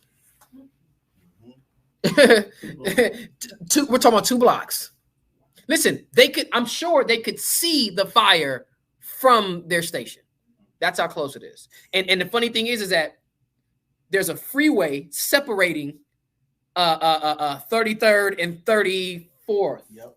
It's a freeway. So it's not even like there's a bunch of houses and all this. It's open road that's separating it. They definitely seen it. Took them an hour and a half. Read the definition one more time, Sergeant. God.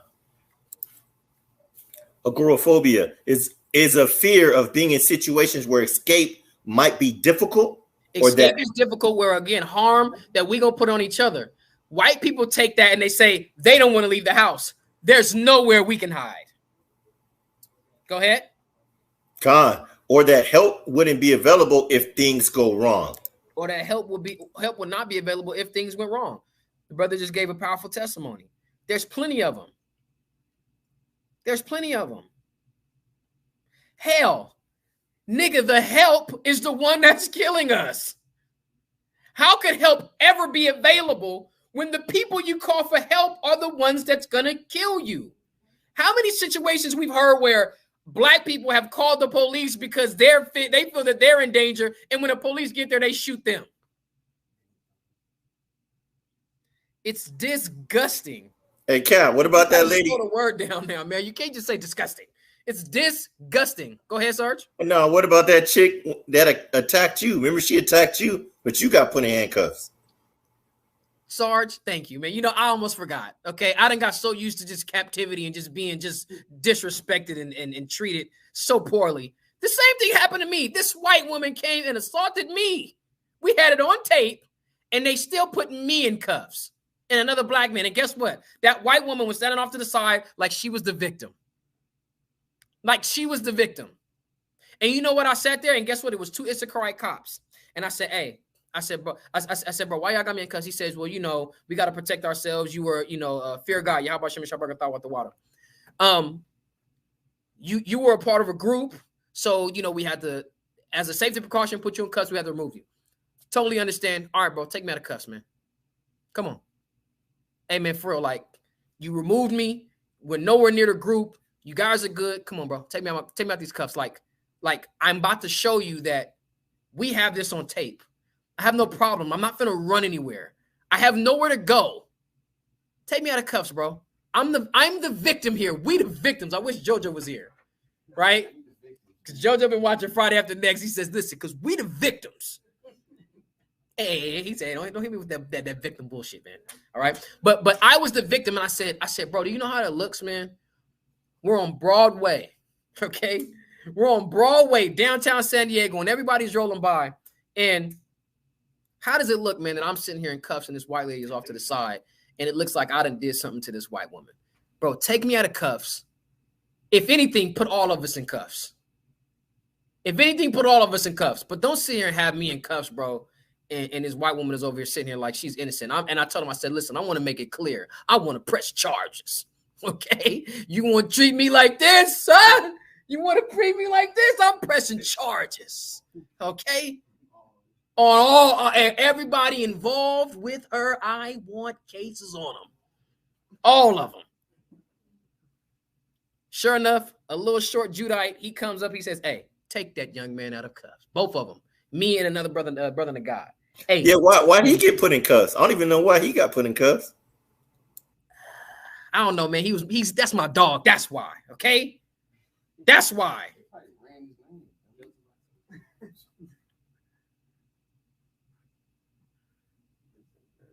Why you put him in cuffs? Because he's black. Because he's black. All right? But same situation happened with me, and we see these things happening. So why would we ever think that help is going to be somewhere near, right? But again, we should feel like help is near because we always have the Most High on our side, right? Didn't you have another precept, Sergeant Luke? Yeah, Luke. Also, I don't know if you still want dysphoria. Yes, get dysphoria, please. Okay, dysphoria. I think in the Greek, I'm not sure how to pronounce that tongue. Dysphoros. It says meaning difficult and meaning to bear. It's a profound state of unease or dissatisfaction. It's like the opposite. Read it one more time for me, Babaka Shah. Khan, dysphoria, meaning difficult, or to bear, a profound state of unease or dissatisfaction. Listen, a profound state of unease and dissatisfaction. And this is exactly what Abba Bibins was talking about in the book, where if we were actual citizenships, then our rights would automatically be given to us. We wouldn't have to ask for it, as nobody else ever has to ask for it. The Chinese people who, again, allegedly stabbed them or struck them in the back, they turn around and still gave them citizenship, and they treat them and love them, right? And endow them with citizenship. And guess what? That was 80 years ago. We are fortunate enough to see how things have played out. We have been fortunate enough to recognize and see whether or not the things Abba Bivens spoke, whether they were true or whether they were false. He could have easily been a false prophet. He could have easily been somebody that was just telling lies and making up BS for the moment. Right? But this is a man that lived and was actually actively doing the work through the 40s, 50s, 60s, and 70s. See what I'm saying? And we were able to see how the 50s, 60s said. We can go back and we can look at it, because it's the main part of what's taught in history now. This is like like civil rights. The civil rights era is it's like a big thing in world history. You know what I'm saying? This is a main thing that's taught.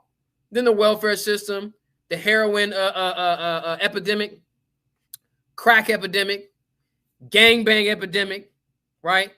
And then all of the destructive things that followed after that, right?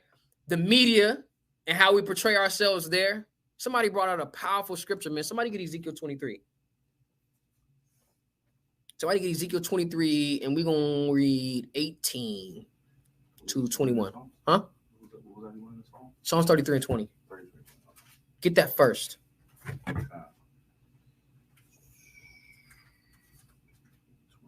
So the Psalm chapter 33 and verse 20. Go ahead. Our soul waited for the Lord. So as we what's the name of it one more time? Agoraphobia? Agora. I don't know why I can't start.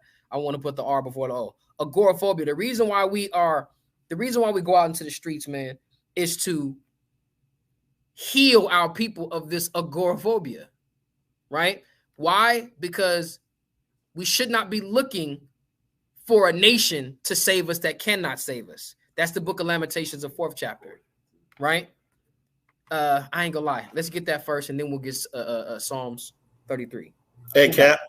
You got Cap, it? No, it just hit to me. Ain't that a phrase we use? Our What? people? We outside. I'm outside. That's how bad it is. You see what I'm saying? We use that phrase. Yeah, and listen, and we've developed a callous. We've developed a callous, if you will, to say we're not going to have that fear. But even then, there's still a lot of us who do, right? Those who have hardened their hearts towards the danger, they go out and say, well, shit, instead of me being the victim, let me be the assailant. I got to get them before they get me. And that's usually the only way that we don't have that fear of being around such danger and help not coming, unless you have faith in the Most High. Then you got those Christians, right, who have a little bit of faith, misguided, but faith nonetheless. Who got Lamentations 4? Bring it out. What did you have? Yeah, get Lamentations 4.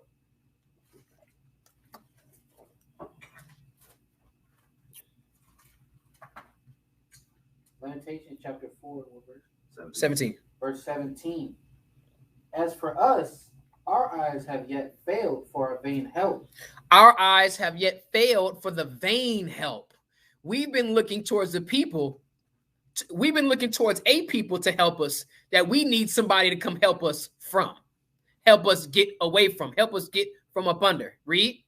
In our watching, what has happened? We have watched for a nation that could not save us. We have watched for a nation that could not save us. So therefore, we developed this agoraphobia, right? I finally got it right. We've developed this agoraphobia because that help is not going to be available during the time of trouble. And we're not going to have any escape because these curses are going to be upon us so long as we do not turn to the Most High God. Psalms 33. Back in the book of Psalms, chapter 33, and verse 20. It says, our soul waited for the Lord. But our soul waited for the Lord. Go ahead. He is our help. He is our help and what? And our shield. And our shield. If you go out into the streets and your life is taken, that was of the will of the Most High God. You accept that. Don't sit up here and fight the will of God. It's just simple. He is our help. He is our shield. If it's meant for you to make it back home, you will, right? If it's meant for you to go out into the streets and your life be taken, if that's what you do it for, at least your life was taken for something meaningful. Hey, listen, and where it can carry on like the work of an Abba Bibins, like the work of a Jesus Christ, right? Real name Yahushua. I keep wanting to say Joshua, man, just because this had a brother, the spirit that the brother was in. But again, this is how we operate. The same way. So you don't want to go and be remembered where they gotta go and make up and tell stories about when you was 8, 9, and 10 years old, and here you is 25 and you got killed in a gangbang drive-by or raid. You know what I'm saying? And they can't tell any recent stories about you from the age of 14, 15, 16, and to the time you died. They got to say, when he was a kid, he used to run around and he used to love being with his big brother. And he was so protective of his little brother. That's it. That's all they can tell about you. Or rather, hey, this was a man of God. This man put himself on the line for God, and he was killed for doing the work of God, right? He was a martyr, the same way you see damn near all of the prophets, apostles, disciples, everybody that took the word of God and multiplied their talents, okay? That was in on Psalms. Go back to that, what you had, Sergeant Luke. Hold that in Ezekiel 23. Okay, Con. Luke, let me hit Psalms 19 again in 7. I was gonna read this in a contemporary English version. Go ahead. Psalms 19:7. Because how you were talking about how we were just ordinary men. Like you said, me, you, Chief Deacon, Abba Bibins, they look at us like, who are these regular men that think they're somebody? This is Psalms 19:7. The law of the Lord is perfect. It gives us new life. His teachings last forever, and they give wisdom to ordinary people. All right. Making wise the simple. God. It gives wisdom to the ordinary people. The people who would have never, we didn't go to school for this stuff. Or excuse me. We didn't follow the usual curriculum. Yeah, the traditional. The traditional curriculum. We went to school, right? We Chief showed the stamp, right? The Israel Tanakh School, right? The Israelite School of Universal Practical Knowledge. But of course, these are not accredited institutions where people are going to validate your knowledge because this is where you learned it from. Again, we weren't supposed to be here, man. You don't see this stuff happening. You don't, even when you look at sports where it's like, you know, just that random gem that's found over in damn Bangladesh somewhere, you know what I'm saying? That is found in the depths of Puerto Rico. There's still a fundamental that still needs to be taught to them. You might find somebody over somewhere, man, some Hamite or whatever, that might be tall, they might be strong, they might be athletic, but there's still a fundamental that they miss. We still possess that same thing. The very thing that they try to use to discredit us, we possess it. And again, we're scripturally based. We're not supposed to be here. This is defying all logic and reason. You know, it defies all of that. And the only thing we can accredit it to is what? Is the Spirit of God. which nothing is more powerful than, right? Which is freely flowing and moving through all people. It's just only one type of people that it inspires in this way. Go ahead. Go ahead, Sarge, because you had that was something. Yeah, Con, that was it on that. Let's get Luke. Luke 21:15. For I will give you a mouth and wisdom, which all your adversaries shall not be able to gainsay nor resist. You know, that should be your joint right there, Cap. Oh, yeah. Oh, yeah. Because again, why would we have gainsayers?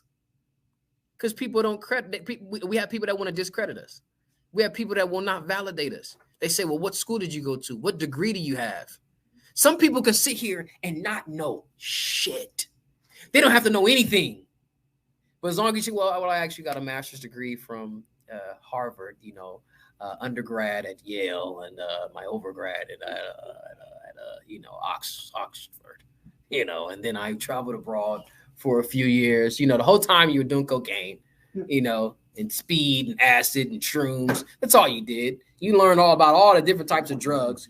You learn how to splice. You learn how to splice and dub a damn weed plant, right? That's all you knew how to do. You don't know anything, but you have all of these accreditations, and people sit up here and they don't have to. You don't have to sit up here and validate anything. You don't have to speak anything. Who got that? Sirach 27. What you got? Bring it out. Book Wisdom of Solomon, chapter 5, verse 1. Then shall the righteous man stand in great boldness before the face of such as have afflicted him. Where do we get this boldness from? We get this boldness, man, from the knowledge, wisdom, and understanding. And where do we get knowledge, wisdom, and understanding from? That law that is just so perfect. Giving wisdom to the ordinary people. Go ahead. And made no account of his labors. And they made no account of our labors. Keep reading.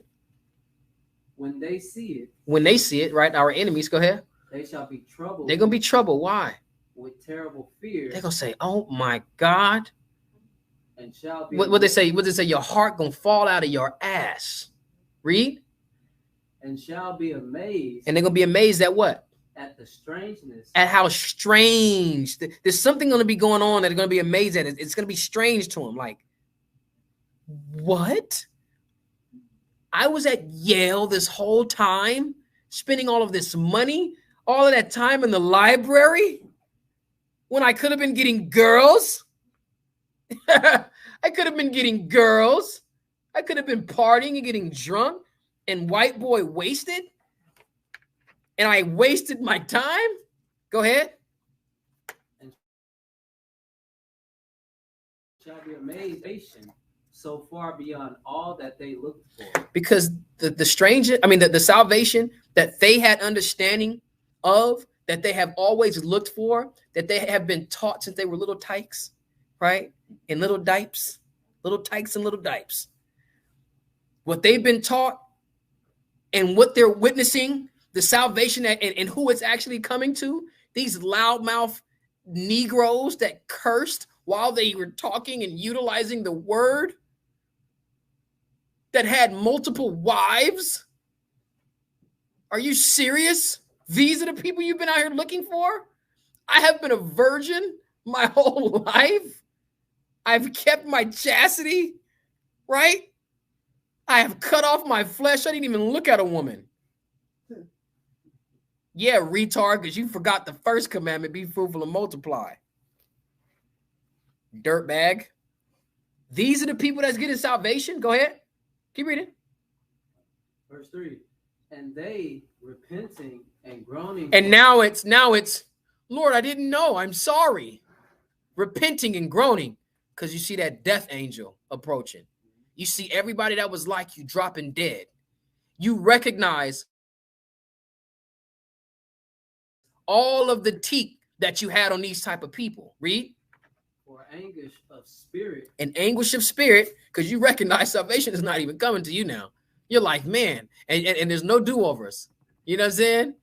You didn't got all the way to the day, and ain't nothing you can do about it. Go ahead. Shall say within themselves, this was he whom we had sometimes in derision. Who knows what derision means?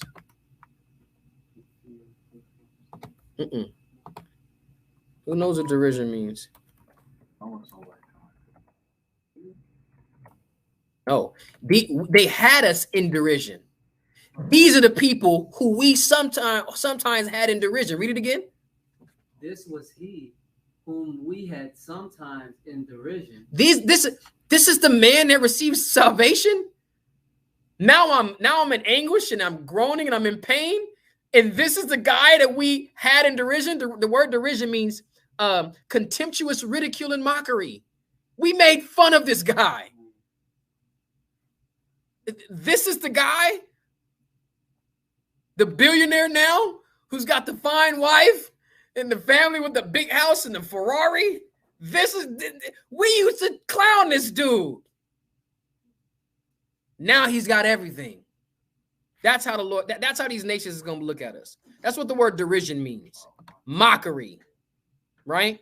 Ridicule, jeering, sneer, scoffing, taunts, disdain, disparagement, denigration, disrespect. This is how they treat us.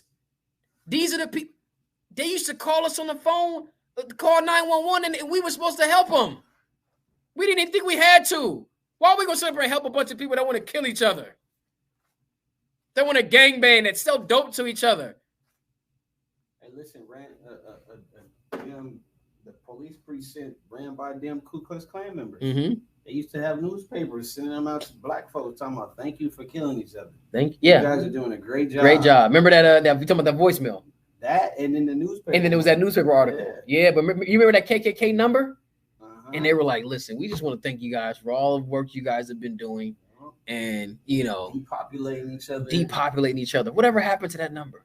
I'm not sure, but you could Snoop had it on his Facebook. Listen, vilification. They vilified us. They made us villains. This is how they betrayed us. This is how the world looks at us because of how they've projected us to be in the world. Keep reading. This was he whom we had sometimes in derision and a proverb of reproach. And we were a proverb, a byword, and a reproach unto them. Right? Go ahead. We fools accounted his life madness. We are fools for what we did. We thought that they were just living just such BS. Madness is what they were doing. Not understanding that we were just under the curses of God because we were disobedient. And then it was this. See what that is, Badiah.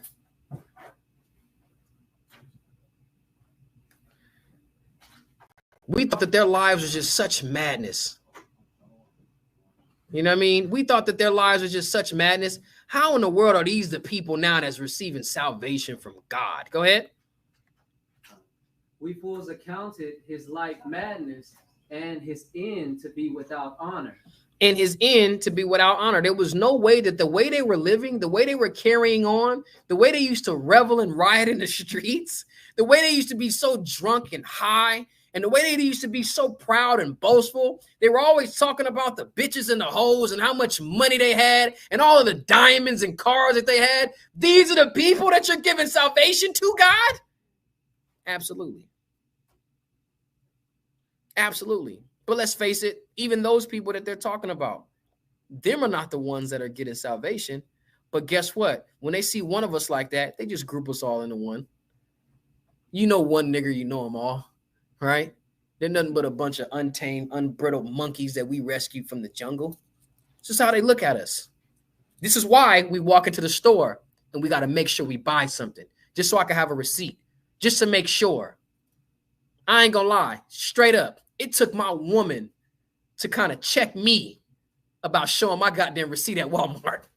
Listen, I don't have you. What? Let's go. You know what, baby? You all right. Cap, you showing your receipt at Walmart? What? Listen. Here, I got mine. Here. Look. Listen, I know. But again, just being a paranoid black man, okay, I suffer from agoraphobia. I'm sorry. Hey, let me get this, Cap. Let me get this real quick. Cap is suffering. Don't ridicule and scoff and have me in derision, okay? I'm sorry, but my girl got me right. Thank you, baby. Okay, she said, listen, I'm not showing nothing. We're out of here, especially when it's like 4 or 5 people and it's backed up. And you know what they do? They look at you and they say, okay, thank you. Don't say nothing. I used to have my receipt ready like it was Costco. You know, anybody that went to Costco, you know they ain't letting you out, sir. No, sir. They'll chase you down on some loss prevention stuff. They looking. Now I'm talking about they checking. How many items? Okay. You got, I see you got you some steak. You know, you guys gonna have a good night, huh? You got your pads and everything. Okay, it's that time of the month, huh? Got that time of the month, huh? You got your little, okay, got your rotisserie chicken. I like those. I love those. Oh, wait. No. This is the type of BS. This type of BS. They looking at the receipt. They say, I see your snap balance is down showing at the bottom, huh? Pay with a little EBT tonight, huh? You know what I tell them? I say, I take Cash App, Venmo. Hey, Cat, they be like, 1 second. Let me check that. EBT. Hell yeah, I pay with EBT. I'm gonna tell you this real quick, Sarge. I remember the first time I realized that Costco even took EBT. I was like, I had seen somebody. I was like, yo, y'all take EBT? He said it was a Jake too. He was pissed. Hell yeah, we take EBT. Guess what? Hella lobster dinners. They're flooding in here. They're buying hundreds of dollars of lobster and king crab. And he was so pissed off, bro. Jake was pissed that they accepted EBT in Costco now. Crazy stuff. Hating. So yes, when they at the door, they already said, you got a lot left on your snap balance. Nigga, that's not for you. Check the items on there so I can get gone. What you got, Sarge? They'd be like, let me check the serial number on that barbecue grill. Make sure it matches up. Check the serial. This type of stuff they say. But I ain't gonna lie. Hey, that's the hustle. You go in there with like a box. You go in there with like a fake, with a TV box. Ain't nothing in there. Put that back on the shelf, put it in there, and walk out and show them the receipt. Learned that from some crackheads. Now, I got you right here. When you look at dysphoria, it tells you it's the opposite of a euphoria, right? But it says in a psychiatric context, dysphoria may accompany depression or anxiety. And that's dealing with the no assurance of our life. Our life is going to hang in doubt, right? And that's usually the anxiety and the depression, right? Your life hanging in doubt. You're depressed because whatever it is you're going through, you feel like you're just not going to get past it. You feel like you're just not going to get over it. There is no light at the end of the tunnel when you're depressed. Light at the end of the tunnel is being optimistic, right? That's optimism. I recognize I'm going to get through this. I understand it. Faith, Cap. That's why it's having faith as well. So we understand that as we, establish our faith and give our people this knowledge, wisdom, and understanding, and from there, you know, we get people out of this train of thought. And again, recognize that the Most High is our help and our shield. He is the one protecting us. He is the one that's going to deliver us out of this place. And the heathen is going to look at that and be sore displeased, confused at the strangeness of it. Ezekiel 23:18. You got something? You got something else, Sarge? You got something, Yeshai?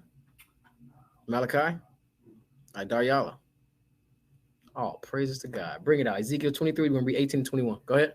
Ezekiel chapter 23, verse 18. So she discovered her whoredoms.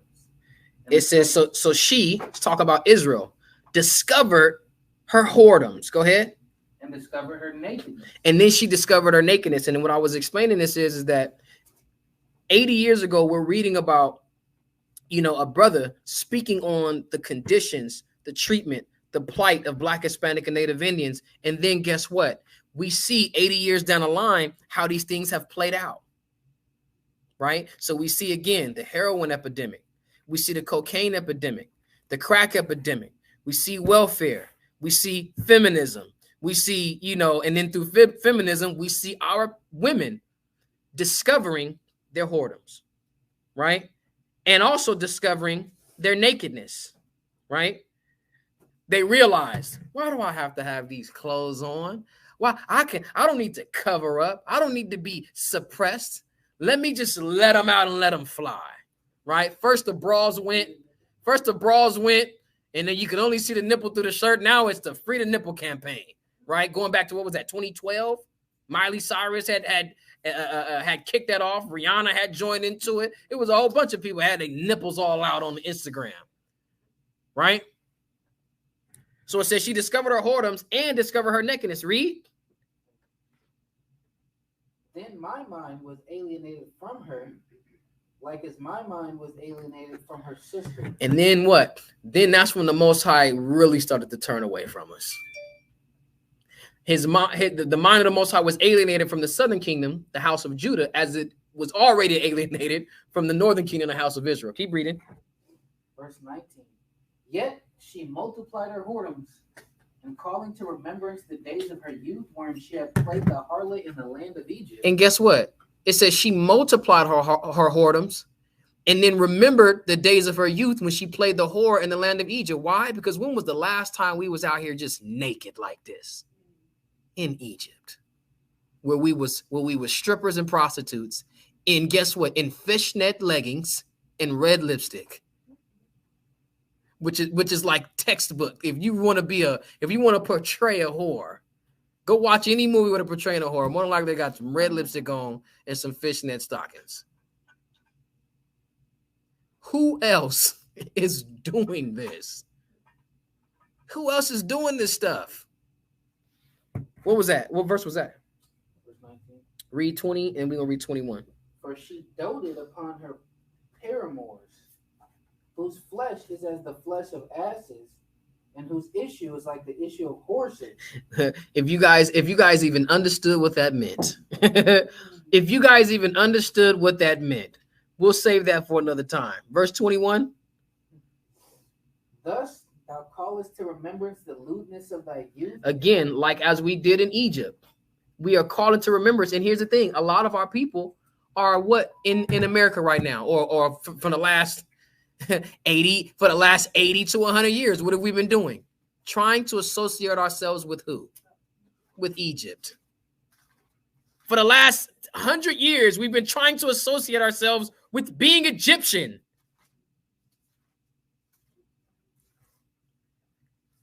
Who else does that? Name me what other nation right now is in the world creating campaigns and creating doctrine and creating movements saying that they're Egyptians. Huh? Oh, man, beautiful point. The brother said not even the Egyptians are doing that. The actual Egyptians aren't even doing this. But guess what? Who wants to? Us. Why? Because we have such an association and connection to being wicked and so vile, so contrary to the Most High God. This is unbelievable. Finish it out. In bruising the teats by the Egyptians for the paps of value. And when it pretty much what it's talking about, bruising the teats by the Egyptians for the paps, right? It says when you first allowed your breast to be fondled, right? It was almost like the Egyptians molested us, and they have this, and we have this connection. We have this deep-rooted, seated affinity to these people. The same way when a child is abused at a younger age, that's their earliest inception of, this type of sexual desire. And a lot of times where someone who has not suffered those things, we then start to look at it and say, well, why do you like people like this? What drives you more into that direction rather than seeing that it's wrong and being offended and scared by it, and you run the opposite direction? No. You start seeing our people run to it.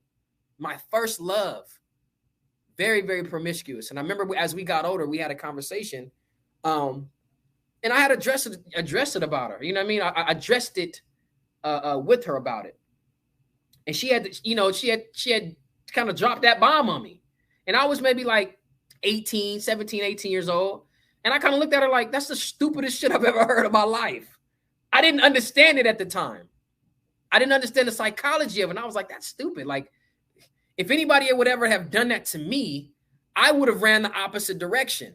I would have said, no, I don't like that. Like school. You know what I'm saying? I don't like getting up 8 in the morning. My sleep is cut. I don't want to go there. I know I don't like it. But as I started to get older, right, I come into the truth. My perspective on how I looked at my people and how I looked at the things that we were suffering from changed. And I then developed an understanding of the psychology that it's just something that you psychologically are drawn to, because they have kind of superimposed themselves in this idea at such a young age where you're impressionable. It becomes a positive trigger for you rather than a negative one, right? It becomes this false pleasure or this false positive, right? And the scriptures is teaching us about this.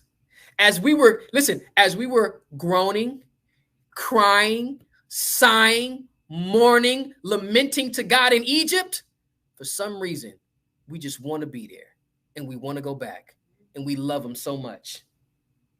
Yet someone can sit up and express to me something very traumatic that's happened to them, and they're saying that because of that, they're now chasing that type of treatment.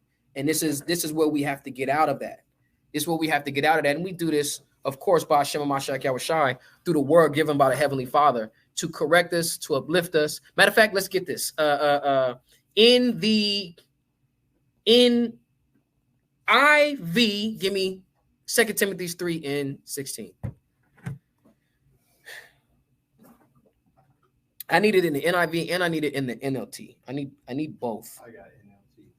Somebody get it in the NIV. Yeshaya Babakasha. Go ahead, Chief.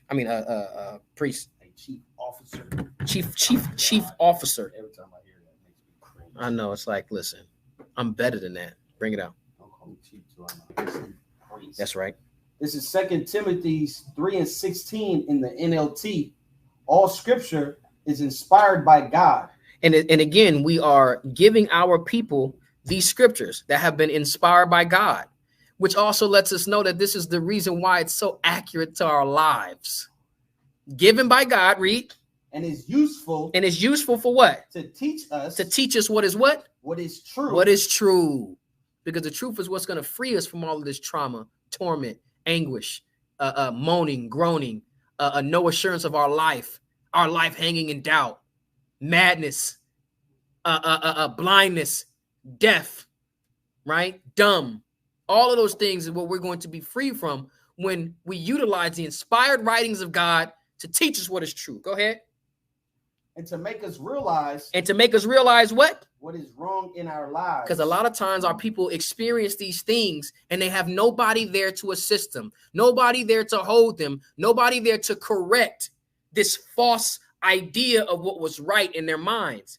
But you have the prophets of God. You have the men of God. You have those that Most High has inspired to take this word and has endowed us with a certain amount of talents. And we then have to go and multiply them. Go ahead. It says that to make us realize what is wrong in our lives, it corrects us when we are wrong and teaches us to do what is right. It corrects us when we're wrong, and it teaches us to do what is right. Who got it in the NIV?